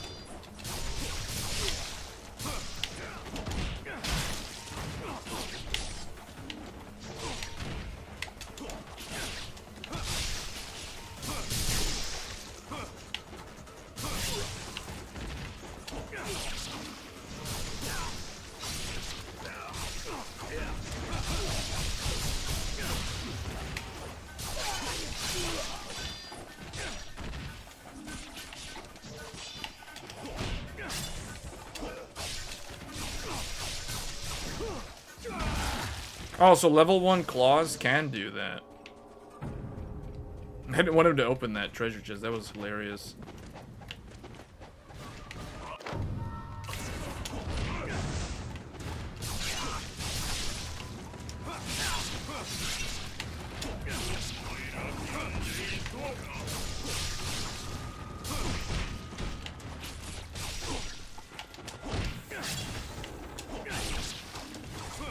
Yeah, this thing's dropping a lot. I don't understand. Is it the CPU? It like drops at weird moments too. This never happened when I was playing it on the other computers. Is the CPU thermal throttling and it's causing like a significant... It's not thermal throttling right now.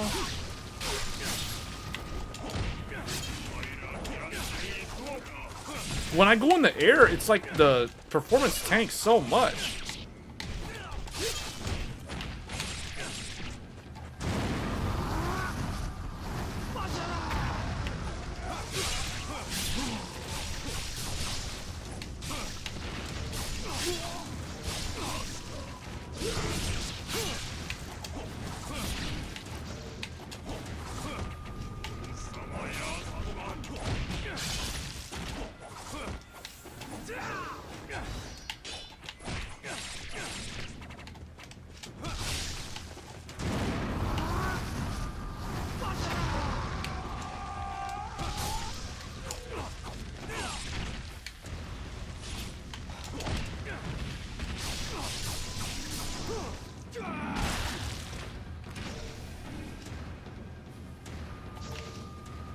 The weird latency, I feel like a bunch of strange latency spikes when I go in the air.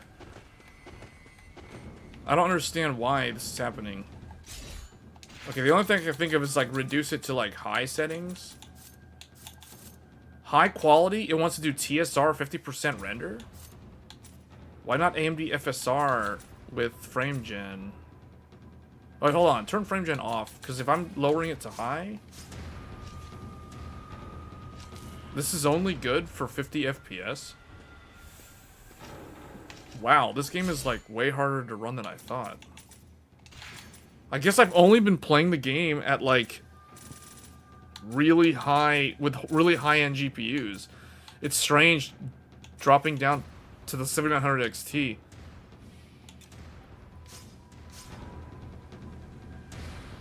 We're only getting like 71 with frame gen?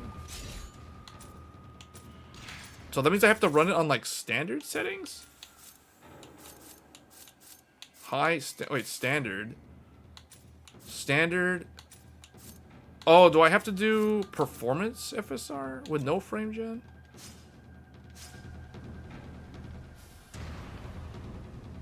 Okay, this is only good. Wow.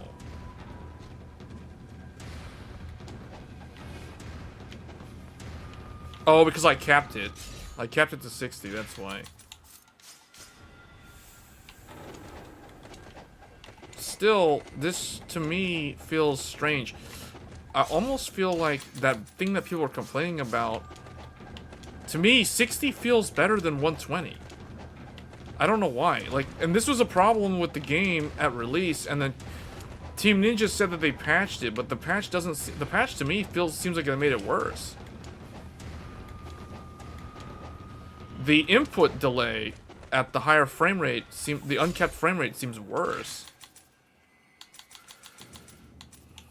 All right, I'm just gonna do,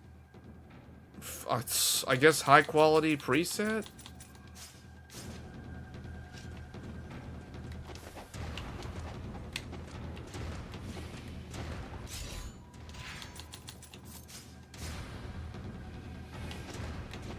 That's weird.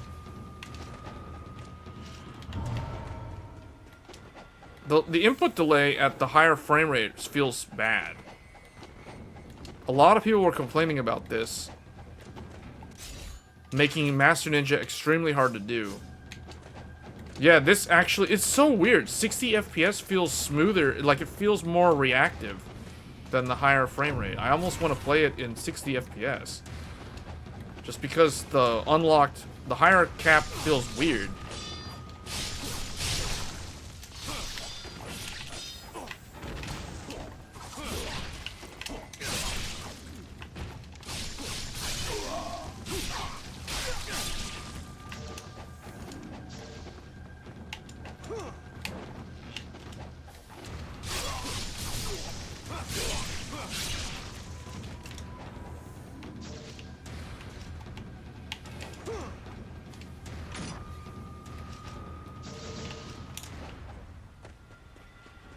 There's gonna be some more.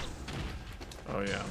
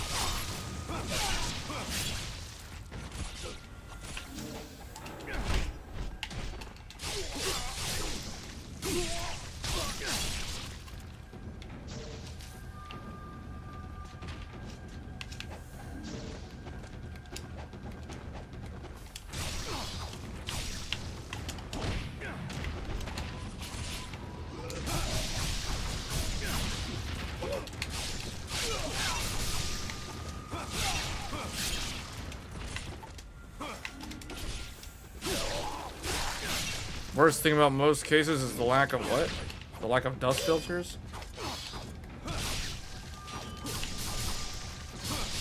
Yeah, that's one thing about the Lianli Landcool 3. It doesn't have dust filters on the front.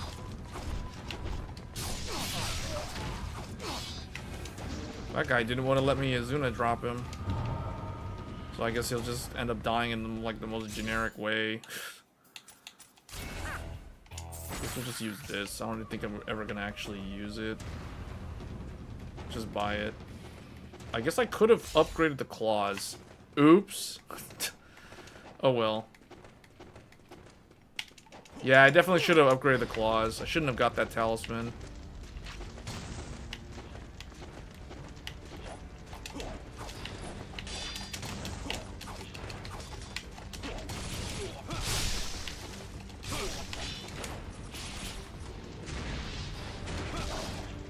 The heck? How'd that not connect? Wow, he guillotined through that guy, the head came off.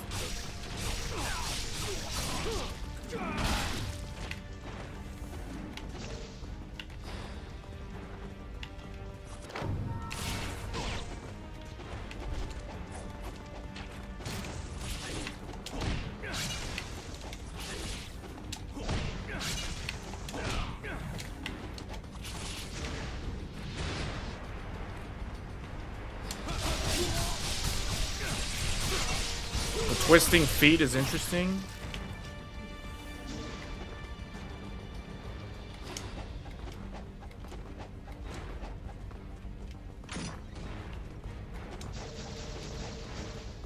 Alright, this next part is like the hardest part of this on Master Ninja. At least for me it was.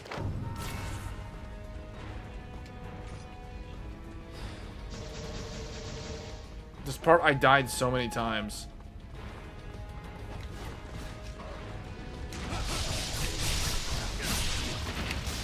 But then I learned later that you could have skipped, I could have skipped most of this fight. I need to target the dogs so that they die with the fire.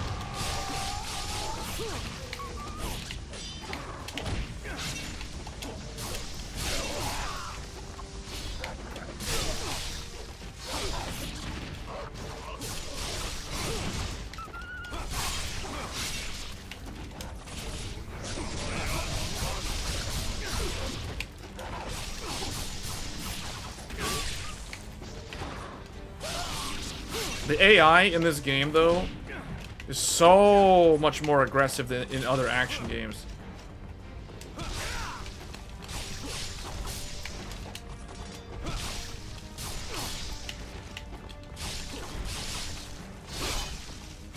Like the last one always wants to be a tough guy. They always want to be difficult.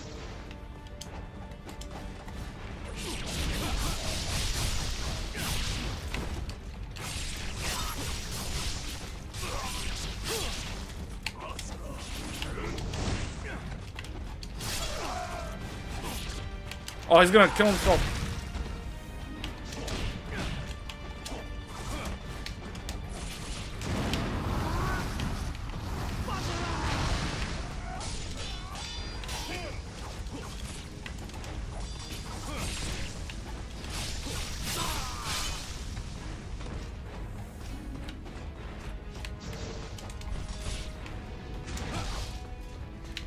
That guy fell down.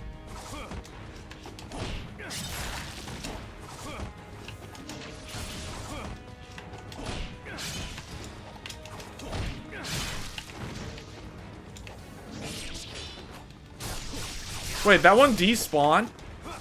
The Claw Ninja, like, he despawned.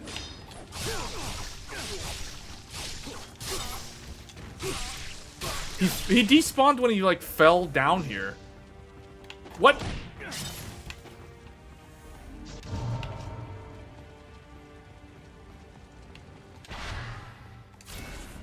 Alright, now we have the bow.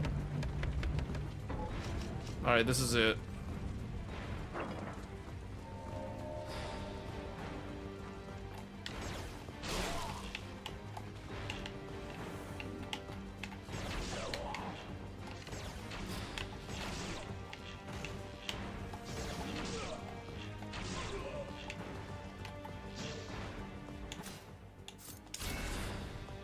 Oh, what the?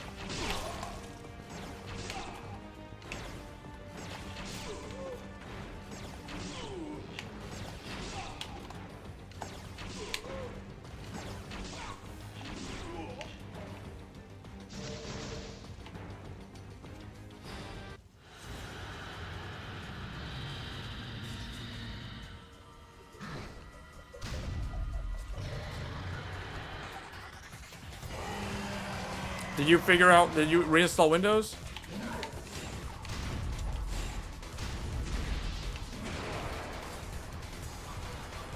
Is he gonna attack me? This is basically Spider-Man when he turned into the Man-Spider.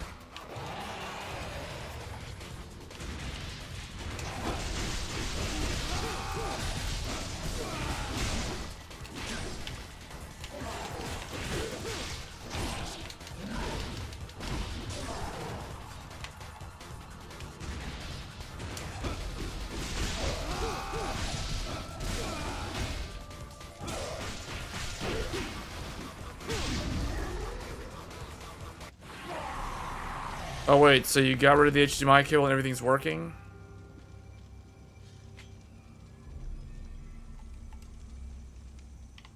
Alright, now the music changes and now things get all wonky. Dun, dun, dun, dun, dun. It goes all crazy with the music.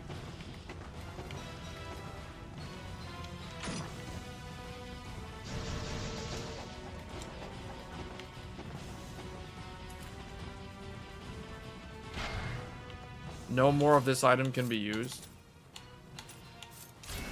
Oh yeah, now it can. There.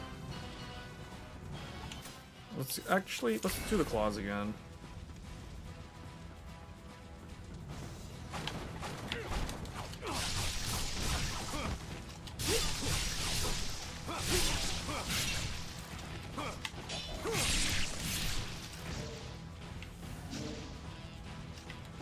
I perfect parried that one.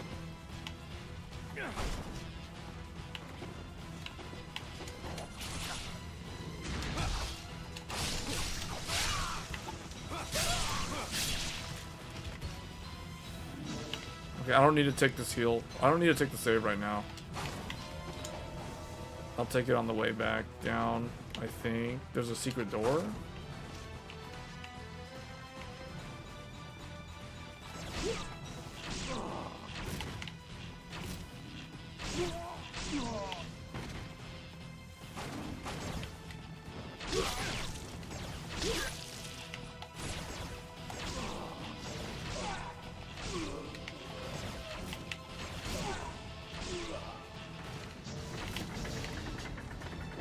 Okay, that thing appears.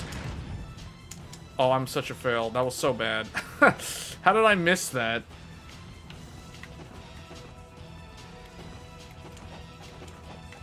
Oh, wait, so the cable fixed it? You switched the display port and the problem went away?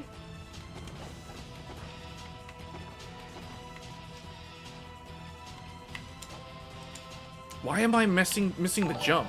That's so basic. THKU in the chat. Wow, that's cool. I'm glad to hear that helped.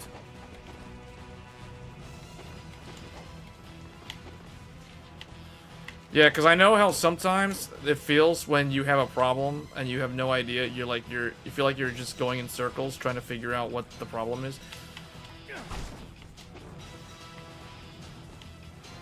How that can be anxiety-inducing. I thought there was like a hidden item somewhere around here on one of the walls. Okay, the floor is doing some weird, like, do you see this? The mats on the ground, the floor is doing some weird, like, I don't know what that is, because we're not using FSR. We're using Epic's TSR. Actually, there's no reason to have this overlay up. All it shows is how the GPU can, like, overheat. But before I turn it off, because I'm afraid sometimes, like, when you shut off Afterburner while it's hooked into the game. Let me save. Okay, just in case. Alright, now let's shut off Afterburner, because I don't need it. I don't need it for this game. Okay, good, it didn't freeze.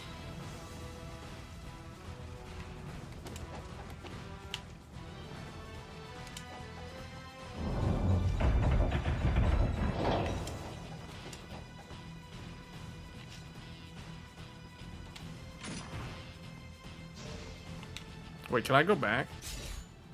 I think I can go back to the Muramasa. And I can level up my weapon.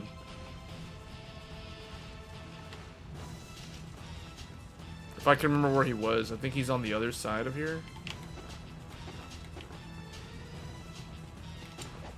I kind of want to level up the claws. Wait, where was the Muramasa? He was somewhere.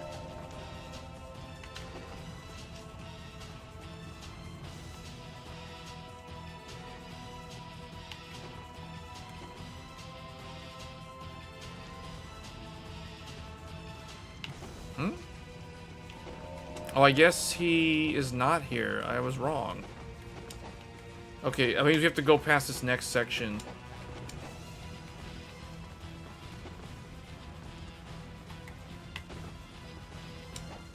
Your case is a boring black box. A lot of those old cases are still some of the best cases, though. Those no-nonsense cases. My best case is the one that you guys saw. The one that the Godlike is in.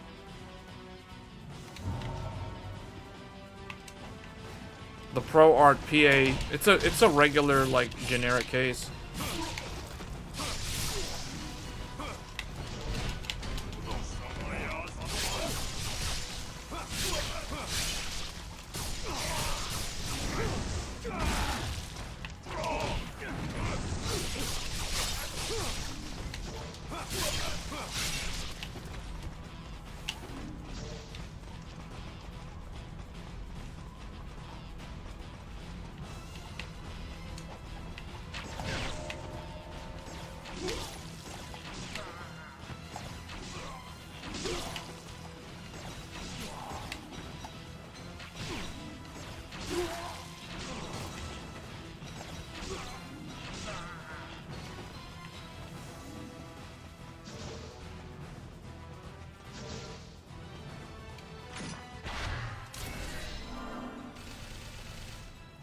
Your case supports wide GPUs. Well, see, that's one of my favorite type of cases are the really big mid-tower cases. The ones that are almost technically can be classified as full tower. Those are the best ones.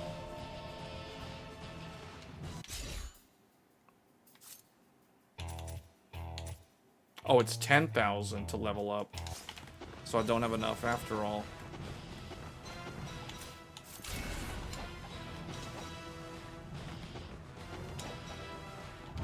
Okay, time to go fight the boss and finish this chapter, and then I guess we're done with the stream. Unless I'm gonna keep going. The next chapter, oh, the next one is the New York chapter. Oh yeah, he has to do the subway stuff, I forgot. Wait, hold on, I messed up, hold on, I messed up. I just realized something. There's a Life of the Gods on the left side, I should not have gone in there. I missed that item.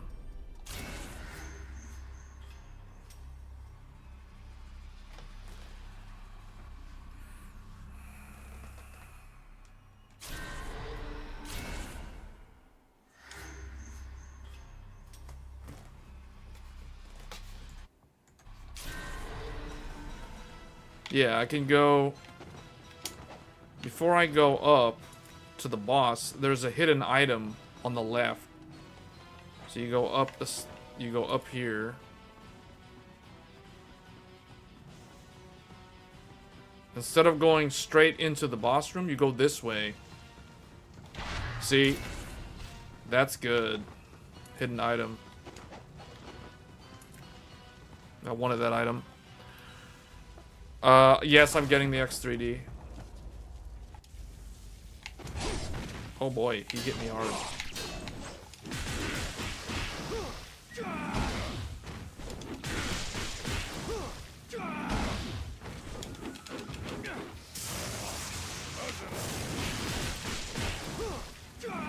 Okay, that was a very quick boss fight. That was a very fast boss fight. So much easier than Master Ninja. Wow, training on Master Ninja difficulty. I start steamrolling through a lot of these levels. Man, the Master Ninja mode was so hard. I guess I'm going to save over my... hold on. When did I do... I guess I'll save over this one. Yeah, this one was January. This is my, like... my very first playthrough, so we'll override this one.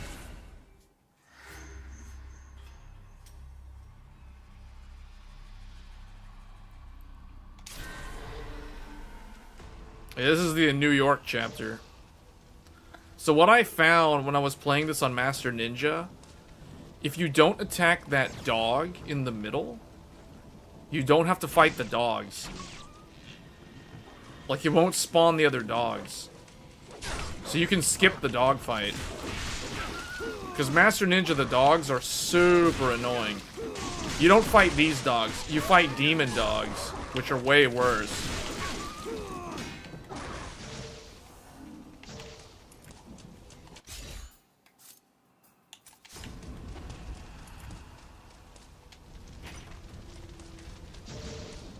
Oh, if I didn't take any damage, I would have gotten yellow essence from that treasure chest. Who here has played this game? Or just the original one?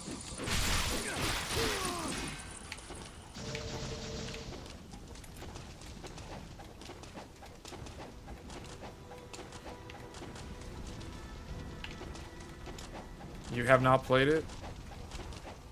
Oh, neither one? Wow.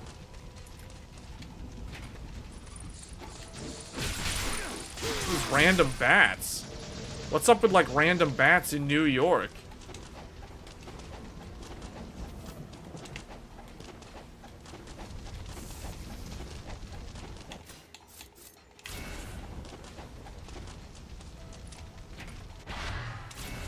Oh, Vigorian Flail. Oh, that was some traversal stutter right there. That was the worst traversal stutter I've seen in a long time.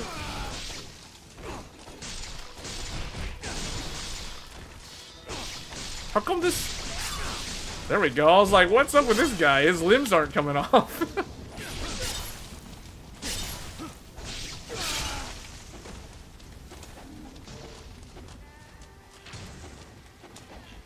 This is so much more chill to play it on this lower difficulty level after beating it on the highest difficulty level.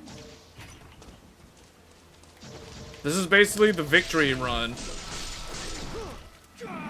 Because the costume that I'm wearing, the only way to unlock this costume, this is the Fiend Ryu costume. The only way to get this is to clear the game on the highest difficulty level.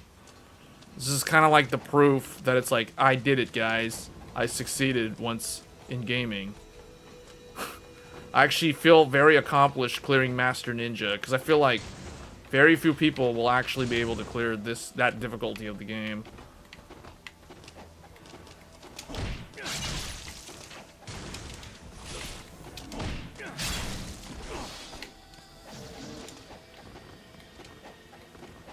He's gonna get attacked here again. Yeah, these guys.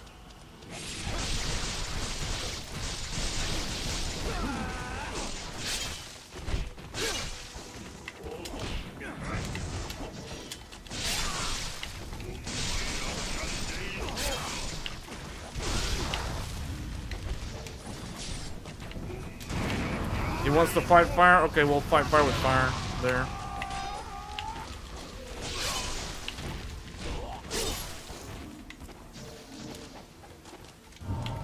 Yeah, see, I feel like this difficulty, this is the original hard mode, or, no, this is the original normal mode, I should say, from 2008. But for this version of the game, this is considered hard mode. So we're technically playing the game on hard difficulty. It feels so easy, though, because of beating it on Master Ninja.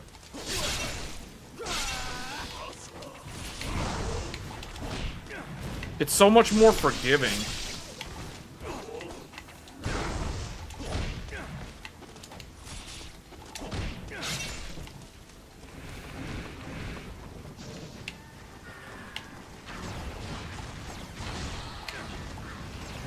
Because these things in this mode, they only take one arrow to kill. You can kill them in one hit. They have like no HP. And technically, if I go down, there's like a secret treasure chest, but I'm gonna get attacked.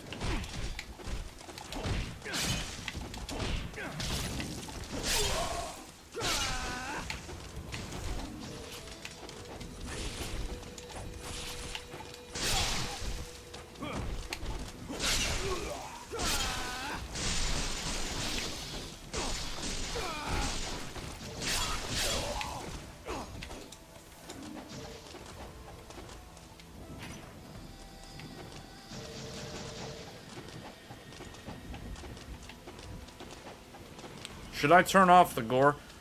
One of the reasons I realized, like, if you want to turn off the gore, one of the benefits of turning off the gore is you can actually see the costume in its actual proper colors. Because oftentimes with the gore turned on, the character's costume is constantly covered in blood.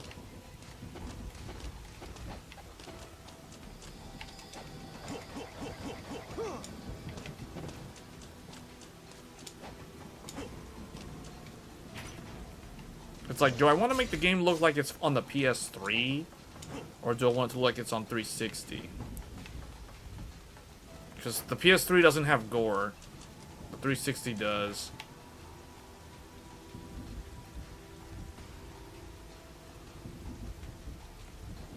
Wait, why is he stopping?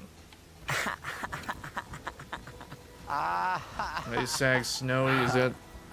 Oh, SSG. SSG Snowy. Sometimes I read that wrong. I read that like SAG Snowy. I'm like, what?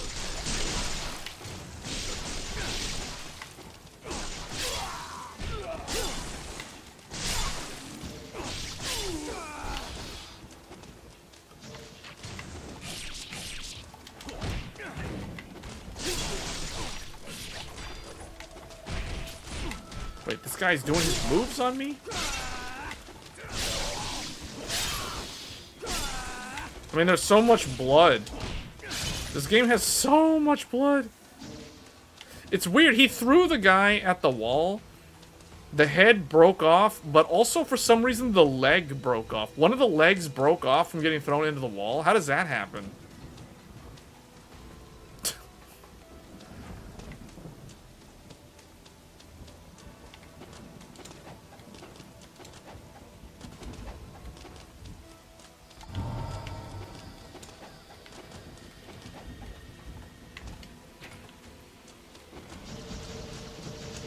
This will probably be the last time I stream this game, now that I think about it.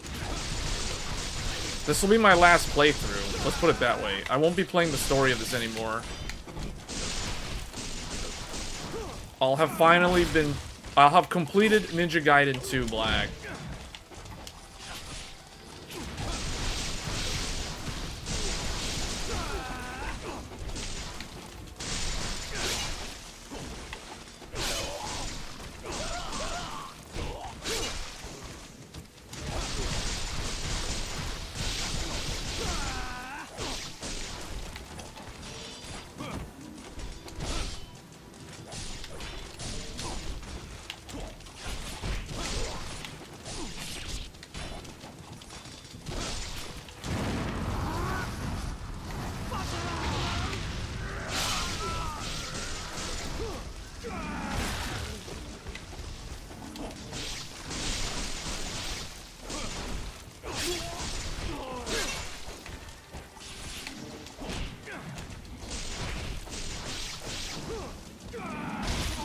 He spins them in the air until and like slams them on the ground until their head like explodes. Look at this. Bam! That's the classic Izuna drop. That's like one of his most signature moves. Oh, we got dogs. Dogs. You can't Izuna drop a dog.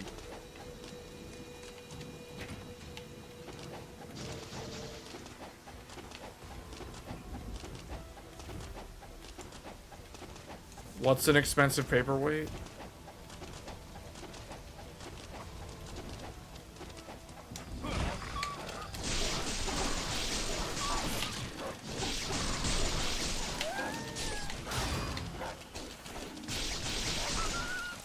Man, these dogs are so weak compared to the demon dogs.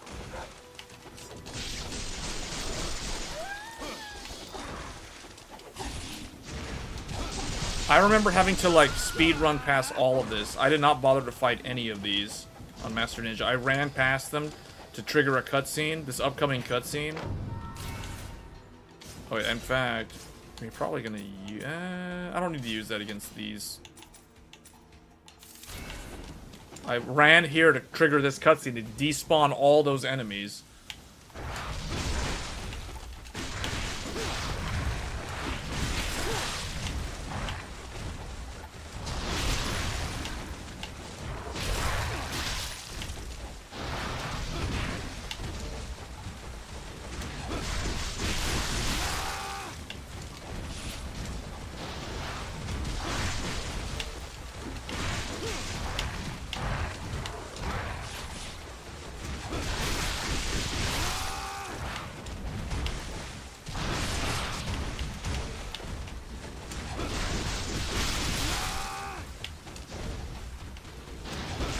Thankfully, these enemies are so weak to the lunar staff. It makes fighting them way more manageable.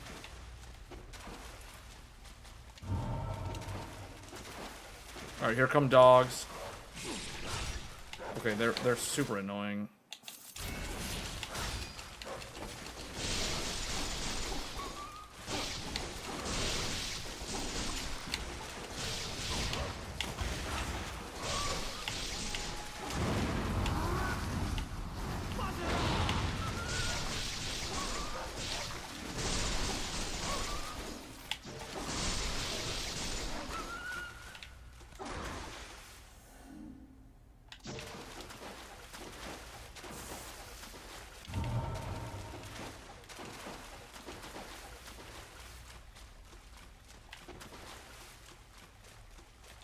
You use OCCT.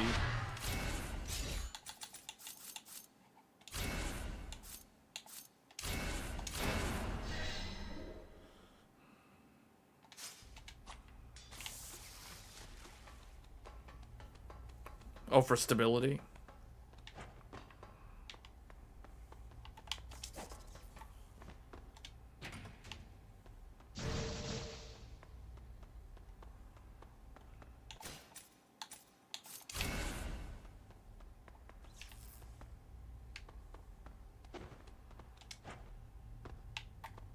I like how it's super quiet in the sewer.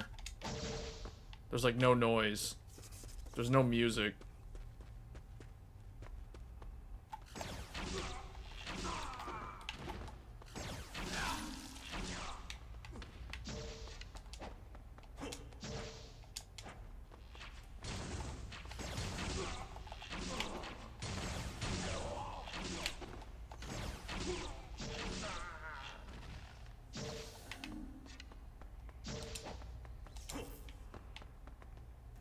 If I fall down,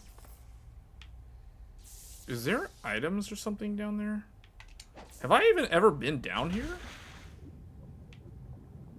What's down here? I don't think I've ever actually been down here.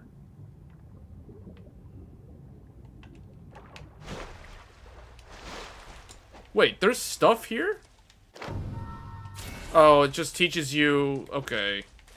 So there's nothing to gain. It's just like you have to learn how to do the wall run. Okay. I don't think I've... Oh, there is a treasure. What? It's actually worth missing the the drop or the jump so you can get all that stuff. That's good. I never even knew that was there.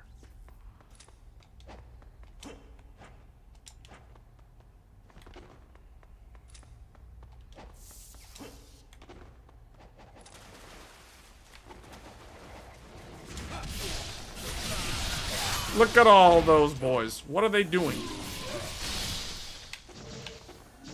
They all jumped up to their death. What?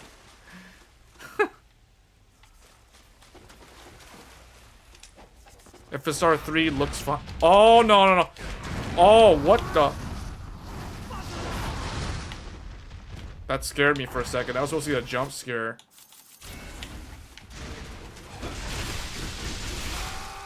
I looked over the chat, read FSR 3, then got jumped by a fiend. What was that all about? FSR 3 looks fine in some games, awful in others. I think in this one it looks fine. It looks fine in Monster Hunter. Now, granted, the beta test only shows the old FSR. It doesn't show the better one.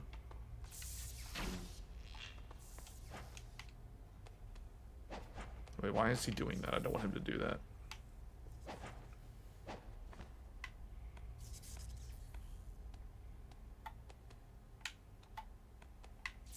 Why is he doing this?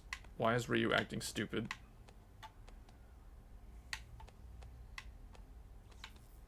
Does he want to get the treasure? What is he doing? I never had this problem in the other playthroughs.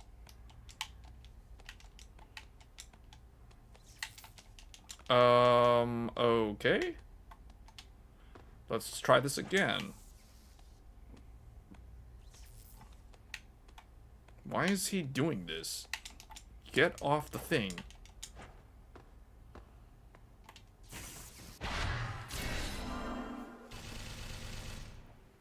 Good thing I decided not to pass that treasure up. That's one of the best treasures in the game.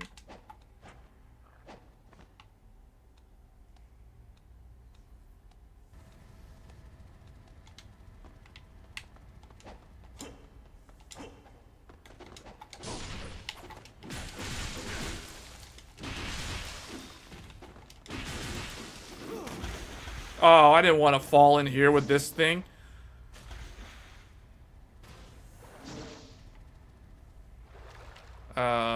Wait, is there something down here, though? Is there, like, secret treasure?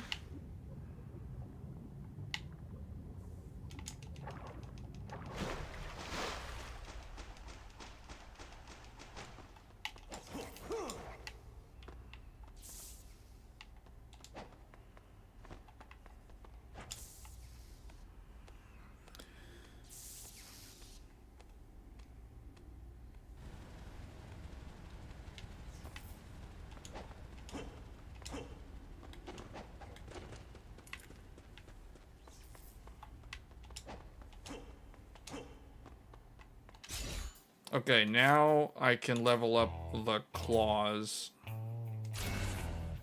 Or actually... well, I guess claws. Let's take claws a little too. I don't really use them that much. I need to use the claws more. I don't think there's anything up here. Yeah, no, I guess it's just gonna be this one.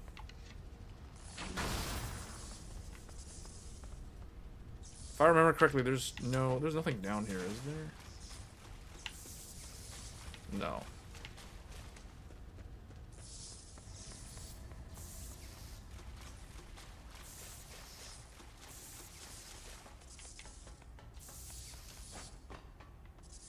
The sewer section looks so much better in UE5.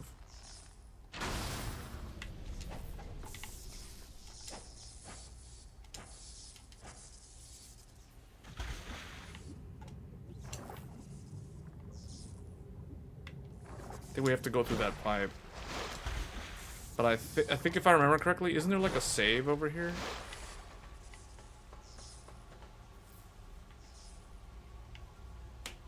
No. I don't think there was. I think you just dive under and go in the pipe.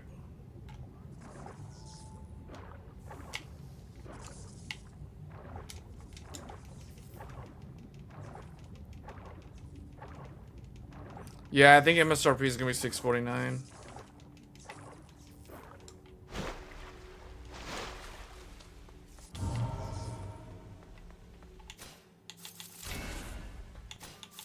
Let's try the level 2.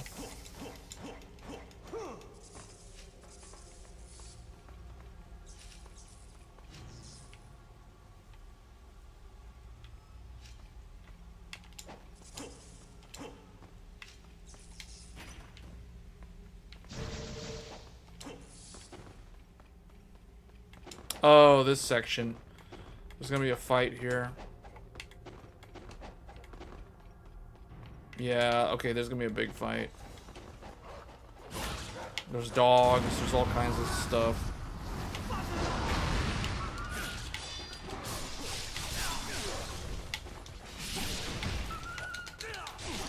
How do I get him off of me?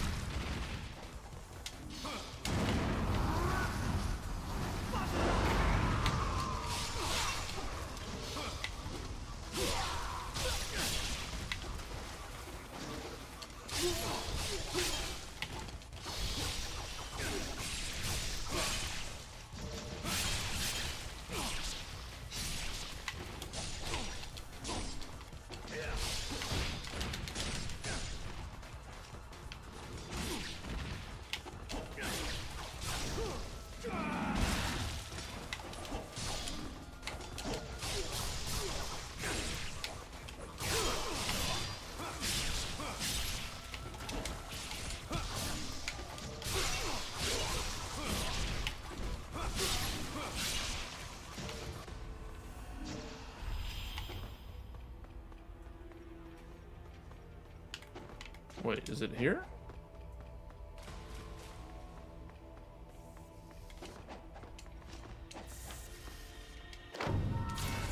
Invisible wall technique.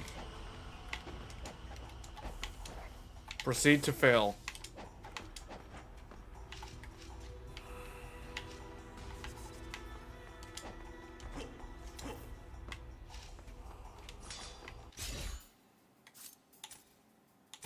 Well, I can take this to level 2 also.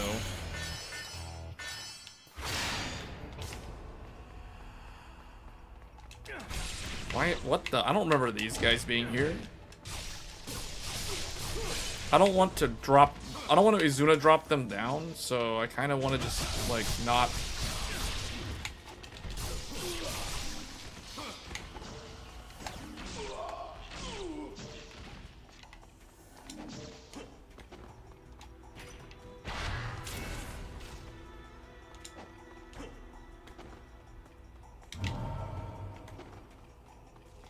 Alright, we're almost at the end of this chapter, too.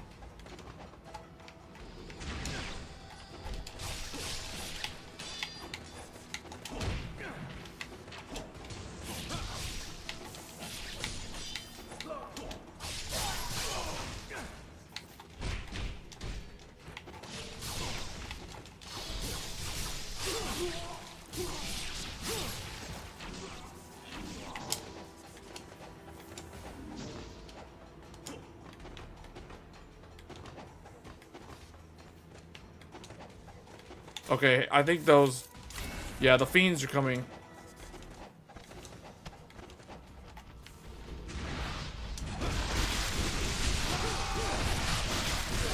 Man, these guys are so easy to kill with the staff.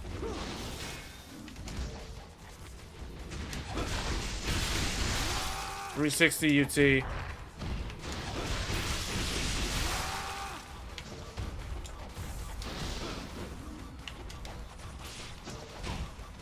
Oh, okay.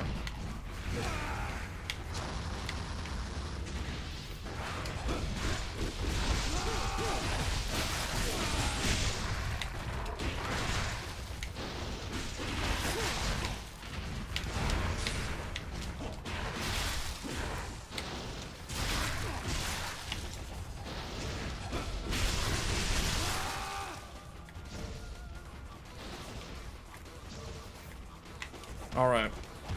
What more?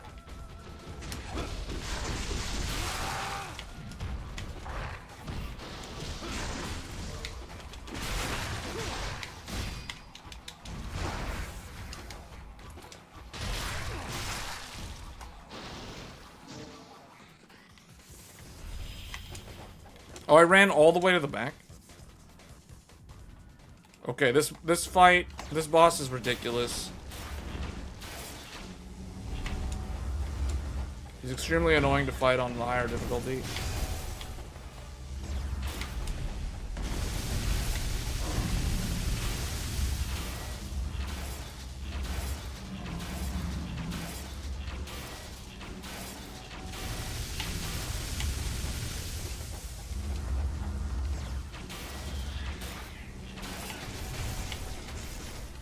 Actually, I learned something. I watched somebody on YouTube.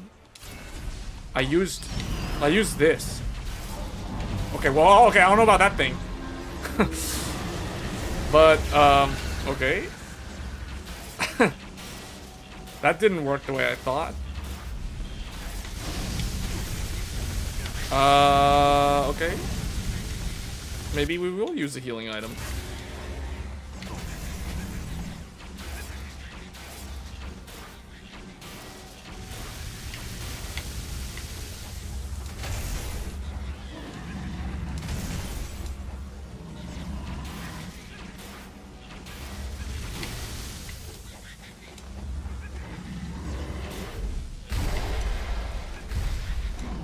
You knock him down, and then you just do this to him, and it's game over.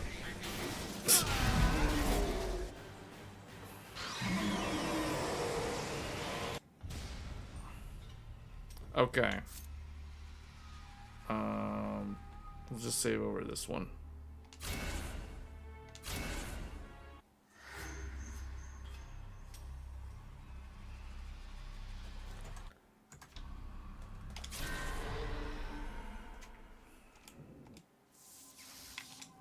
Alright, we'll just do this chapter as well.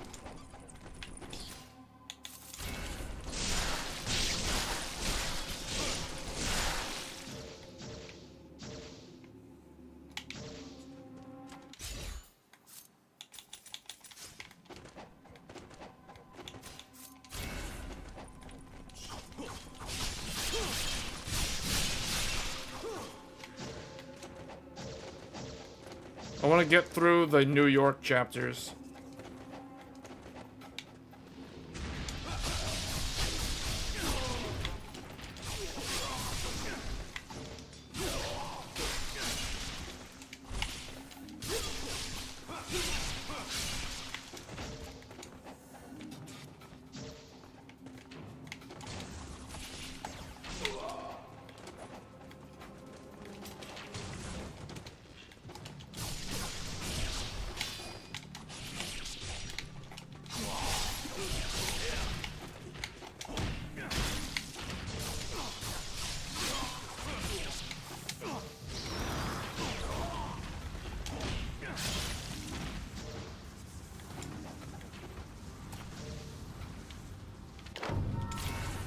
Part of the Wind Blades.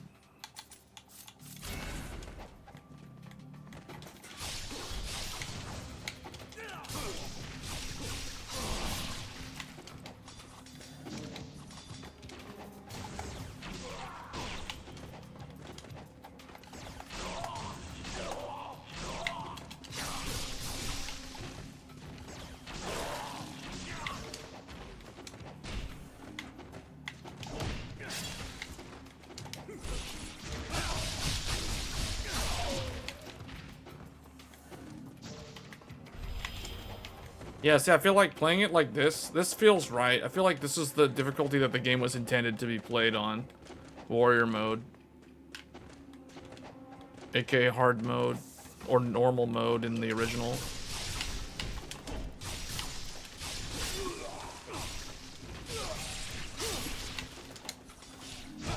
It still has a good amount of challenge. Like, you can't just, like, go around thinking it's a walk in the park. You're still on your toes. It's like playing Dark Souls. It feels like I'm playing like a well, not Dark Souls, but you know what I'm saying.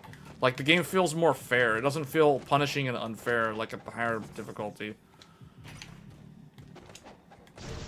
This is actually more enjoyable. Because I can actually kind of like pay attention to what the chat's talking about in the background. If I'm playing this on Master Ninja, I can't do it. It's like I have to like constantly having to pay attention.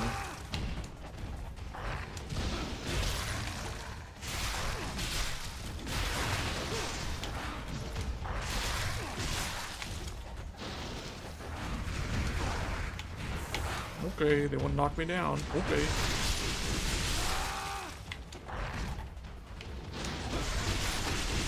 All that green blood.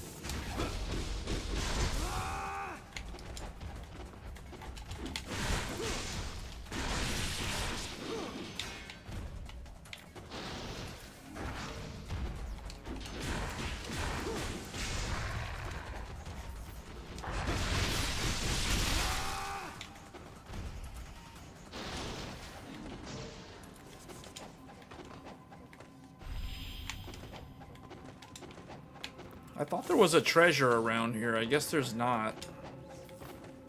I could have sworn there was a treasure in this area. Oh well.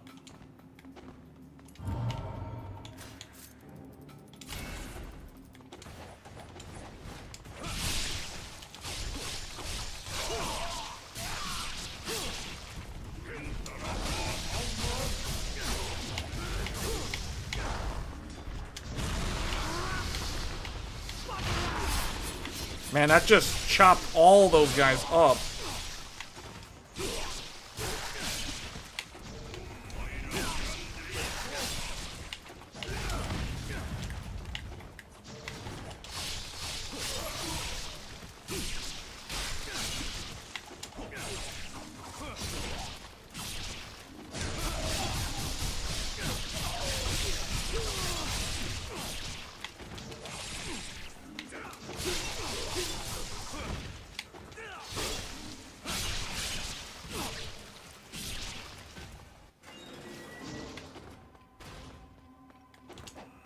NVIDIA doesn't care about what? About gaming?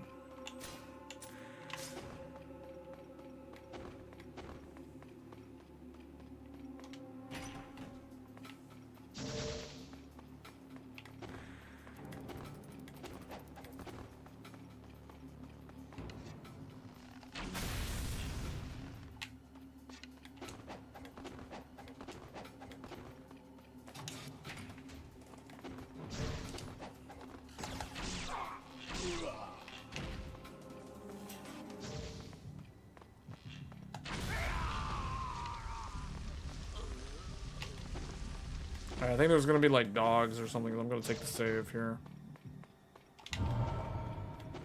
Man, I'm making excellent timing. And I've only had to use like one heal item the entire stream. The heck? See, this is what I mean by the stupid dogs. Such cheap enemies.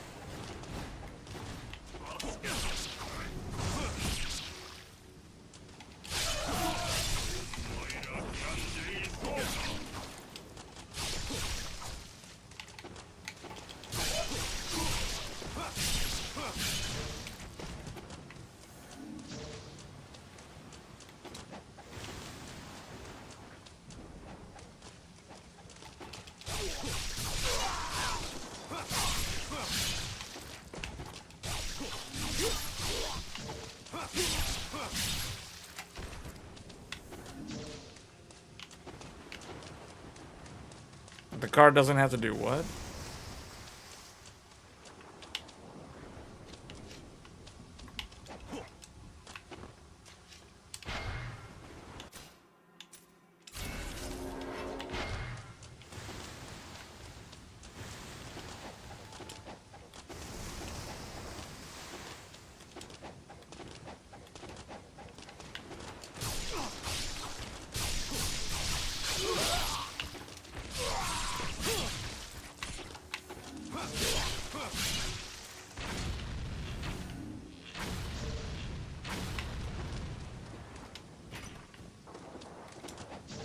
Oh, was this stuff?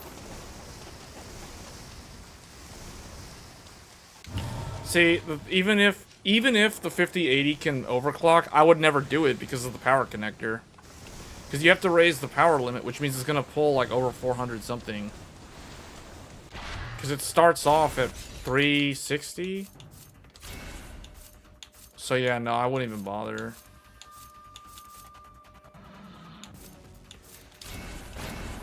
The Phoenix thing is actually quite good in some content in this game.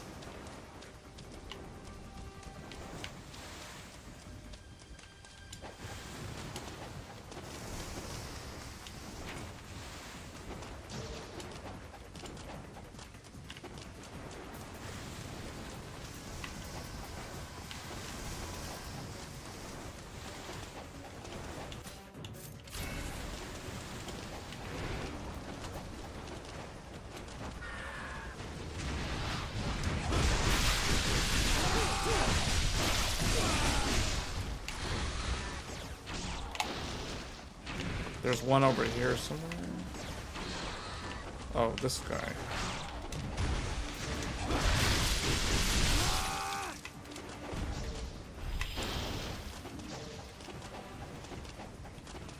XTX.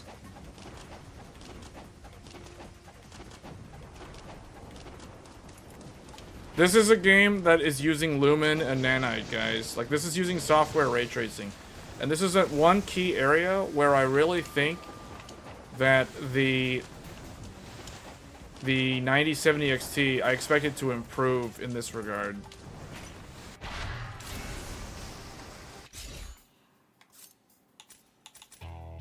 Almost 30,000. I can almost level Lunar to level 3.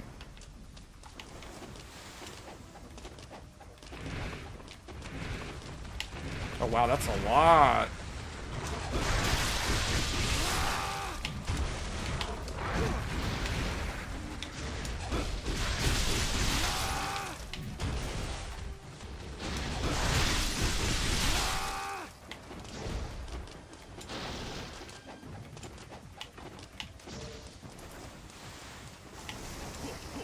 Oh, you meant Cyberpunk?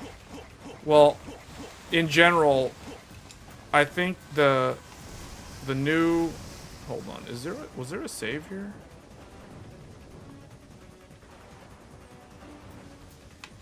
I don't know. It doesn't really matter. We're not gonna die.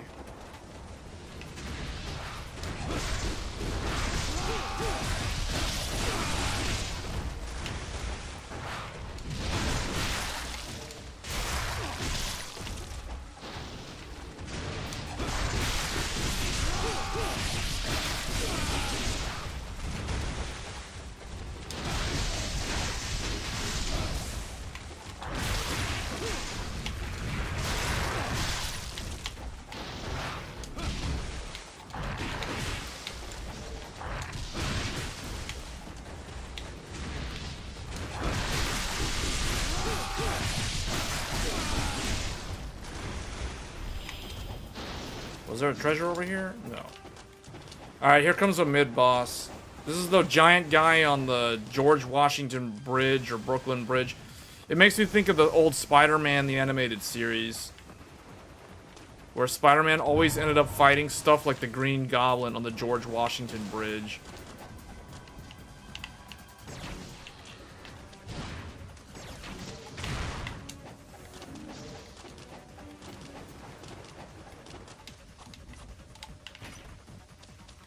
Oh, that was lame. Because I took damage, I didn't get the gold essence. I got the blue.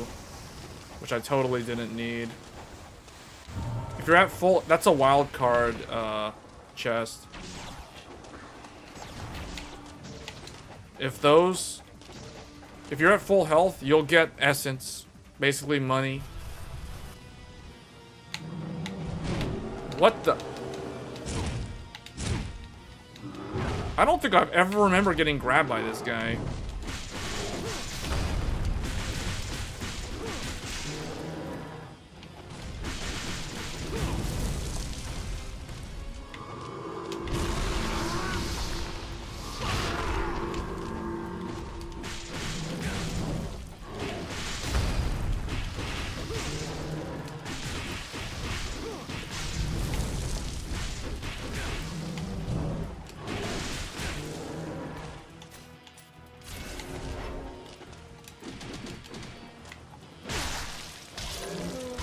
Oh, I didn't even need to heal. I really should not have healed, but that's fine, whatever. He falls in the river. Yeah, and then we got these guys. Now we're on the Statue of Liberty Island.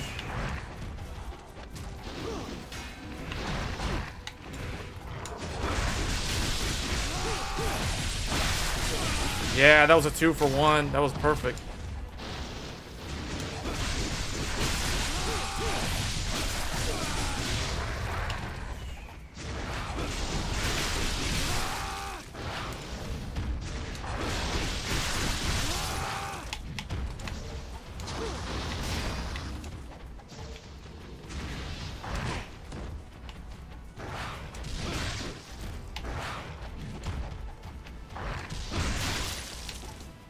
Tend to do their grabs a lot.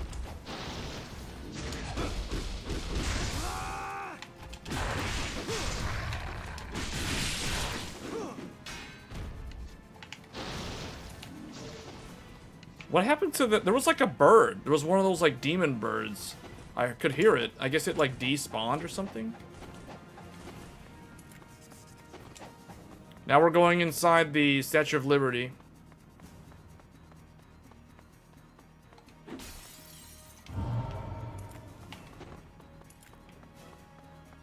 They have like a Japanese samurai display. They've got like a Ghost of Tsushima display on here in the Statue of Liberty. They are teaching about the ways of the ninja. Unfortunately, their information is all wrong. Wait, what? What? This doesn't look like ninja. This looks like samurai. Hey, what's this? Oh, this looks cool. Oh, yeah. Enma's Fang. Yeah. This game has a whole lot of lore. It's actually really weird. They go really deep on the lore, but because the game is so action heavy, no one actually pays attention to the story. I wish somebody made like a video essay on the lore of Ninja Gaiden. Look at these boys over here. These guys have no idea what's gonna happen.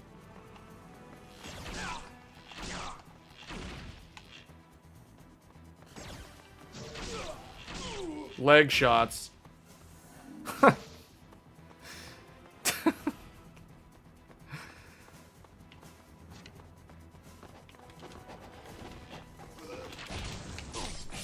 How did he... Okay.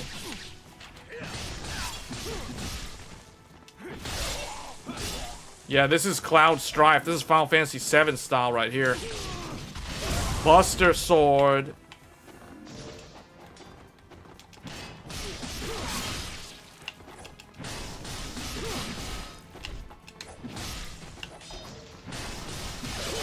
Oh, man. He can fight with a Buster Sword style. And he can Izuna drop all the way to the first floor.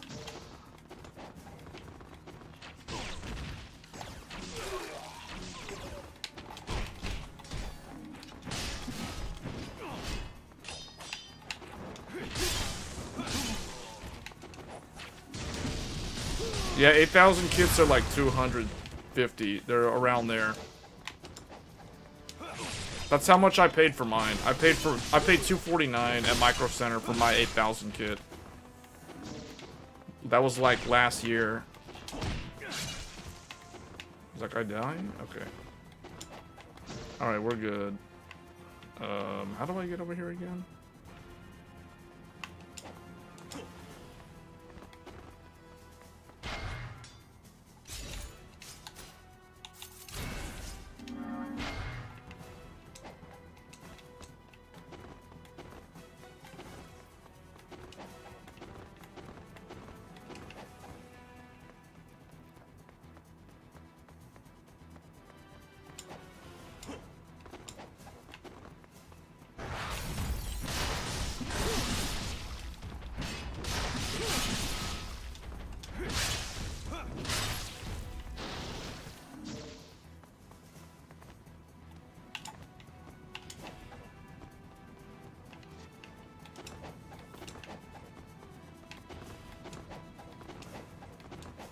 Can't remember if there was an... Oh yeah, there's a treasure chest here.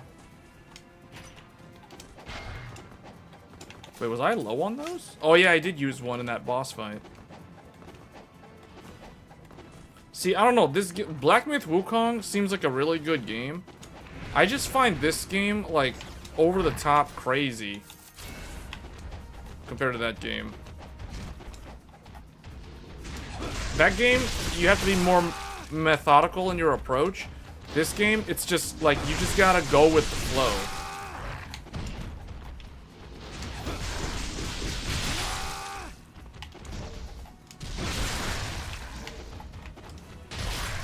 Because the enemies move so fast.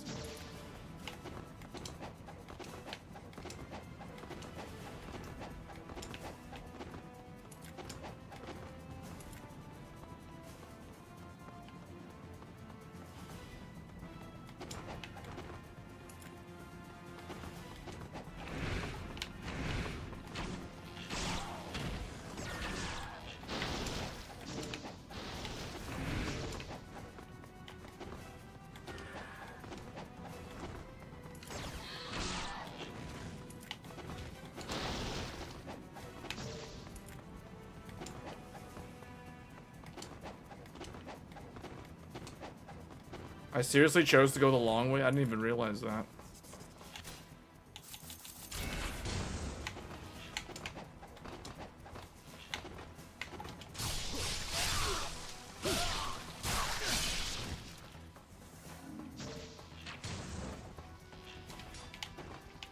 Oh, there's a treasure chest.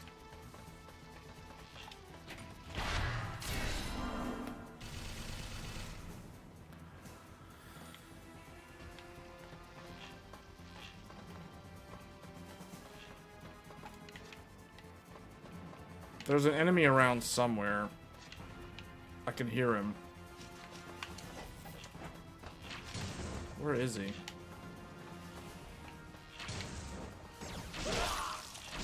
Yeah, apparently I can shoot through walls.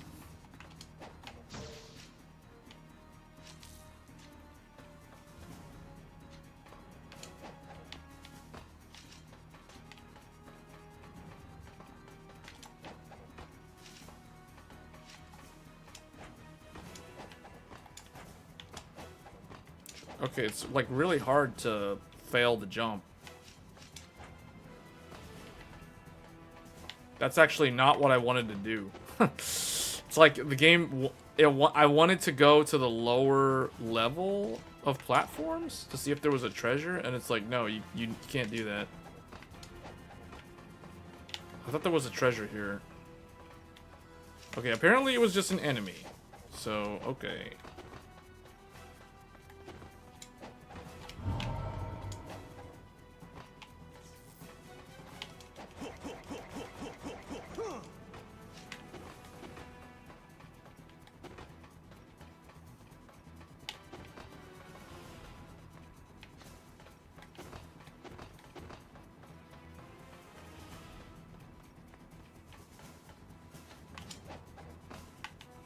What?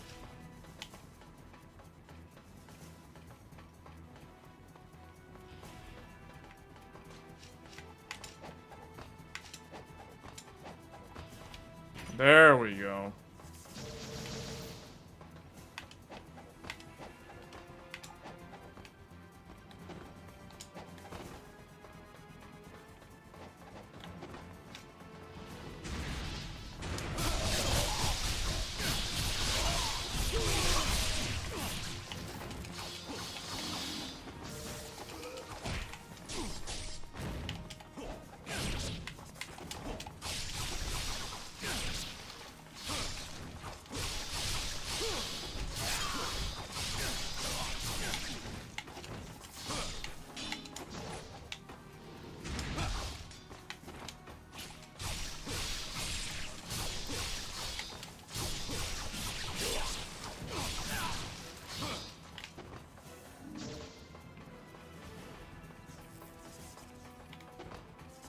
What's out here?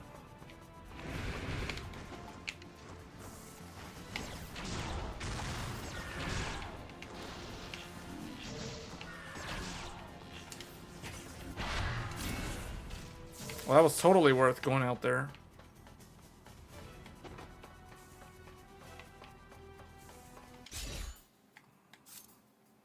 I can actually take this to level 3 if I want.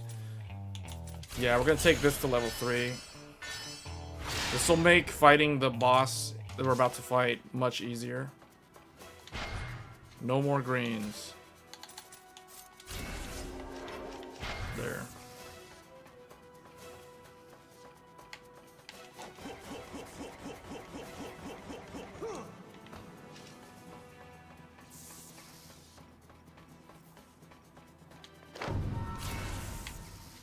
The 4 greater fiends.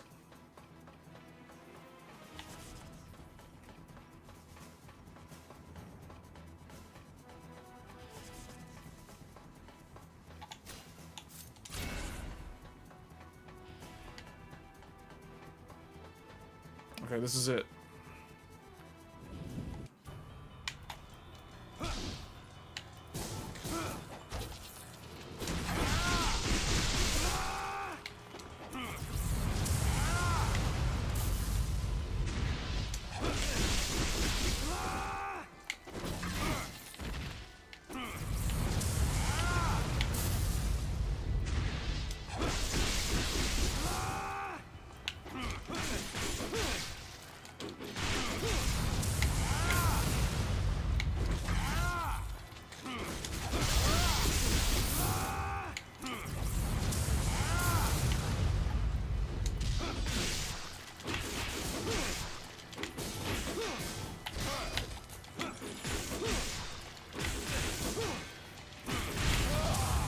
See? Oh man, that's so much easier than Master Ninja. Wow, the difference the difficulty level makes. Incredible.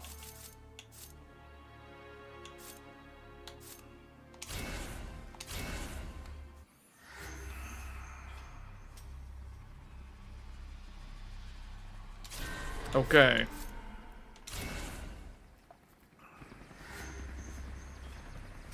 Her chapter is very fast, so we're gonna go through this. This took me like 3 hours on Master Ninja, but I want to see how fast I can clear her chapter.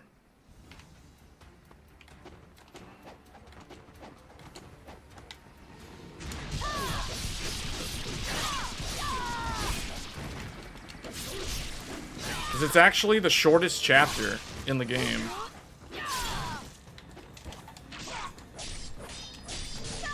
Supposed to be doing the counterattack more with her, though. The guy died before she could complete the combo.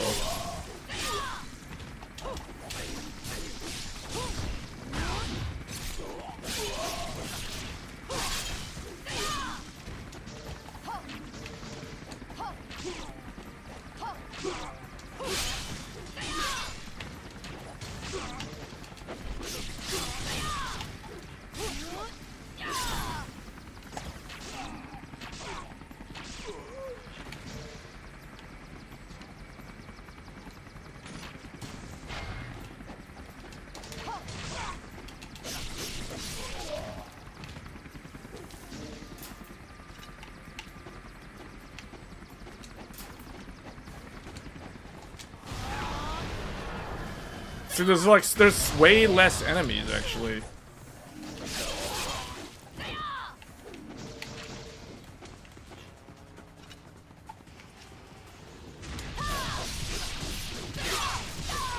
Yeah, the enemy composition is also different. She's not fighting... Well, actually, they might spawn here in the wolf. She's fighting the lower end ninjas. She isn't fighting the ones that are, like, super annoying.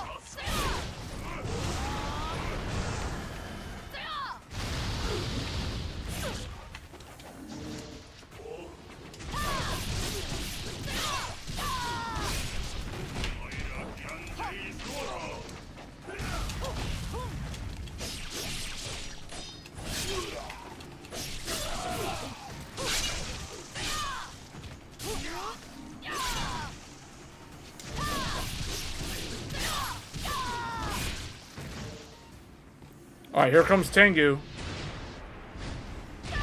Oh, yeah, okay.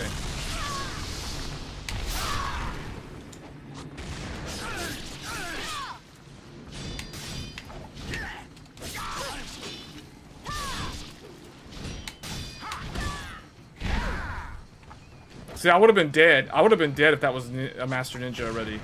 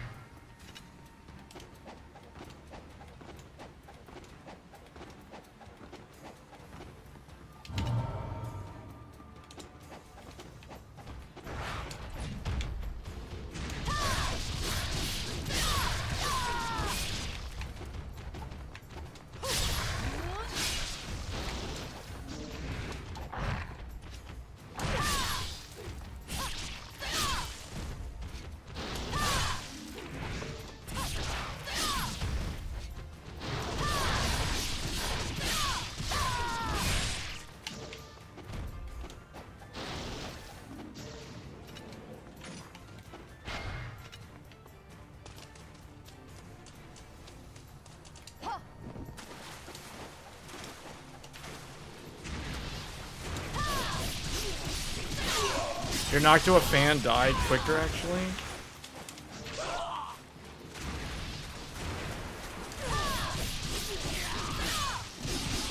I don't think I've ever had a case fan ever die.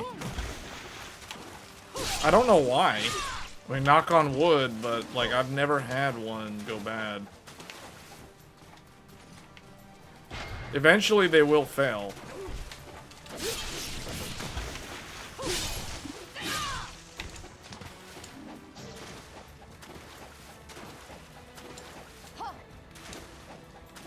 Is there even anything over there? There's like nothing over there.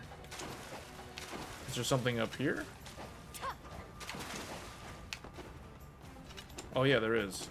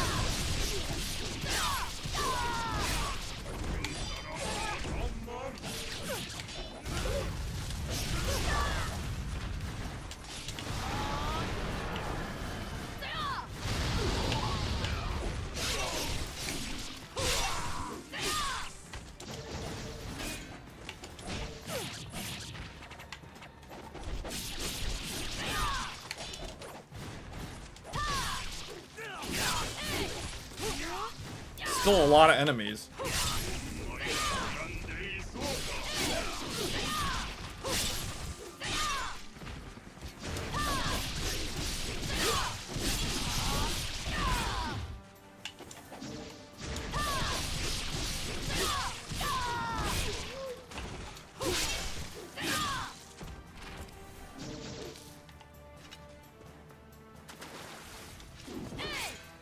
Where is that enemy that... Oh, okay, he died. I guess he died in the water? That was weird.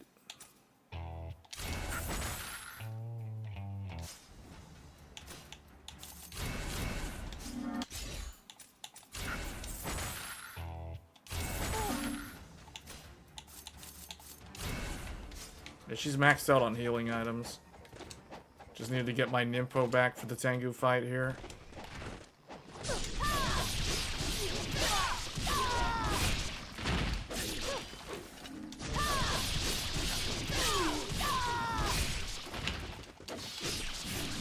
You think about it though, what has really driven the need to get new graphics cards over the years, it is resolution more than anything. It's higher refresh rate is what it is.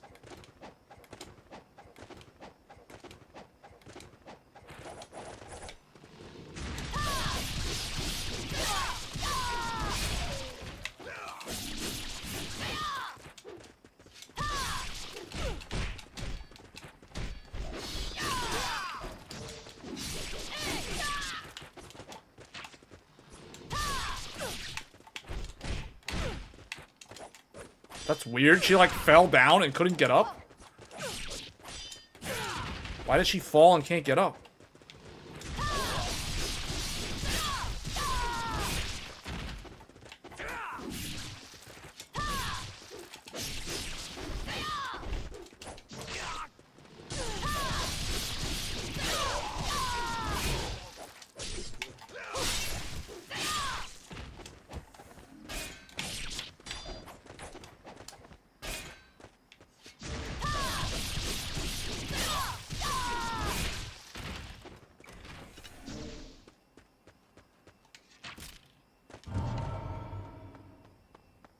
Alright, here we go. Let's get this over with.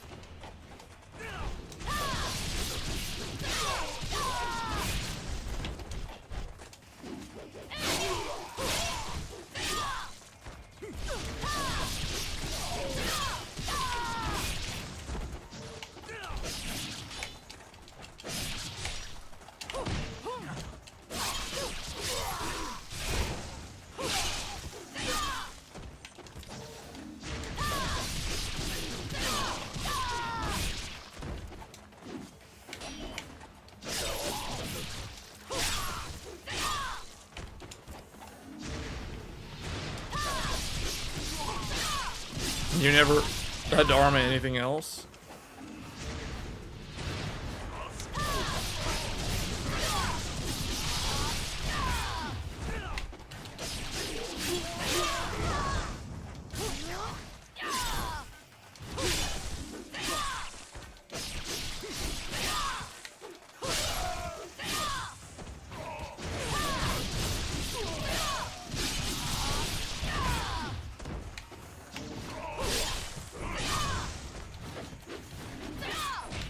I lost track of like how many enemies.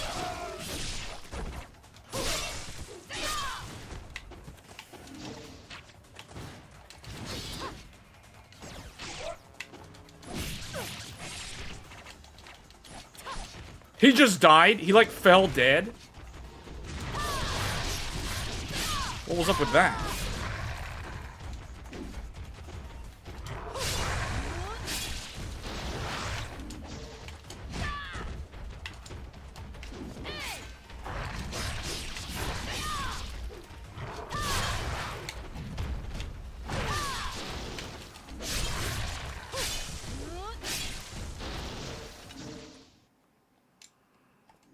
Okay, here we go.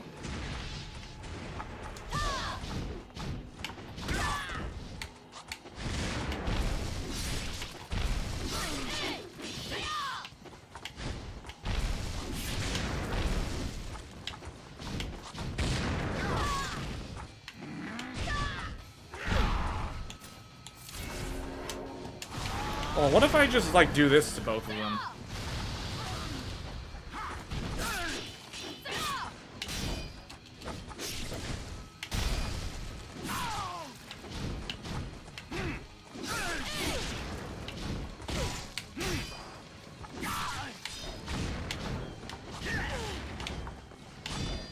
Okay, the trick.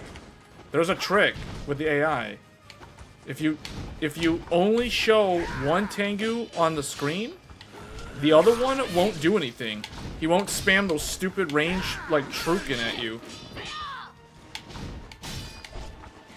But the moment you have both of them, he starts throwing stupid things at you.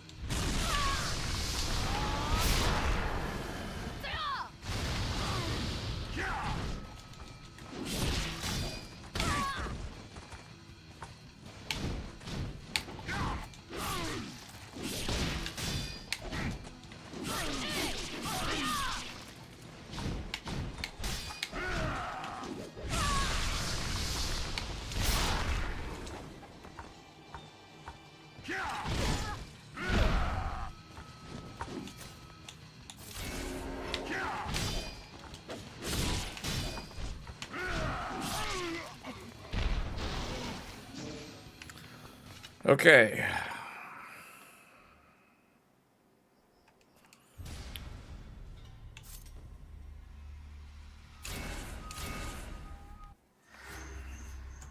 We're gonna do one more, and then this is where I'm gonna end the stream. We'll do the Aqua Capital. This will be the last chapter that I will do. Because then I have to call it quits. I wanted to do the Water City, that's why. I wanted to do this one.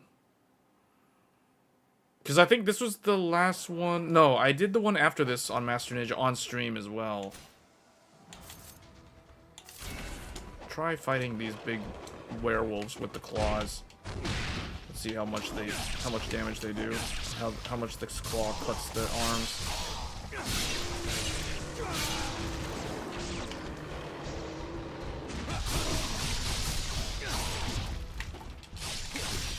Yeah, it doesn't really seem... I don't know, claws seem... okay.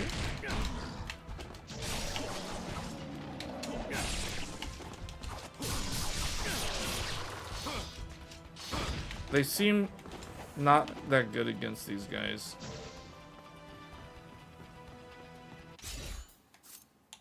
Lunar's max. I want to get this to level 2. I don't even need to buy any healing items. I have like so many items.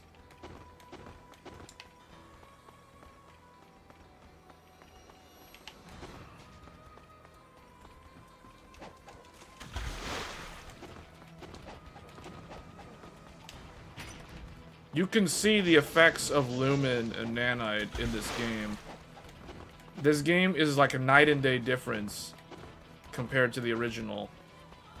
The difference in technology. This chapter is actually the best chapter to highlight, like, how good UE5 can look when you take an old game and you make it look good with the new graphics.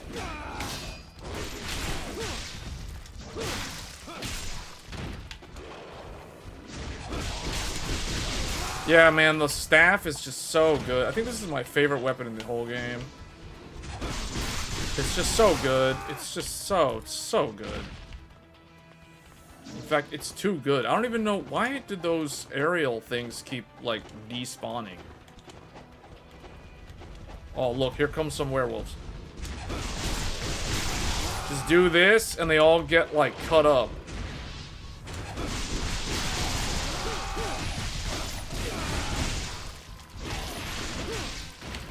And he just falls over.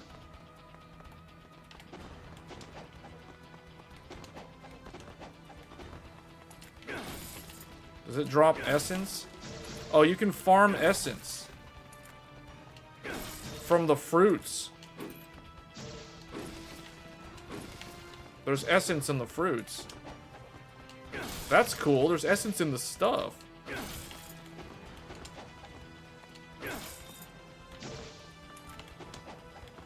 1 week out of warranty. What happened? Oh, Samsung monitor. Okay, maybe we'll do this one if I can. Hold on. Can I upgrade that thing? I guess we don't have to upgrade MS Fan, but this is like a free one though. All right, let's try it. Let's try this thing.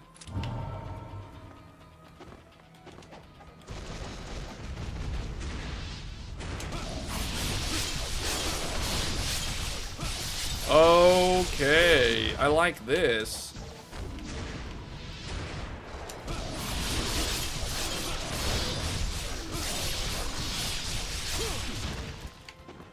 He just cuts them up. Dual katana. Tiger's Claw and Dragon's Fang.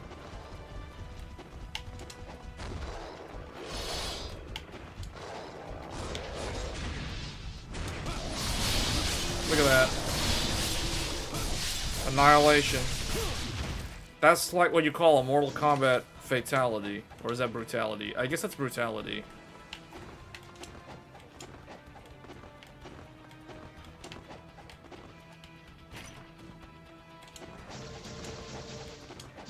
Now I think there's a talisman up here. Yeah, I can't use it because I still have one, so alright, whatever. Because I haven't died once yet.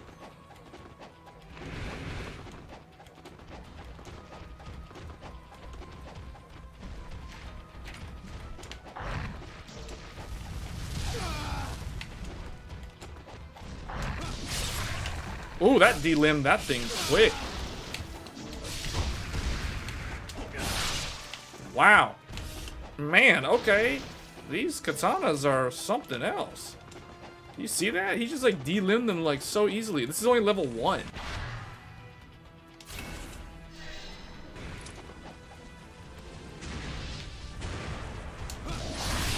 Look at this. He just cut all these things up. They didn't even have a chance.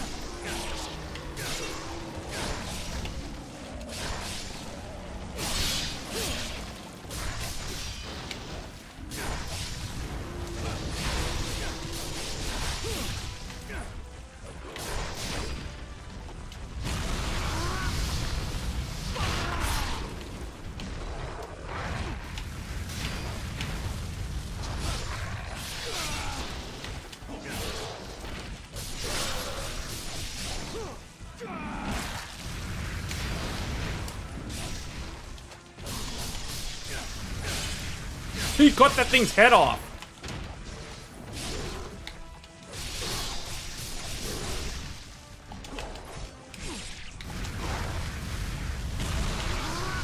No, I don't want to cut him. That was a waste. I wanted to cut these guys. I want to cut the big boy. Yeah, I want to cut this thing.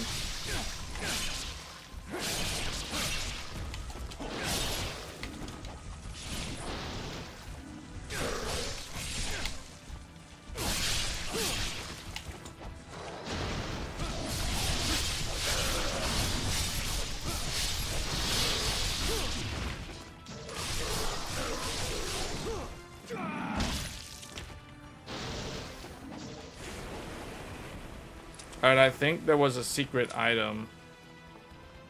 If I go in here, if I remember correctly, if you run out here, there's a secret path. Actually, no, I take that back. There's no... Because I have the crystal skull? Is it here? No. It doesn't really matter.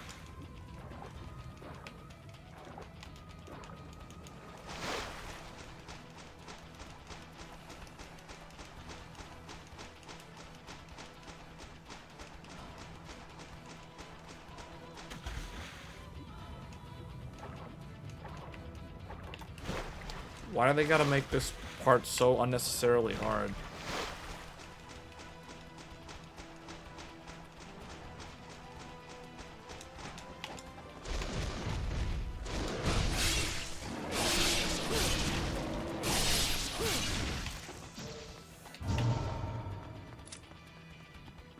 I didn't realize Tiger's Claw and Dragon's Fang was that good at delimbing the enemies. Art of Piercing Void?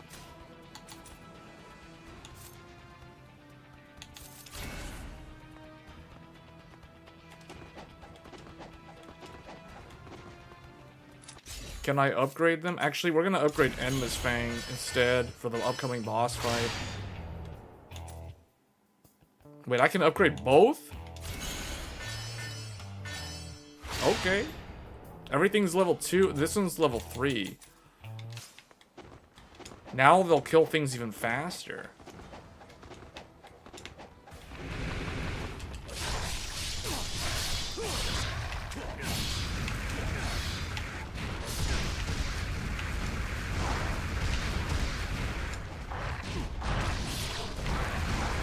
Okay, maybe not. Maybe we will use the staff. Can they stop spamming?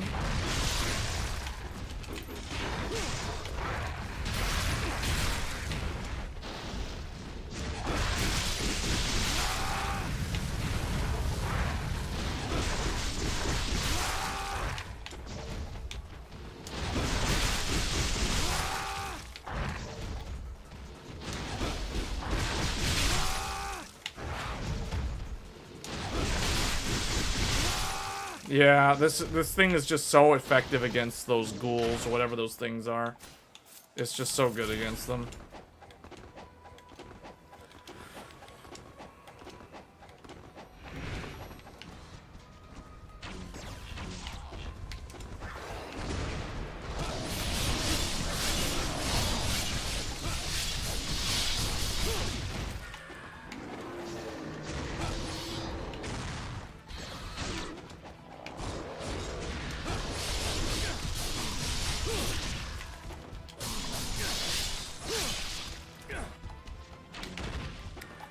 I like how the computer is so bad with the auto target. Why couldn't they have fixed that? See, that's the sort of stuff that you could expect them to fix in a remaster instead of just like, oh, it had terrible auto aim. Let's just keep that in here for nostalgia reasons. Yes, because we want to shoot an arrow at the thing that's right in my face and try to like stab the thing that's in midair. Because that makes so much sense.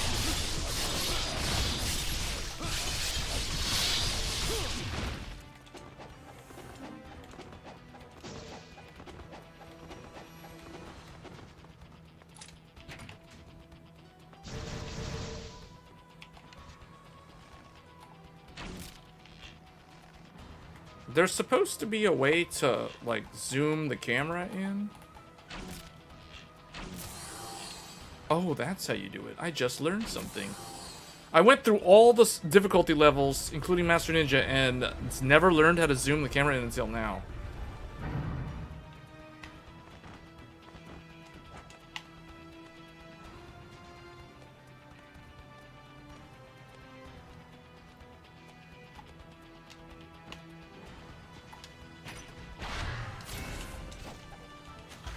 Alright, we're gonna get the thing toward the end of this chapter. Yeah, I can see the lumen. I can see the effects of the lumen. This is the best chapter. Chapter 6 is the best chapter to showcase Unreal Engine 5 and how it improved this old game dramatically. Look at this scene. Like, the graphics, the lighting, the GI, everything is so good. The ray tracing effect of the shadows on the windmill, or whatever this thing is. Not windmill, but you know, whatever this thing is that he's on. The cogs, the lighting, they do this lighting effect. It's so fantastic. This game is probably one of the best. This game probably has like the best graphics out of games that have come out this year. I don't know of any other game that has come out in 2025 that has better graphics than this.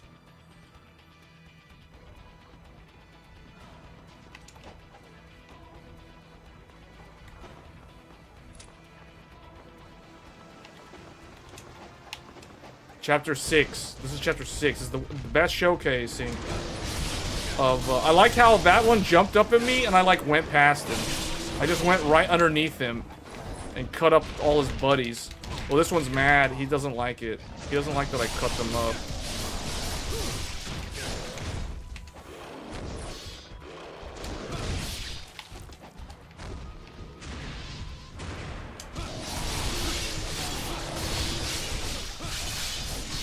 The fact that Ryu teleports to the next nearest enemy is, that's what makes this weapon, like, insanely good.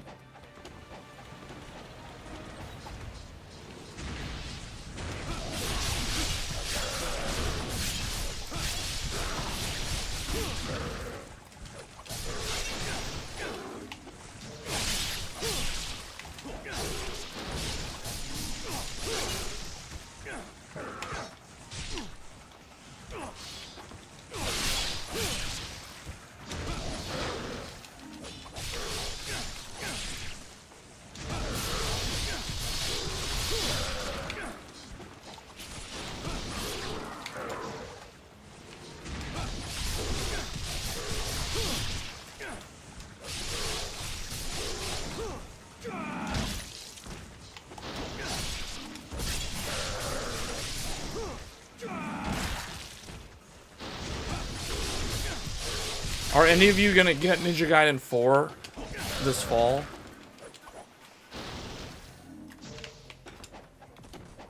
It's like yes or no. Probably. I don't know. Like, is anyone gonna try that game? Is anyone gonna get Lost Soul Aside? The Chinese game that looks like it's inspired by a whole bunch of these games. Except it's not. I don't think it's inspired by this. There was another game that was shown off at the State of Play. I forget the name of it. The main character in the trailer. There was another follow-up video that showed supposedly gameplay. The main character's name is Gwendolyn. It's based off of Arthurian. Does anybody know what I'm talking about? It's based off of Arthurian legend. But that game literally looks like Devil May Cry combined with... man, what was the other game? It's like, it's like Nier Automata and Devil May Cry, like, combined. With Arthurian, like, it's set in a modern world, but it's like the characters are from, like, King Arthur times. Really weird stuff.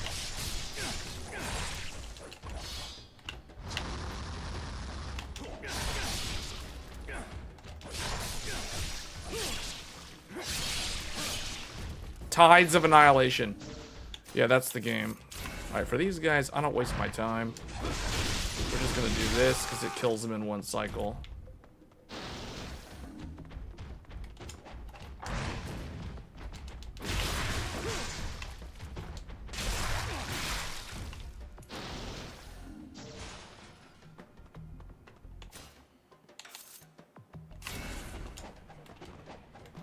Yeah, that game looks like Devil May Cry. It's straight up Devil May Cry. She even has the air hike.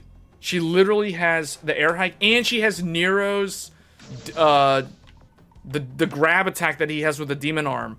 It's straight up like somebody in China played Devil May Cry, the whole Devil May Cry series growing up as a kid probably, and was like, you know what? And they were into like King Arthur and, you know, like Knights of the Round, that kind of stuff as a kid. And they're like, you know what? When I grow up, I'm going to make a game that combines Devil May Cry action with Arthurian legend. And that's basically what that game is. That, to me, that game is a day one purchase.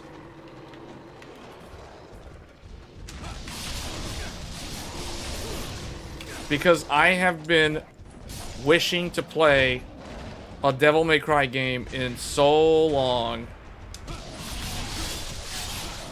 Come on, RE Engine, bring us Devil May Cry 6.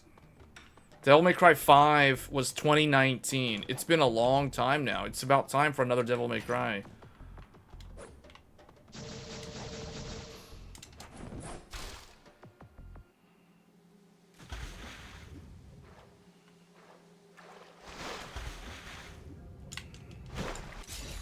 Why do I keep going in there? It's like, okay, I don't need any items actually. Except, well, I need Life of the Gods.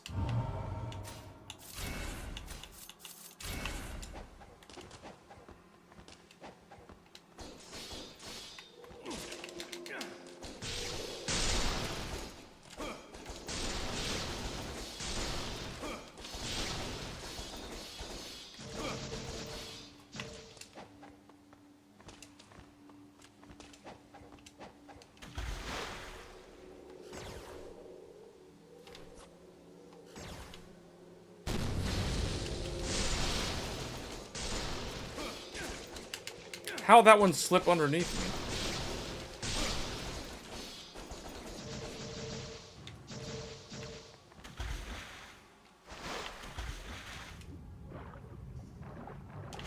Why? See, this is the only thing about this game. It's so jank. It's so hard to open the treasure chest.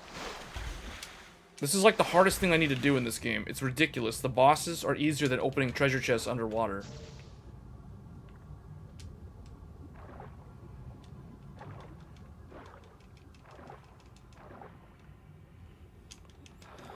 Capcom should buff Zangief in Street Fighter 6 first.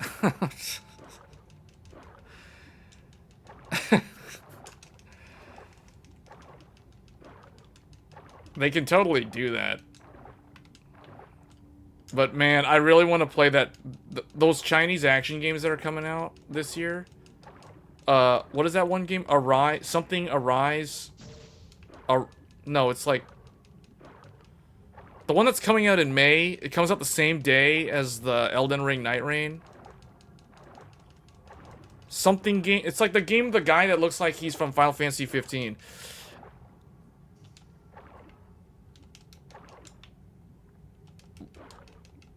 What is that one game called? I can't remember the name now. It's like it's something. Lost Soul Arise, or no? Is it Arise? Aside. It has a. I'm like, man, that's a weird word to use. Aside, like that's such a strange title. Lost Soul Aside. Yeah, that's another one. The reason why I'm staying underwater is because I'm afraid of the ghost fish. I have a feeling like the ghost fish are gonna come after me if I surface. There's 4 treasure chests. There's 3 underwater, and there's one that's, like, on the land.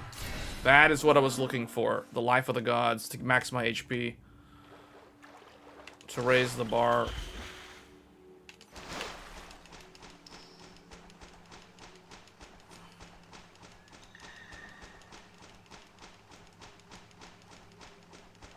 First Berserker also looks good. What's first person? That's not the Kazan game, is it? The one that comes out next month?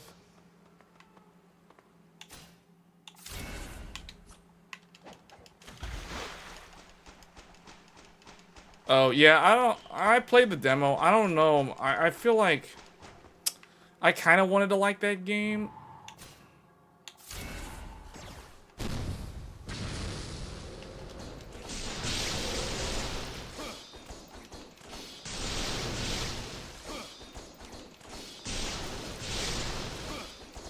I played it. I wasn't that impressed with the demo though. The Lies of P DLC, I'll definitely be playing that though.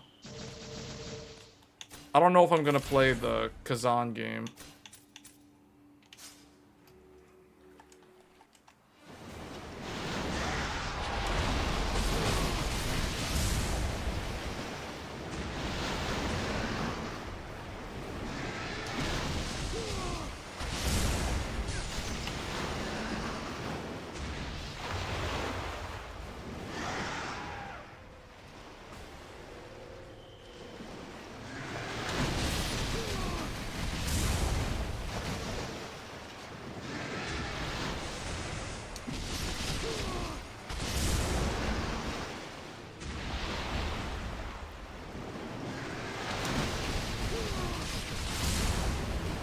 This is so much more chill. I will never play Master Ninja again. That was such a nightmare.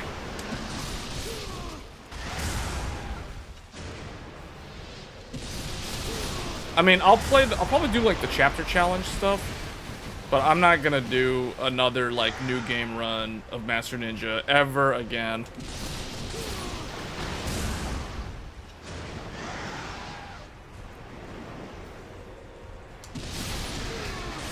Oh, I just realized the ghost won't attack me when I'm holding the UT. Like, they can't attack me. They just, like, pause in front of me.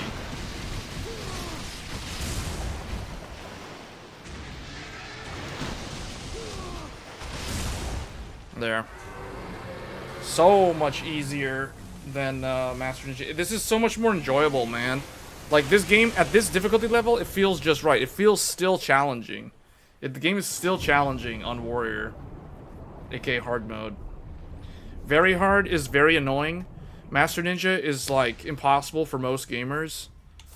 Only the dedicated like hardcore gamers that like action games can actually even attempt Master Ninja and not destroy their controller in rage.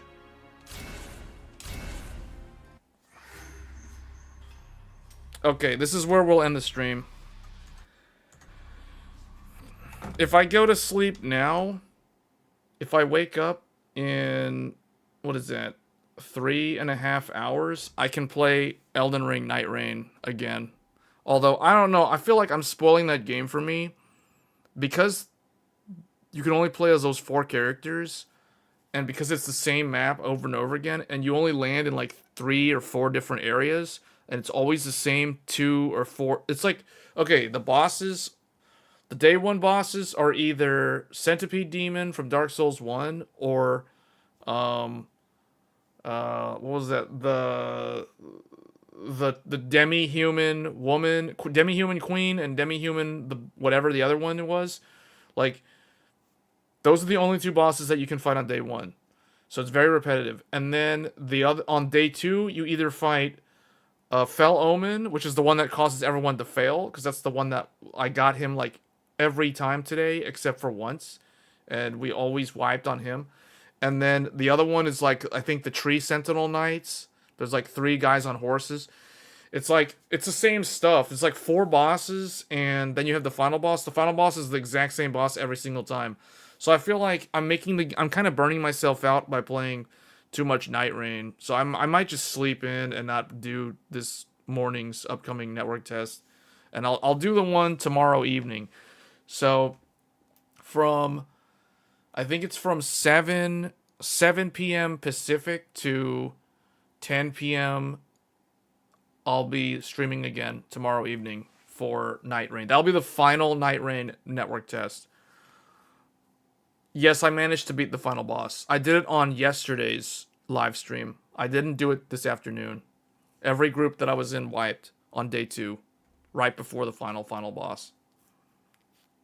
So no, unfortunately not today. But I did clear it yesterday. So I've already seen all the content. I've beaten the final boss. I've done everything that I could do. The only thing I can think of now is to just do the network test to find like specific builds or whatever. But all that stuff's gonna get wiped anyway. So there's really no point in, you know. I will do the last one though. Tomorrow evening I will stream that one.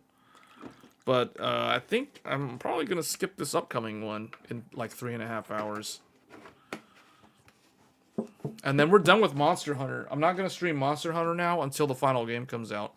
So I thought we would like pay tribute to the 13900K one final time before I like put this thing into storage.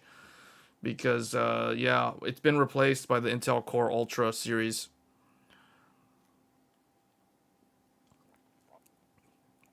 And my CPU's fine. It doesn't have any VMin degradation or anything like that. You guys could see it could compile the shaders while running 100 degrees Celsius. So it was thermal throttling the whole time, but hey, it works. So, but anyway, that's going to be it for this stream. This was way longer. This was like a 6.5 hour live stream. Wow. So next month will be mostly Monster Hunter Wilds. There'll be a lot of Monster Hunter Wilds live streams. I'm going to do 2 playthroughs of that game. I'm going to play through the story. Then I'm going to unlock endgame. Then I'm going to play through the story again on a whole nother character. Basically, I'm going to do what I do with World. I'm going to have 2 separate characters.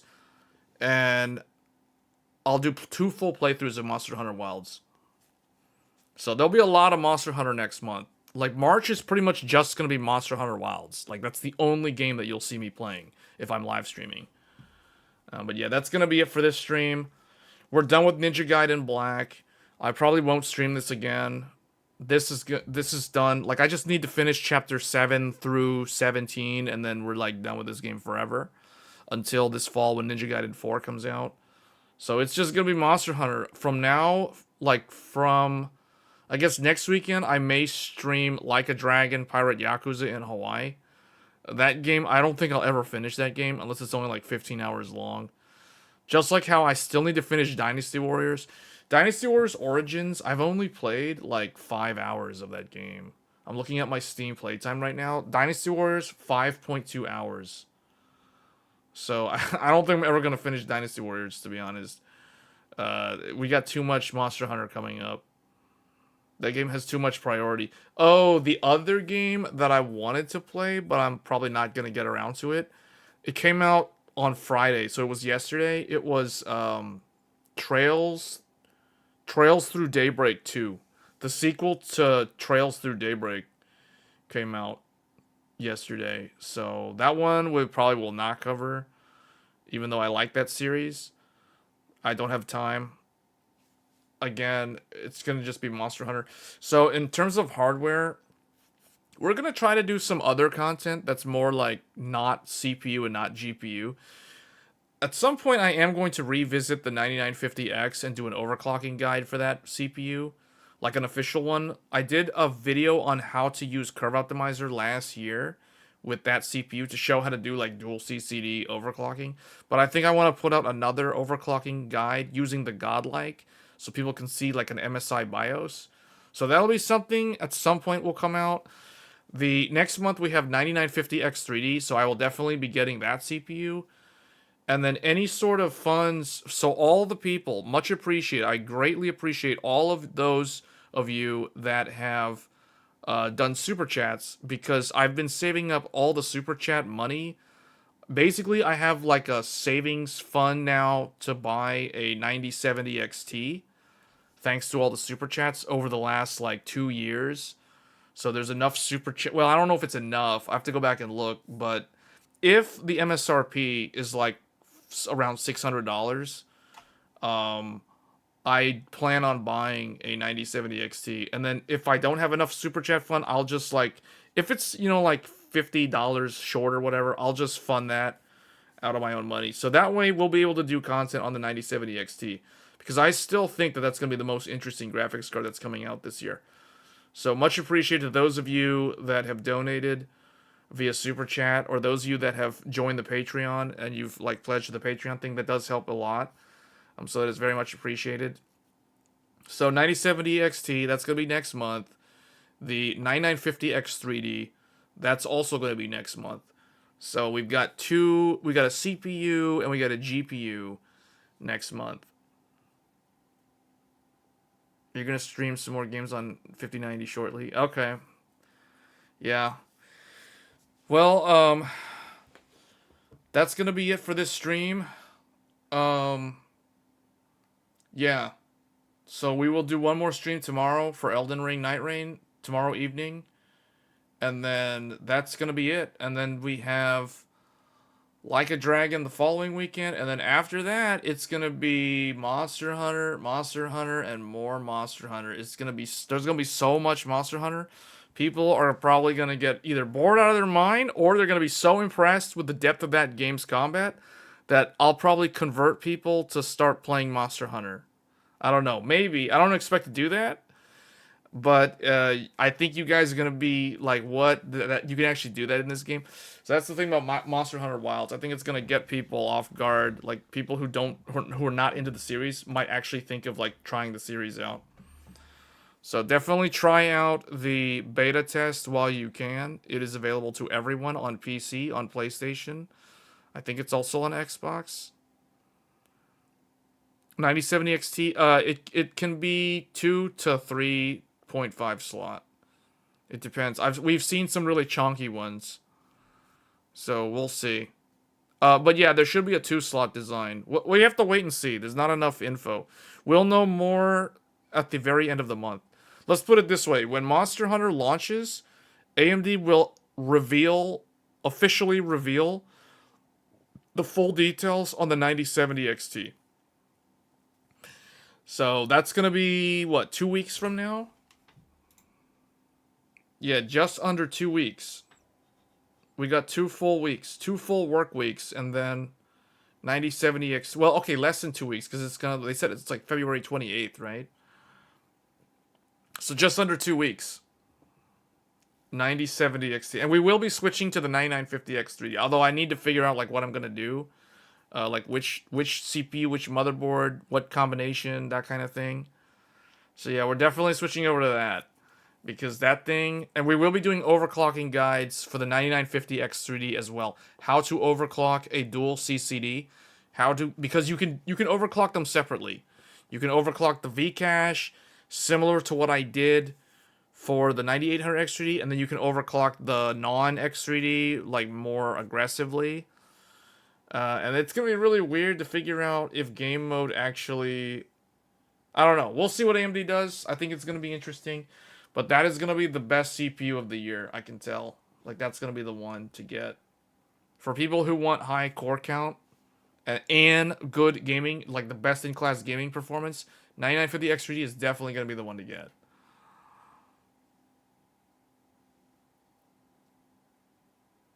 No, not game mode. I meant Xbox Game Bar, where you go in and you tell it this is a game or whatever. Yeah, don't use game... Well, I might test game mode. I don't think game mode is going to actually be worth using, to be honest. But, yeah. It turns it off? Yeah, that's not worth using then. Don't use it. You definitely want hyperthreading. It overclocks higher, but it doesn't matter. Hyperthreading is just way too important. And technically, it's not called hyperthreading. It's called simultaneous multi-threading, but yeah, it's the same thing. Okay, so that's going to be it for this stream, guys. Thanks for tuning in. I will see you guys tomorrow evening, same time. It's going to be the last stream of Elden Ring, Night Rain, before that game comes out in May. I'm just trying to think real quick. So March is going to be all about the aforementioned hardware. In the meantime, we're going to be doing some, like, networking stuff. So it's like those... Because there's people that have asked me, like, what's the benefit of buying a motherboard that has built-in 10 gigabit Ethernet? So I'm going to do a video that is going to give you guys an example of how somebody who puts a lot of emphasis on having 10 gig, like how that benefits them. Like, what's an example? And the main thing I can think of is if you have a home network, because there's no 10 gigabit internet for people who live in like a residential area or like an apartment, right? You're not going to pay for 10 gigabit Ethernet. Like, it's not a thing. At least not in America. You have to pay for like a business class internet if you want that. And that's extremely expensive. So, but the thing is, if you have a home network, you can leverage 10 gigabit Ethernet in your home network environment. So, for example, if you have two computers and you move files between one and the other, let's say you use one for production and you use one for like redundancy, or you use one for something else like editing or whatever, you can move the files between the two computers extremely fast using 10 gigabit over your network without having to resort to a NAS, although you could use a NAS with 10 gig, or without having to do like old school USB file transfers and really like manual ways of doing stuff. So that's what we're going to focus on temporarily for the time being until those new GPU, CPU stuff comes out. Should you turn X3D game mode on? No, keep it off. Keep it off. It's pointless. You can try it. I don't recommend it. My advice is to leave it off, and people in the chat are saying leave it off. All it does is it turns off your simultaneous multi-threading. So you'll only have 8 cores, 8 threads. You'll lose your other threads. So no, it's not worth using. It's better to have. I mean, you were saying you wanted the 16 core for the threads. Definitely don't turn on game mode if you want the threads on the 8 core. So that's what I'll say to that. But anyway, that's gonna be it. Yeah, so we got a bunch of hardware stuff next month. Gaming is not gonna be like the most repetitive game over and over and over again. People are all gonna be like, "How does he like this game so much?" Or they're gonna like really like the game, and I'm gonna convert people to play Monster Hunter. That's March. April, I don't know what's gonna happen in April. There's like no hardware, there's nothing. And then May, there's nothing as far as I know. I have to go back and look at my list. I don't have like my calendar or anything on this computer because this computer has been stripped of all of its stuff since we're gonna retire this machine. But there was some like Elden Ring, Night Rain is end of May, which means April and May has like nothing that I can think of. I think there was some other games in March that were coming out to PC that were already on PS5. Like, oh, Rise of the Ronin. Rise of the Ronin comes to PC in March. We'll probably not cover that game. And then I forget. Kazan is in March. One of the Chinese action games is in May. Oh yeah, the one with the guy with the dragon following him around. Lost Soul Aside, that's going to be in May. But it's the very, very end of May, and it's the same day as Night Rain. So I don't even know if I'm going to cover that game, to be honest. So, but yeah, that's pretty much it. Doom is May. I don't know if I'll cover that. I'm not a big fan of that franchise. I don't play a lot of first-person shooters. So, maybe. I don't know. If there's time. If there's downtime in games, I might cover it. But I still need to finish so many games. I need to finish Dynasty Warriors Origins. I probably can go back and play Like a Dragon Pirate in Hawaii. Maybe take a look at Final Fantasy VII Rebirth on PC. Because I have not covered that game at all on PC. So, yeah. Maybe something there. I don't know. Okay, guys, that's going to be it for this stream. Thanks for tuning in. I will see you guys tomorrow evening for the final Night Rain network test. Until then, take care, and I'll see you then. Bye.